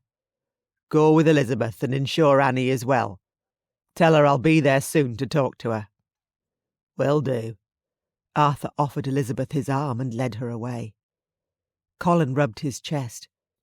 His heart still wasn't beating right, not since the moment he'd discovered Annie had been the maid delivering the spiked ale. They would have words, and Annie was about to learn he'd never allow her to attempt such a thing again. "You look worried, Colin." Rory's brow drew down. "My captain passed on your message that the MacDonalds are scheming, although that isna unusual. We've always maintained vigilance around them." "Aye, but there's far more we need to speak of than just the MacDonalds." Now he had the chance to inform Rory of his handfast vows with Annie. He needed to do so. Aye, it would be best if the news came from him, and afore too much time had passed. Motioning toward the doors, he said, "If you dinna mind, we need privacy." "Of course." Rory strode from the hall. Colin followed him down the shadowy passageway and into a private antechamber. He sat in the lavishly upholstered burgundy chair next to the window. Rory took the seat opposite him and planted his elbows on his knees, his hands pressed together and his battle-axe glowing blood-red at his side from the fire's flickering flames. Patting his ever-present side-sword, Colin hoped like hell he wouldn't need to raise it.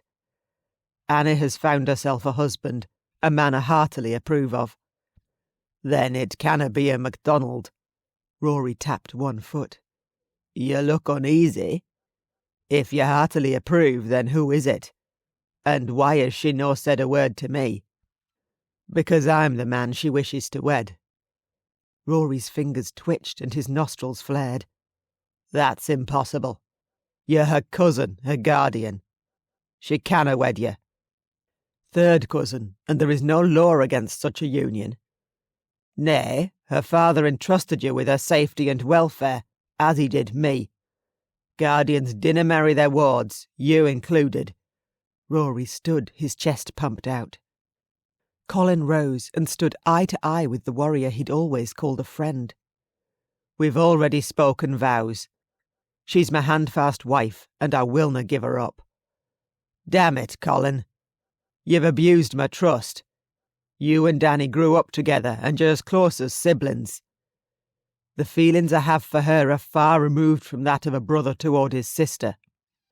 Then they are feelings you need to ignore, and if you've taken advantage of her and consummated the handfast, I'll kill you, right here and right now. Rory!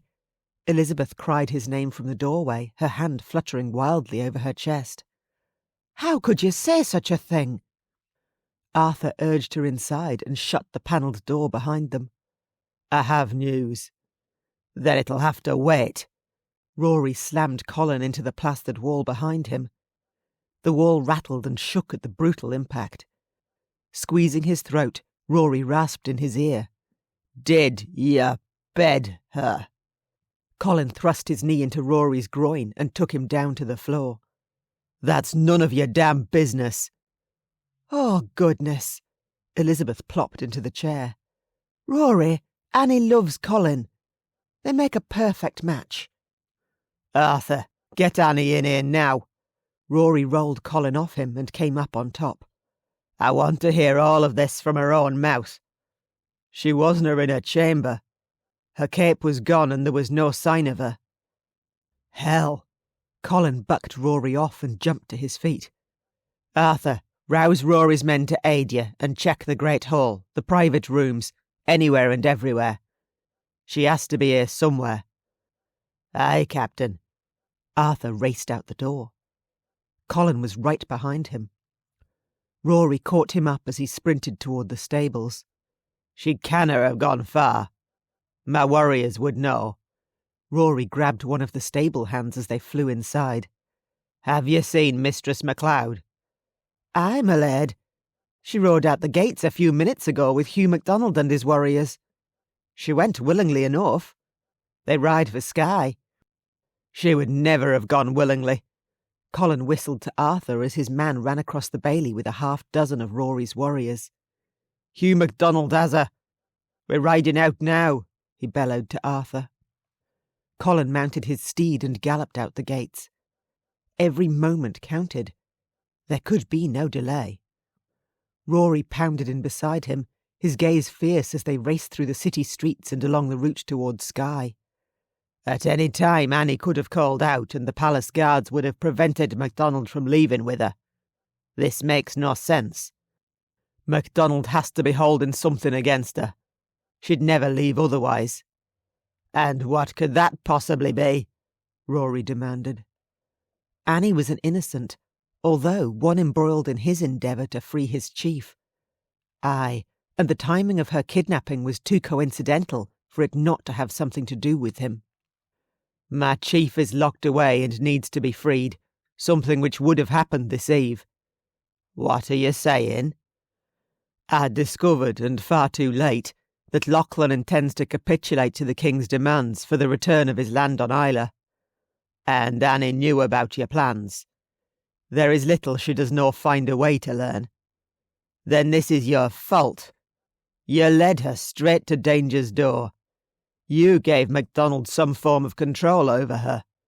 Naught else makes sense. Rory's hair whipped about his shoulders. Colin could say nothing to defend himself. He'd allowed this to happen, and if Annie was harmed in any way for his terrible mistake, he'd never forgive himself.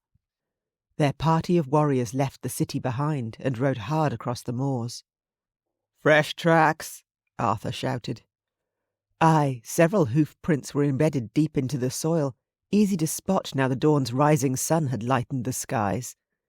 Ahead, the forest lay with a silver tinge along the treetops, and somewhere within, Annie rode, captured by his enemy. "I'm coming," he whispered to her, his heart a pounding mess. "I'm coming." The rising sun sent the night's frosty air to ground, although the welcoming warmth did little to ease the deep chill in Annie's bones. At her back, Hugh MacDonald was a solid presence as he galloped down the forest trail scattered with autumn leaves, his men pounding behind them. She wriggled and tried to stretch as her muscles protested the hours of confinement. She'd repeatedly requested a stop, but he'd not once accommodated her. Now she ached, everywhere, her heart included. "Fergus," Hugh called to his man, "ride ahead to the burn and check all is well. If it is, we'll stop and water our horses there." "Aye, Captain." Fergus rode past, then disappeared around a bend in the trail. "You're rather quiet," Hugh rumbled in her ear. She wriggled forward, instilling whatever space she could between them. "I've naught to say to a man who thinks 'tis acceptable to abduct an innocent lady." "An innocent lady who'll soon be my wife. Watch your tongue, Annie. I will not abide being spoken to like a common thief. A quiet and accepting demeanour in a wife would be appreciated." "Then you abducted the wrong lass. My tongue is rather forthright." She wanted to hit him. Fergus rode back, and Hugh slowed his mount after the warrior motioned all was well. "It appears you'll be granted a short respite." Hugh pulled his horse to a stop next to Fergus's near a gurgling stream. He jumped down, looped his destrier's reins over a low branch, and held out his hands to her. "Allow me to aid you." "Your kind of aid I dinna require." She dismounted on the other side, and even though her legs shook, she rubbed her lower limbs and brought the sensation back. "Are you all right?" Arms crossed, Hugh loomed over her. "Some water to quench my thirst and a walk to loosen my legs would be appreciated." Her freedom even more so, not that MacDonald would be granting her that. Watchful of her step, she negotiated the rocky bank, then on her knees at the edge, scooped the chilly water and drank. The cold liquid hit her empty belly and she shuddered. "It would pay for you to drink slowly." "Leave me alone. You dinna need to hover." "There are dangers in the forest." "And I'm well aware of them." Colin had drummed all the possible pitfalls into her since she'd been old enough to walk. She knew how to take care of herself. "Lass, you must keep an open mind about our forthcoming marriage." The idiot perched on the moss-covered rock next to her, kicked his booted feet out and arched a brow. "I dinna care for your behaviour." "Too bad." "We should speak, and afore we make Dunscaith." He scrubbed his bearded jaw. "I have a wee daughter. She's 8 and lost her mother a year past. Her name is Beatrice, and she needs a firm hand. I'm afraid I've allowed her to get away with too much of late." He stared back down the trail. "I'm a hard man, lass, but I dinna wish to be hard on you. For this alliance to work, I need you to accept what will be." "I'm already wed." "No for long. You will repudiate your handfast vows afore we reach Dunscaith." "I'll do no such thing, and you canna intimidate me. I'm a MacLeod in case you missed that." "I'm well aware, and one I intend to bed very soon." "No, with my permission." She pushed to her feet. "Excuse me. I presume you will no wish to stay for long, and I must have some privacy to tend to my needs." "You have 5 minutes, and remember, I will be watching." "If you are, I'll clobber you." She hoped the threat worked, but regardless, she trod through the thick grass until she found a suitably dense bush to crouch behind. She sniffed and squeezed her eyes shut. Nay, she wouldn't cry. She had to remain strong. "I'm so sorry, Colin," she whispered as a tear escaped. Leaves and bracken crackled behind her. She stiffened and held perfectly still. Surely MacDonald wouldn't actually follow through on his threat to keep this close of an eye on her. She cocked an ear as a pretty bird's trill reached her on the breeze, its precious chirps making her catch her breath. She'd know that call anywhere, had heard it countless times on Mull. From behind a tree, Colin slithered out and along the grassy trail, his expression holding fierce determination.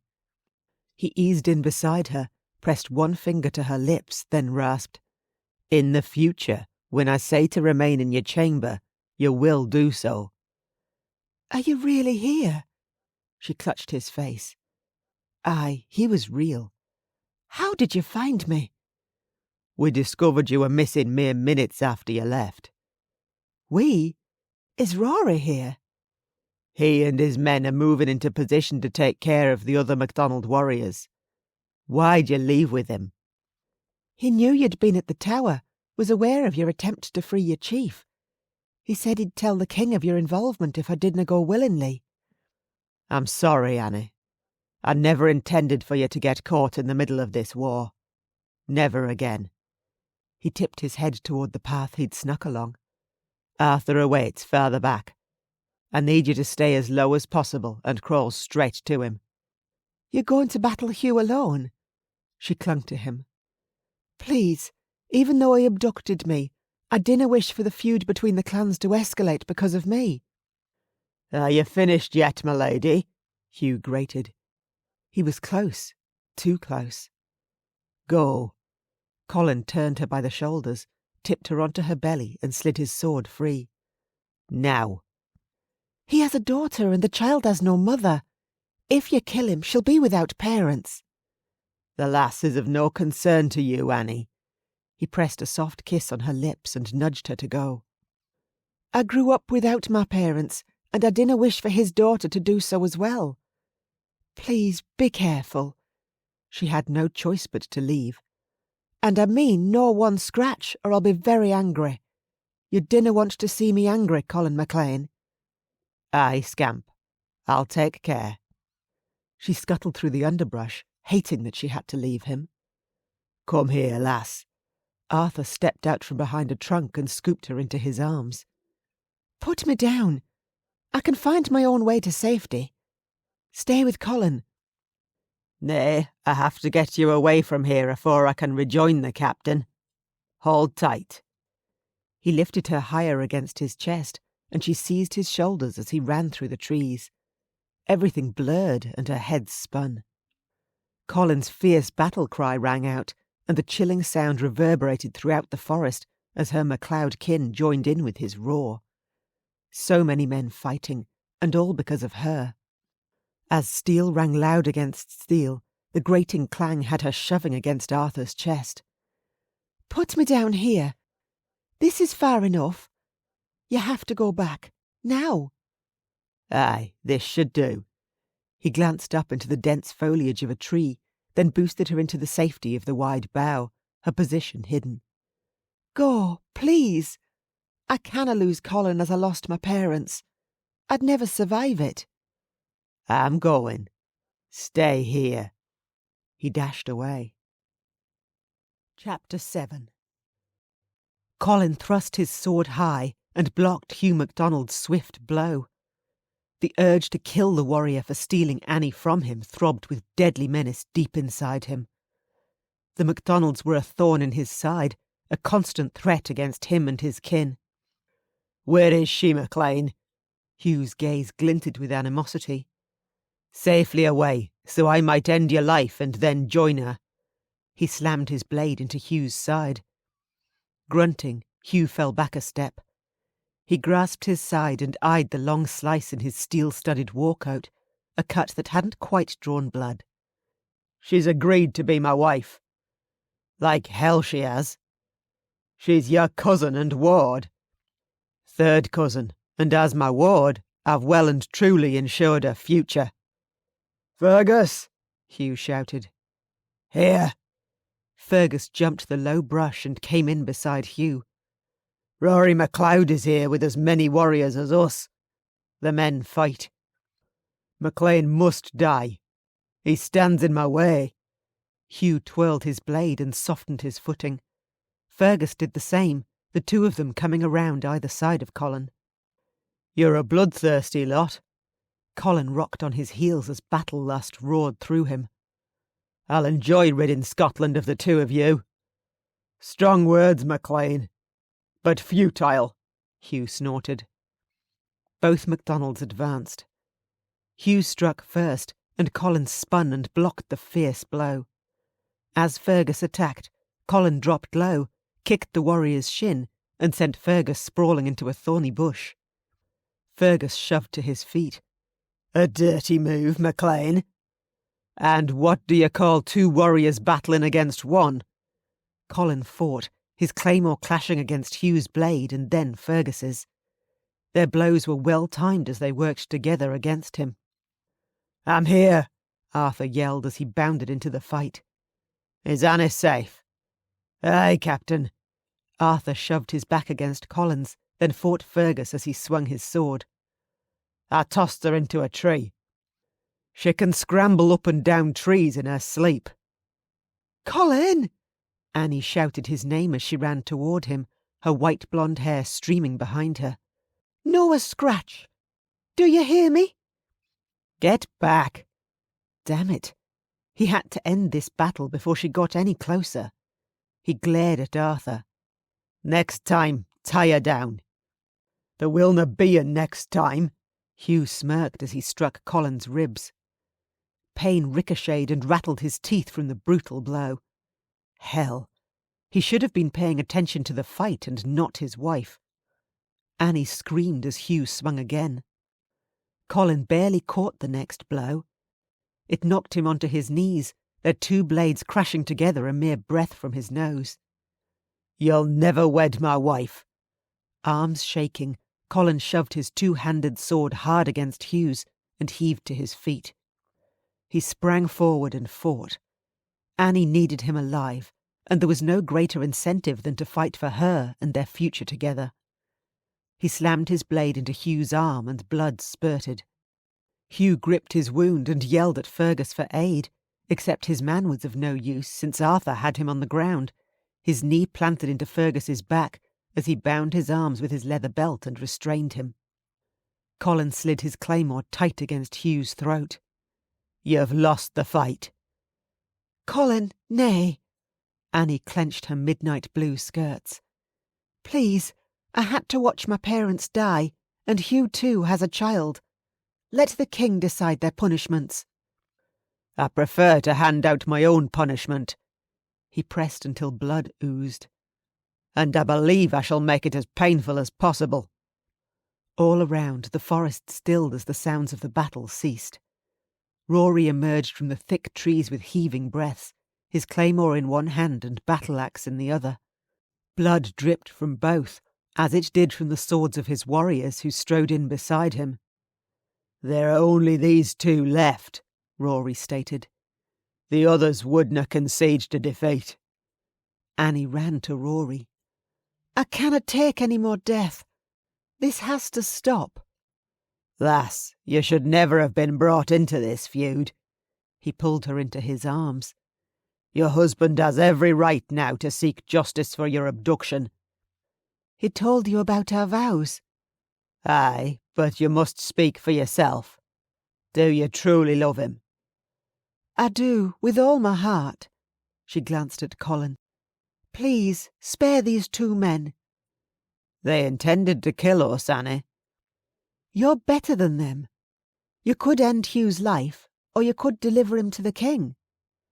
Aye, but which should it be? Certainly, death at his hand was almost too easy for Hugh. He should be made to suffer, and what with his abduction of Annie, any word Hugh now spoke against Colin would be considered naught but vindictive ramblings. He should be safe against anything Hugh said, but could he take that risk? "'Tis up to you." Rory nodded at him as he wiped his axe on the grass and holstered it. "Although you and your chief will have more sway with the king, should you allow him to see justice is done. We're on the king's land, Colin. He wishes for the clans to make peace, for Scotland to be united as one." More sway wouldn't hurt, particularly if it aided his chief in his negotiations, and Annie's pleading gaze, so filled with trust, tore at his heart. For him to take MacDonald's life in front of her would dim that light. He lowered his blade. "For my wife's sake, we'll take these two in." He shoved Hugh face down into the dirt, and one of Rory's warriors bounded across and restrained him with rope. Rory called to his men. "'Tis been a long night, and we've a long day ahead of us, but we will na leave until we've buried the dead." Annie sprang into Colin's arms, and he caught her, barely planting one foot back in time to stop them both from tumbling to the ground. "You made the right choice." "Aye, because now I have you, scamp, all of you." "You've always had all of me." She smoothed one finger over his chin and frowned. "There's a bruise. When did you get this?" "Rory didna take the initial news of our handfast vows well." "I should have been there when you told him." "You can kiss it better if you like." "I'd like very much." A mischievous glint lit her beautiful blue eyes as she lifted onto her toes and brushed her lips against his. "The bruise is lower." He cupped her cheek as longing rushed through him. "I was getting there." She kissed a scratch on his neck, then nibbled along to his ear. "This could take a while afore I get to that bruise." "Then we need more privacy." He scooped her into his arms and carried her deeper into the forest, where they could be guaranteed just that. He sat on the lush grass surrounded by brush and rested back against a thick trunk with Annie in his lap. The sun's rays snuck through the thick foliage overhead and played across the ground. Unable to hold back, he kissed her. Damn. She tasted so sweet, and he'd missed her in the worst possible way. He plundered her mouth as the need to be closer still drove him. Touching her, having her body pressed against his, was heaven, a sensation he never wanted to be without. She was all he'd ever longed for, the only woman he'd ever love. Contentment and peace rolled through him. "My love, a lifetime with you will never be long enough. I want forever." Annie breathed in Colin's intoxicating fresh scent as she relaxed against him. "Forever sounds wonderful. A bed even more so." "Then we need to return to Holyrood." He kissed her softly as he straightened her skirts. "I canna wait to join fully with you." The brilliant golden depths of his eyes and the love she saw reflected back at her touched her soul. She stroked his chest. "I'm sorry for making you ride out here after me. I should never have left my chamber." "Aye, and you should have alerted the guards when given the chance." "I couldna let Hugh speak out against you. 'Twas your life on the line." She kissed his cheek. "How come you didna free your chief? What went wrong?" "When we arrived at Lauchlan's cell, he told us he'd received an offer, one he couldna turn down. For his agreement, the king intends to look into the return of his lands on Islay." "You mean the Rins?" "Aye, the ownership of that piece of land has been in dispute for many years. Lauchlan also informed us the MacDonalds had been removed from the cells and locked in a secure chamber in the palace. They've agreed to the king's demands." "That does no explain why you remained." "'Tis doubtful the guards will be able to identify us." He kissed the tip of her nose. "You disabled 3 of them." "Nor the last one." "The remaining guard held Lauchlan captive, but Lauchlan called us Malcolm and Munro, and with our masks in place and our identities hidden, there's no reason why we couldna remain." "There's still a risk." "A small one, and a risk I was prepared to take to remain with you." He breathed out, long and deep. "Although Rory is now aware of what happened." "And Hugh." "Hugh's words will no hold much sway considering your kidnapping." "There's still a risk if you return, even if only a slight one. You and Arthur should continue on to Duart." "I canna leave you now, and dinna ask it of me." Arms wrapped around her, he lifted his knees and kept her securely imprisoned against his chest. "Know when you have a terrible tendency to find trouble." "I fear Trouble is my middle name.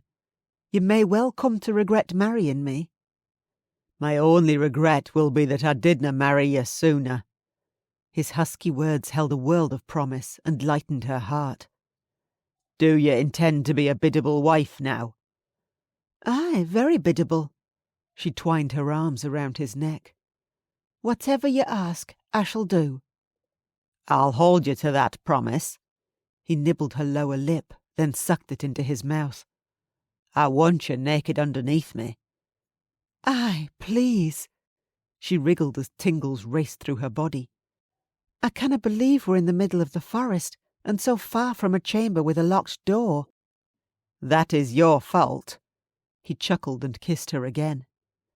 "'Tis also a mistake I need to rectify." "Good." He eased to his feet and set her down on hers. "We need to return, but first we need to break our fast. Are you hungry?" "Very. Oh, and I forgot to tend to your injury." She smiled as she kissed his bruised chin. "Now, no more nicks and scratches for you." "Aye, I'll do what I can." He threaded his fingers through hers and guided her back down the trail toward the burn. At the edge of the meadow dotted with yellow flowers, Hugh stood roped to a large ash tree, and 2 feet above his head, one of the warriors had slapped a mound of moss into the trunk's crook. Rory stood 50 feet back, his feet planted wide as he held his bow and arrow. He smiled at her. "Come here, Annie. You've been asking me to teach you how to shoot an arrow for years, and now you may have your chance. I've even set the target for you." Naughty Rory.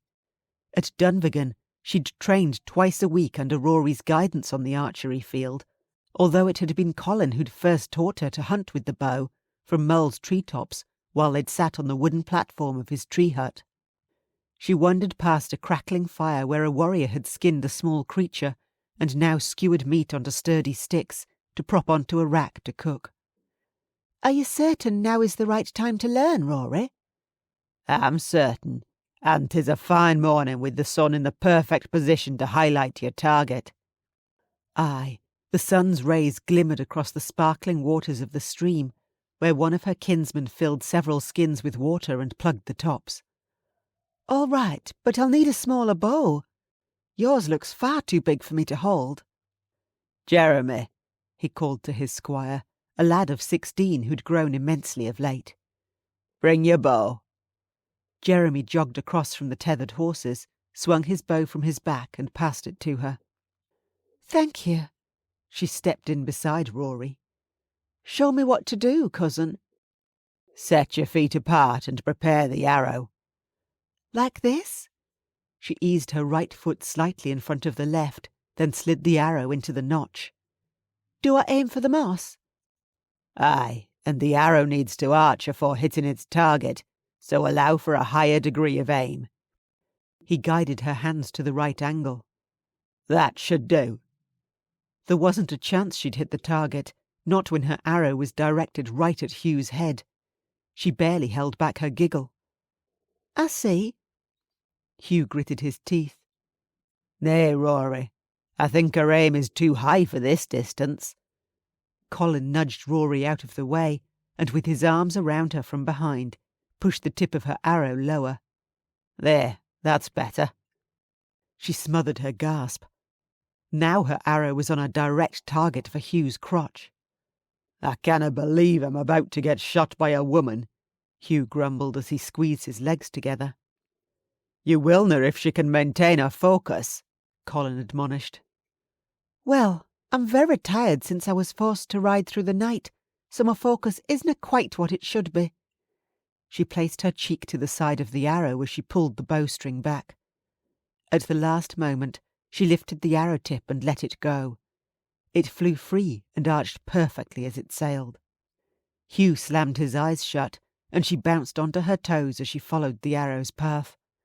The shaft speared the moss dead centre.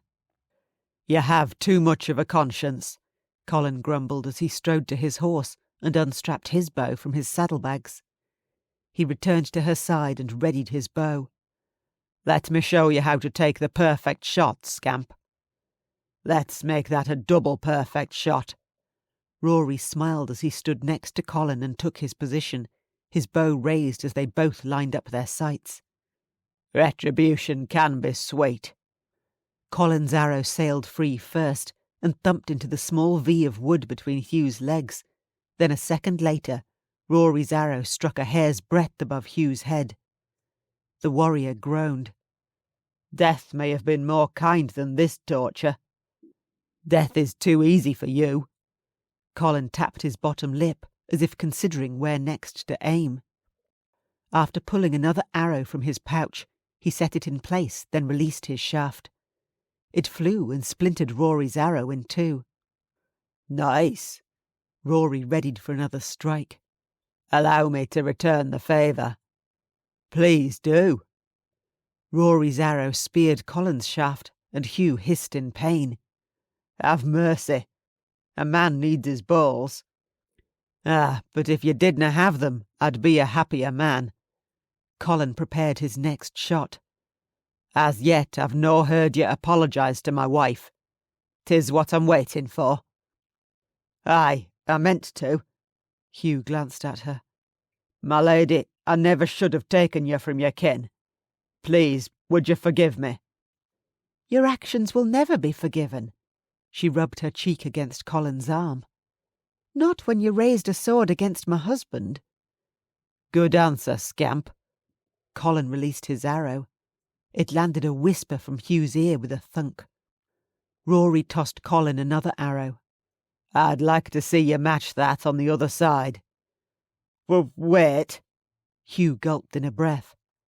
I give you my word I'll never attempt such a misdeed again, nor against any woman. That's better, much better. Colin handed Rory back his arrow. Excuse me, I have to feed my wife. Feel free to continue without me. He steered Annie toward the fire and spread out a tartan blanket one of the warriors had left there. She sat and breathed in the succulent meaty aroma wafting toward her, as across the river the sun rose higher over the treetops and bathed them in its late autumn warmth. 'Twas beautiful, this part of Scotland, but she missed the Western Isles, the crashing of the ocean's waves, the squawking seagulls, and children's giggles as they played along the beach. The Isles were stunning with their glistening lochs and bens and moors. Colin settled in behind her, his legs either side of hers. What are you thinking that has that wistful look on your face? I long for home. Soon, but no yet. He tugged her back until she rested against his chest. Gently, he twined a lock of her hair around his finger, his warmth fully enclosing her. You have the most beautiful hair. 'Tis so pale it shines like liquid gold. It does? Aye, and I want to see it lying across my pillow every night. He selected one of the sticks of meat, tore off a chunk and slipped the morsel between her lips. That could be arranged. She plucked a piece of meat from the skewer and fed him. In silence they ate as the other warriors wandered across and grabbed some food. A few men remained close to the fire, and others strolled down to the stream. Near the horses, Rory stowed his bow and arrow, then ambled across. He perched on a low boulder after choosing a skewer and glanced at her. We'll need to leave soon. Do you feel up to the ride? Aye, I'm fine, and I dinna care to leave Elizabeth worrying for too long. Then we'll leave once we've eaten. Colin slid her hair over her shoulder and dropped a soft kiss on her neck. Frowning, Rory eyed Colin, and she eased across and blocked his view of her man. Rory tapped his foot. Annie, Colin can fight his own battles.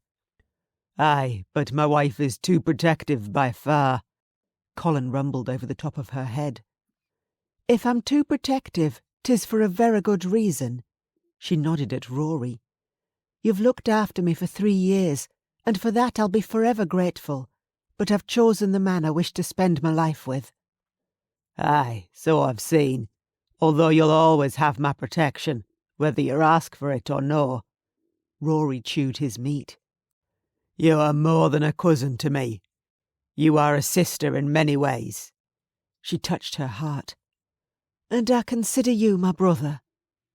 Sisters can also be rather annoying. A sly grin spread across his face as he stood. Let's leave. 'Tis time to ride out. He kicked dirt over the fire and extinguished it, his decision to accept their relationship clearly made. "Well, that went far better than I expected." She jumped to her feet and grasped Colin's hands. "I dinna know what you were so worried about in speaking to Rory." "Aye," he chuckled. "I've no idea." He stood and adjusted the front ties of her fur cloak, ensuring it was well secured for the ride. Across the meadow, 2 MacLeod warriors slung Hugh and Fergus belly down across their mounts' saddles. Their return ride wouldn't be pleasant, but at least they had their lives. She crossed to Colin's destrier, and he boosted her up, then slid in behind her. With his arms around her waist, he grasped the reins and nudged his horse to follow the rest of their party. With her hands on his black leather-clad thighs, she relaxed into the ride as they galloped through the forest and across the grassy moors. Birds chirped high above the rolling fields of heather, and she smiled as Colin sang a gentle tune. 'Twas a Scottish song of bens and burns and of the hearth and home, one she knew well. "It's been an age since I've heard that. My mother used to sing it all the time when she pottered around her kitchen." "That's where I learnt it." He rubbed his chin over the top of her head. "I remember those days as if they were yesterday. You used to sit at the table next to your mother when you visited. You'd no move until the oatcakes had cooled, then you'd pinch the biggest one afore I could get my hands on it." "You didna need the biggest one when you were so little," he whispered in her ear. "And you were too big to argue the point with." "I still am." "Aye, but I like how big you are now." She half turned and grinned at him.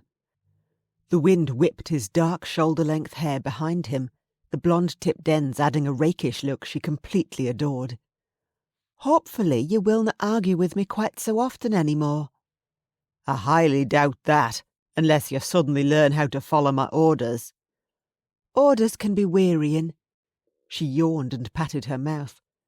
The long hours of riding through the night had caught up with her, and she was so comfortable. "Rest if you need to." "Nay, I wish to talk with you some more."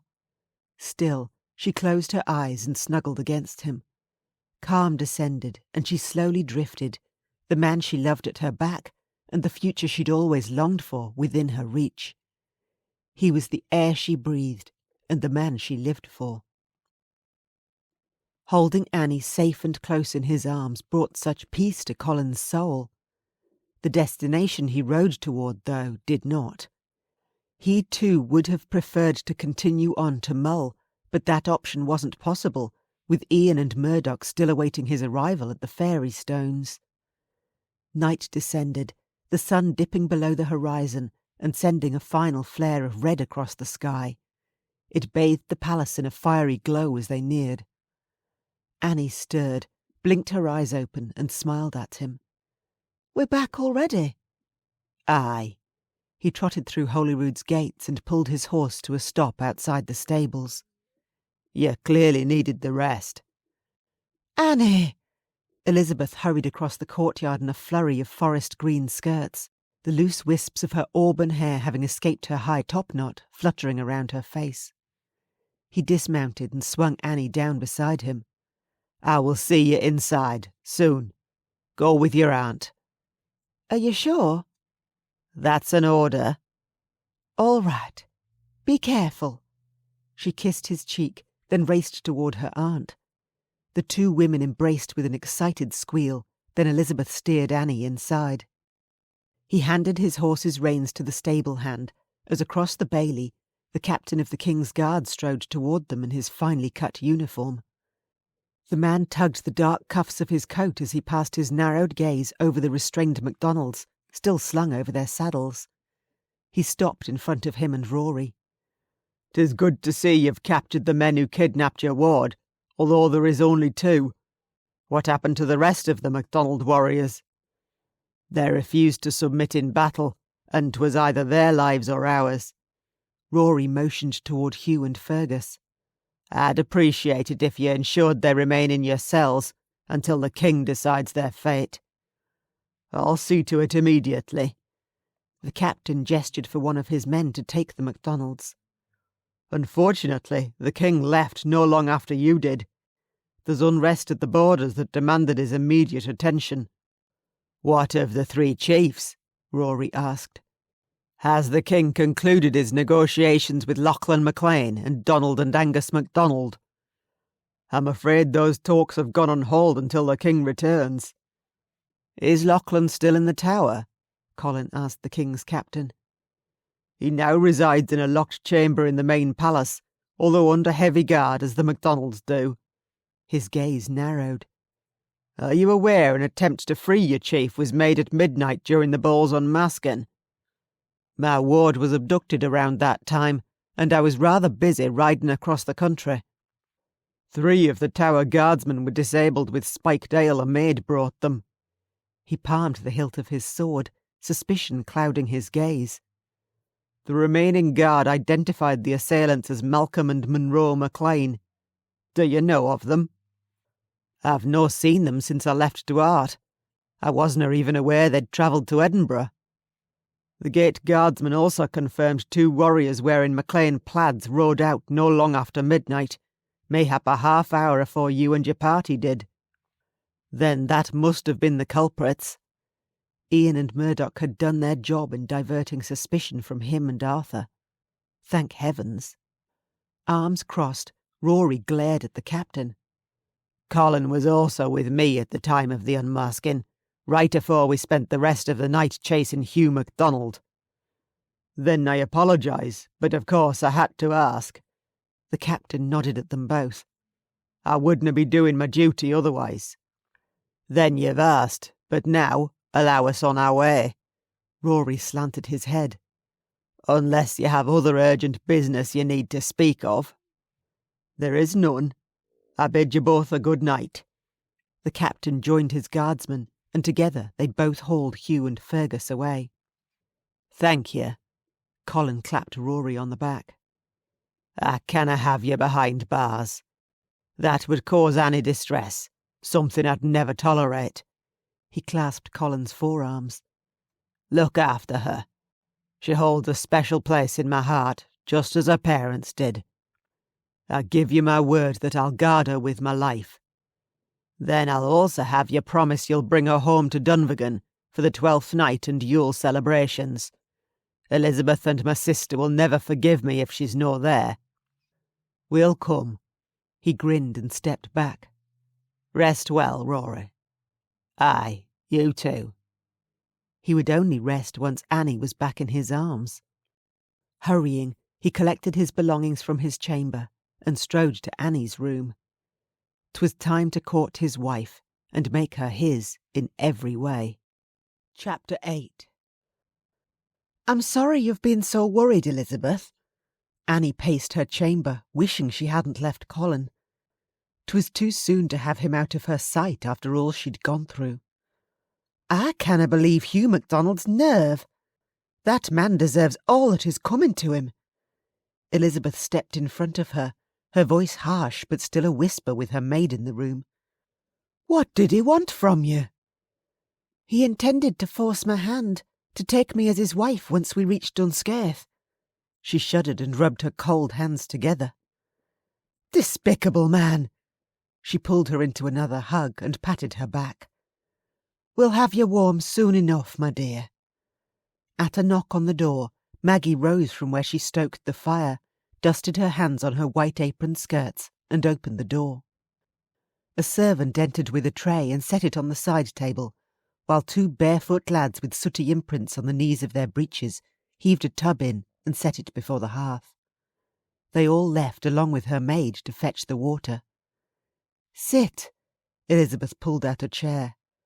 "Warm food in your belly will be good for you." For Elizabeth's sake, she selected a morsel of salmon and took a bite. The roasted potato and seasoned vegetables looked delicious, but she couldn't manage them when her belly was still in revolt, with worry for Colin. She pushed the plate away. "I'll eat more once Colin is here." "He'll be fine." Elizabeth's gaze softened. "I've heard the 2 men who attempted to free Lachlan were sighted riding out afore Colin and Rory took off in pursuit of you. They wore MacLean plaids." Oh, you should have said sooner. That is good news. Ian and Murdoch must have provided an alibi for Colin and Arthur. I wonder if Colin knows. If he does know, then he will soon enough. At another knock, Elizabeth opened the door, and the maids returned along with the lads, each carrying a steaming pail of water. They filled the tub, and heat pulsed through the room. "We'll let you bathe and rest." Elizabeth squeezed her hands. "I'll see you in the morn." Aye, in the morn. She shut the door after they all filed out, her troubled thoughts more at ease after hearing Elizabeth's news. Perhaps a bath would relax her further. She tugged her riding boots and stockings off, then quickly shed her clothes and sank into the glorious water. 'Twas wonderful and warmed her through. She dunked her head, and when she came up, Colin stood inside the room, his molten gold gaze roaming over her. "You're free." Ian and Murdoch ensured that, as well as Rory, who just vouched for me. "And Hugh and Fergus?" In the cells. "Then all is well." Aye, although I'm feeling rather achy. I'm hungry. "There's food on the table."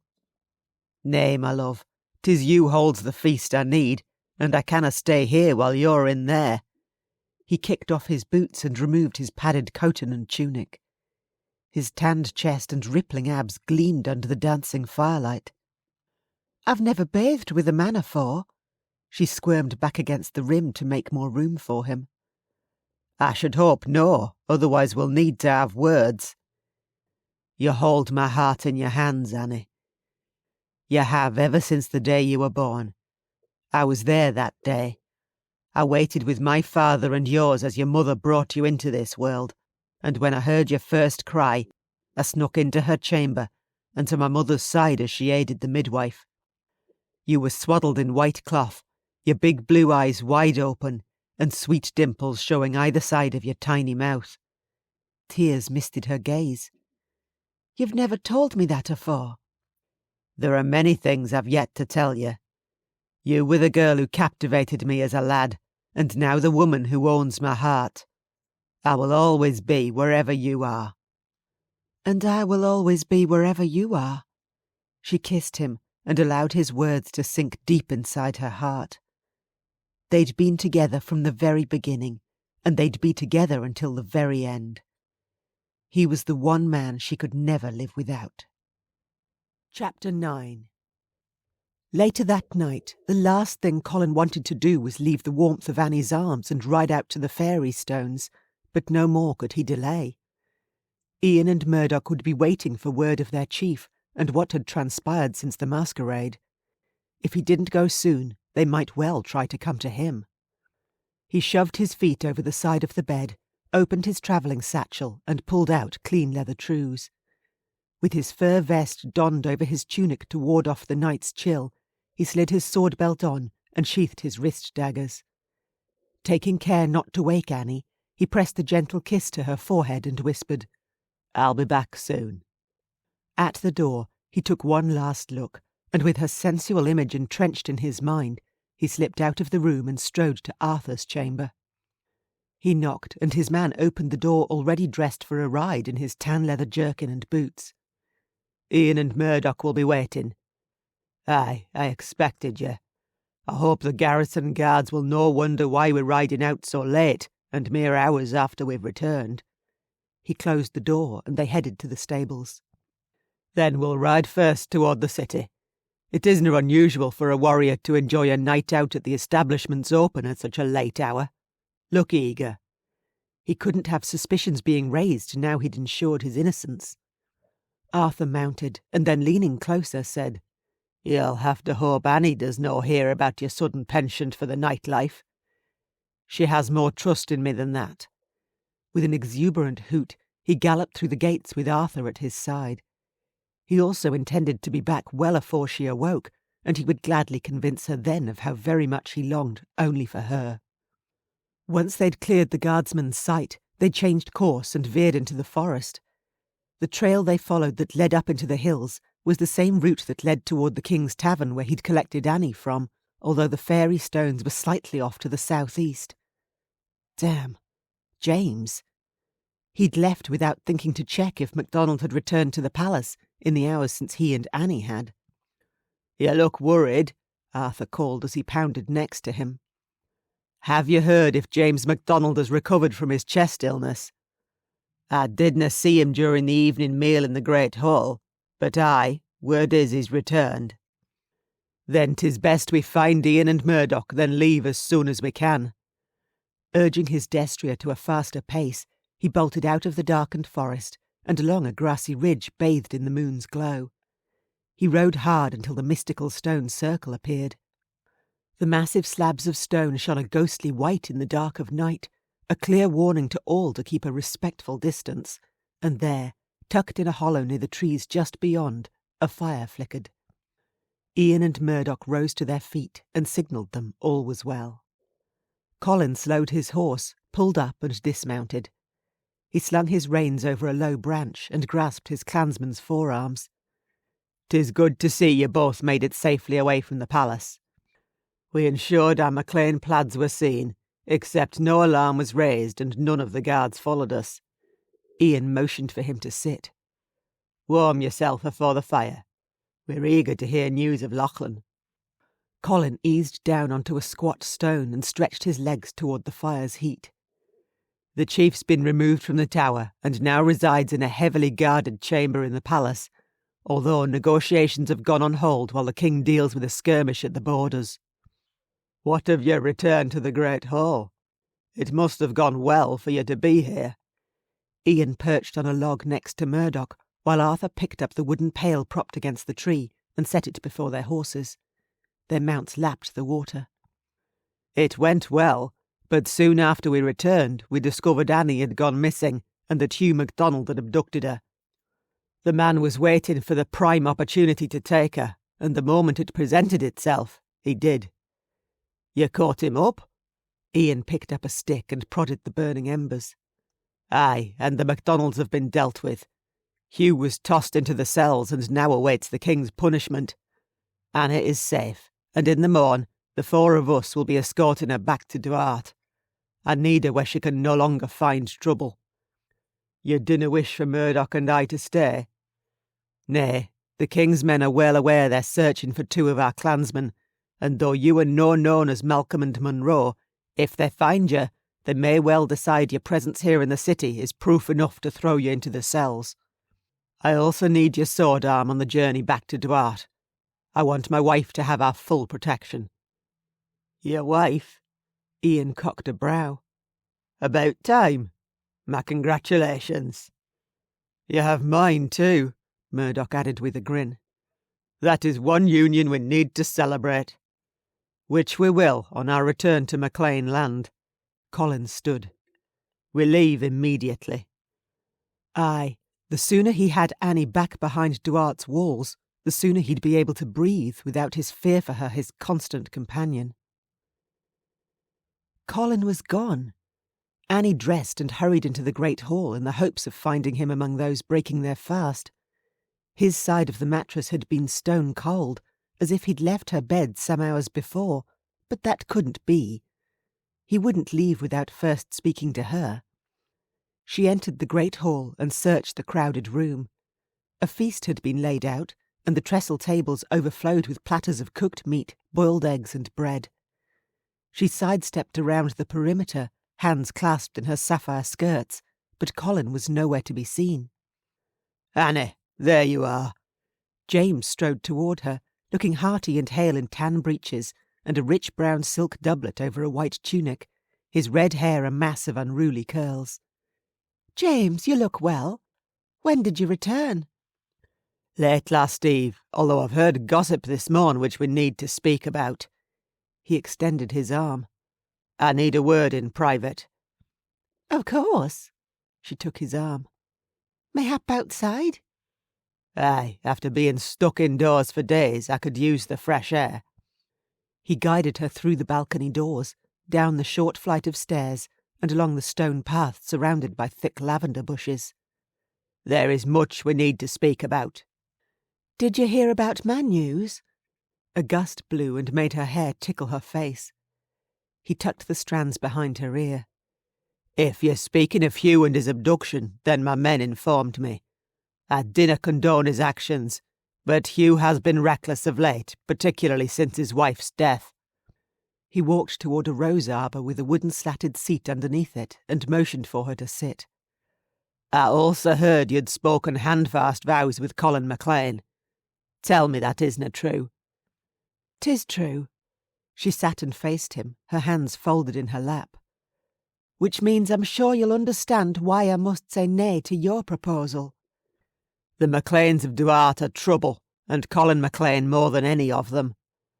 Looking into her eyes, he took her hands in his calloused ones. Annie, a handfast isna as binding as a marriage, and the vows can easily be broken. Did you speak them for fear of what had happened between us? That you remained unchaperoned at the tavern? I was worried rumours would surface, but that's no the reason I bound myself to Colin. I'd never have spoken against you. His gaze pleaded her understanding. I'm not like my cousin, and my offer still stands. Is there any possibility you might be persuaded to join with me? Together we could form an unwavering alliance. You were kind to me while I stayed at Dunscaith, and for that I'll always be grateful, but I am very happy with the man I've chosen. Or she would be, if she could find him. I fear you've made your decision too fast. I certainly wasn't given the opportunity to... James MacDonald! Colin, his face thunderously dark, stormed down the path. Get your hands off my wife. Colin, nay. It isna as it seems. She dived between the men as they came at each other and shoved one hand against each of their heaving chests. He was touching you, Annie. Colin swung her in behind him, raised his sword and glared at James. What is it with you MacDonalds that you canna leave what's no yours alone? You canna speak. She's your ward, and now you've taken advantage of her. Please, let's discuss this like rational adults. She gripped Colin's sword arm, his very immovable sword arm. Oh, goodness. He had to listen to her. Colin, put your weapon down. James means neither of us any harm. He does not even raise his blade. James grunted and eyed her. You truly care for him? With all my heart. She smiled even in the tense moment. I'm so sorry, James. The only man I ever wish to wed is the one you see afore you. Damn it, James grumbled, his palm firm on his belted sword hilt. James, I'm most grateful for your friendship, but that's all I'll ever seek from you. Please, I hope you can understand. What of Anne? She longs to see you. She's your kin. I long to see her too. She's like the sister I never had, and I hope in the future I can safely visit with her. Certainly we could meet at Dunvegan, since the next Highland Games are to be held there. Do you and your brother intend to go? Alex and I would never miss the chance to challenge the other clans, and the Games will be a safe place to meet. Anne has certainly never experienced the festivities and talks about it constantly. Her MacLeod kin hold a special place in her heart. Then I'll see her there. Relief poured through her, and she sniffed and wiped a trickling tear from her cheek. Even with all that's happened these past days, there is still hope that in the future you and Alex, and Anne and I, will be able to work on restoring some form of bond between the clans. Colin, too, once I persuade him. I miss Anne. Tell her I'm now as happy as she is, that I've found the man I've always wished for. She'll understand what I mean. I'll pass on your words. Thank you. She squeezed James's hands, then stepped back and nestled against Colin's side. I consider you a friend, James, and I always will. I wished for more, but since you've clearly made your choice, you have my good wishes. He turned his gaze on Colin. My brother and I are heartily sick of this feud, whether you wish to believe that or no. Unfortunately, my cousin's recent actions may have set the path to peace back between us, but understand this, his opinions are his alone. Colin eyed James rather sceptically, If you truly wish for peace, then in the future leave my wife out of your pursuits." He sheathed his sword. "And when we meet at the games, mayhap we'll actually enjoy some friendly rivalry. I look forward to coming up against you." James nodded at her. "Farewell, Annie." He walked away. "Leaving you alone is dangerous." Colin tipped up her chin, his molten gaze burning.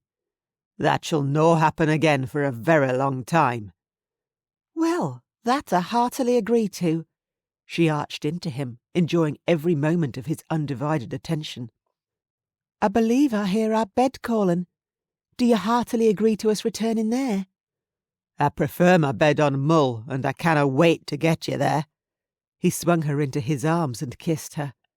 "You're my destiny, Annie. You always have been." "As you're mine." She cradled his face in her hands. "I love you, and only you." Oh, aye, their destiny had bound them together from the very beginning, and it would throughout all time. Chapter 10. On the narrow wooden platform edging Colin's childhood tree hut, Annie knelt behind her warrior guardian and played her fingers in his dark, wind-tossed hair. It had been a fortnight since their return to Duart, and within hours of their arrival, they'd spoken vows before Brother John and their entire clan. The robed clergyman had blessed their marriage, and she'd never been so happy. "I love this place," she murmured in his ear. "After you left it behind in your later years, I adored coming here." The forest rose all around, and before them, the glistening blue-green waters of the Sound of Mull rolled in and splashed over the rocky beach. Even the stormy weather of the past few days had finally cleared, and now a cloudless sky beckoned a sultry blue. "I never left it behind." He pushed the creaky door behind her open and toppled her inside onto the thick fur blankets they'd not long risen from. "Surely you've noticed it's never fallen into disrepair?" Aye, only one board on the seaside wall needed replacing. The wooden ceiling and floor remained solid and strong. "I should have known." "There are too many good memories for me here, and now we've made even more." He swept his hands underneath the tunic she'd swiped from him and caressed her bare bottom. "This place will be preserved for all time." "I can think of another memory I'd like to make here, since you seem intent on creating them." She skimmed her fingers across his tanned chest, then tiptoed down to the loose ties of his leather trews. "And what memory would that be, scamp?" His golden eyes heated to a smouldering hue. "The memory of your giving me your babe." "Then I willna rest until I've done that." He stripped off her shirt and kissed her with such sweet seduction. "Ah, all mine." Tingles raced across her skin, and with breathless hunger she gave in to the need to join with him. Love. It was timeless and could bloom from the day one was born. "Aye, all yours," she whispered.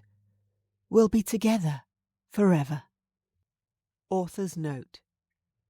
In the year 1590, the blood feuds ran rampant between the Highlander clans of the Western Isles of Scotland. During this period, the king had imprisoned the three chiefs, Lachlan MacLean of Duart, Donald MacDonald of Slate, and Angus MacDonald of Duniveg. He intended to bring a halt to the feud and for them to atone for their actions, and so as each chief arrived in Edinburgh at the king's request, they were apprehended and imprisoned. In each of the standalone books in this Highlander Heat series, you can catch the individual stories of the clans and discover how the feud began and the ramifications of it as it raged. Sir Lachlan Mór MacLean was the 14th chief of Clan MacLean of Duart, and with his son, Hector Og MacLean, a minor at the time, I chose Colin MacLean and his brother to lead the clan. Colin MacLean and Annie MacLeod are, however, fictional characters. Sir Roderick Rory Mór MacLeod, the 15th chief of Clan MacLeod, was known as Rory, and as stated in this story, was indeed favoured by the king and had his ear. This story is woven with as much accuracy to the period and locations as possible, but any mistakes made are mine alone. This book forms part of my Highlander Heat series, and each within it a standalone.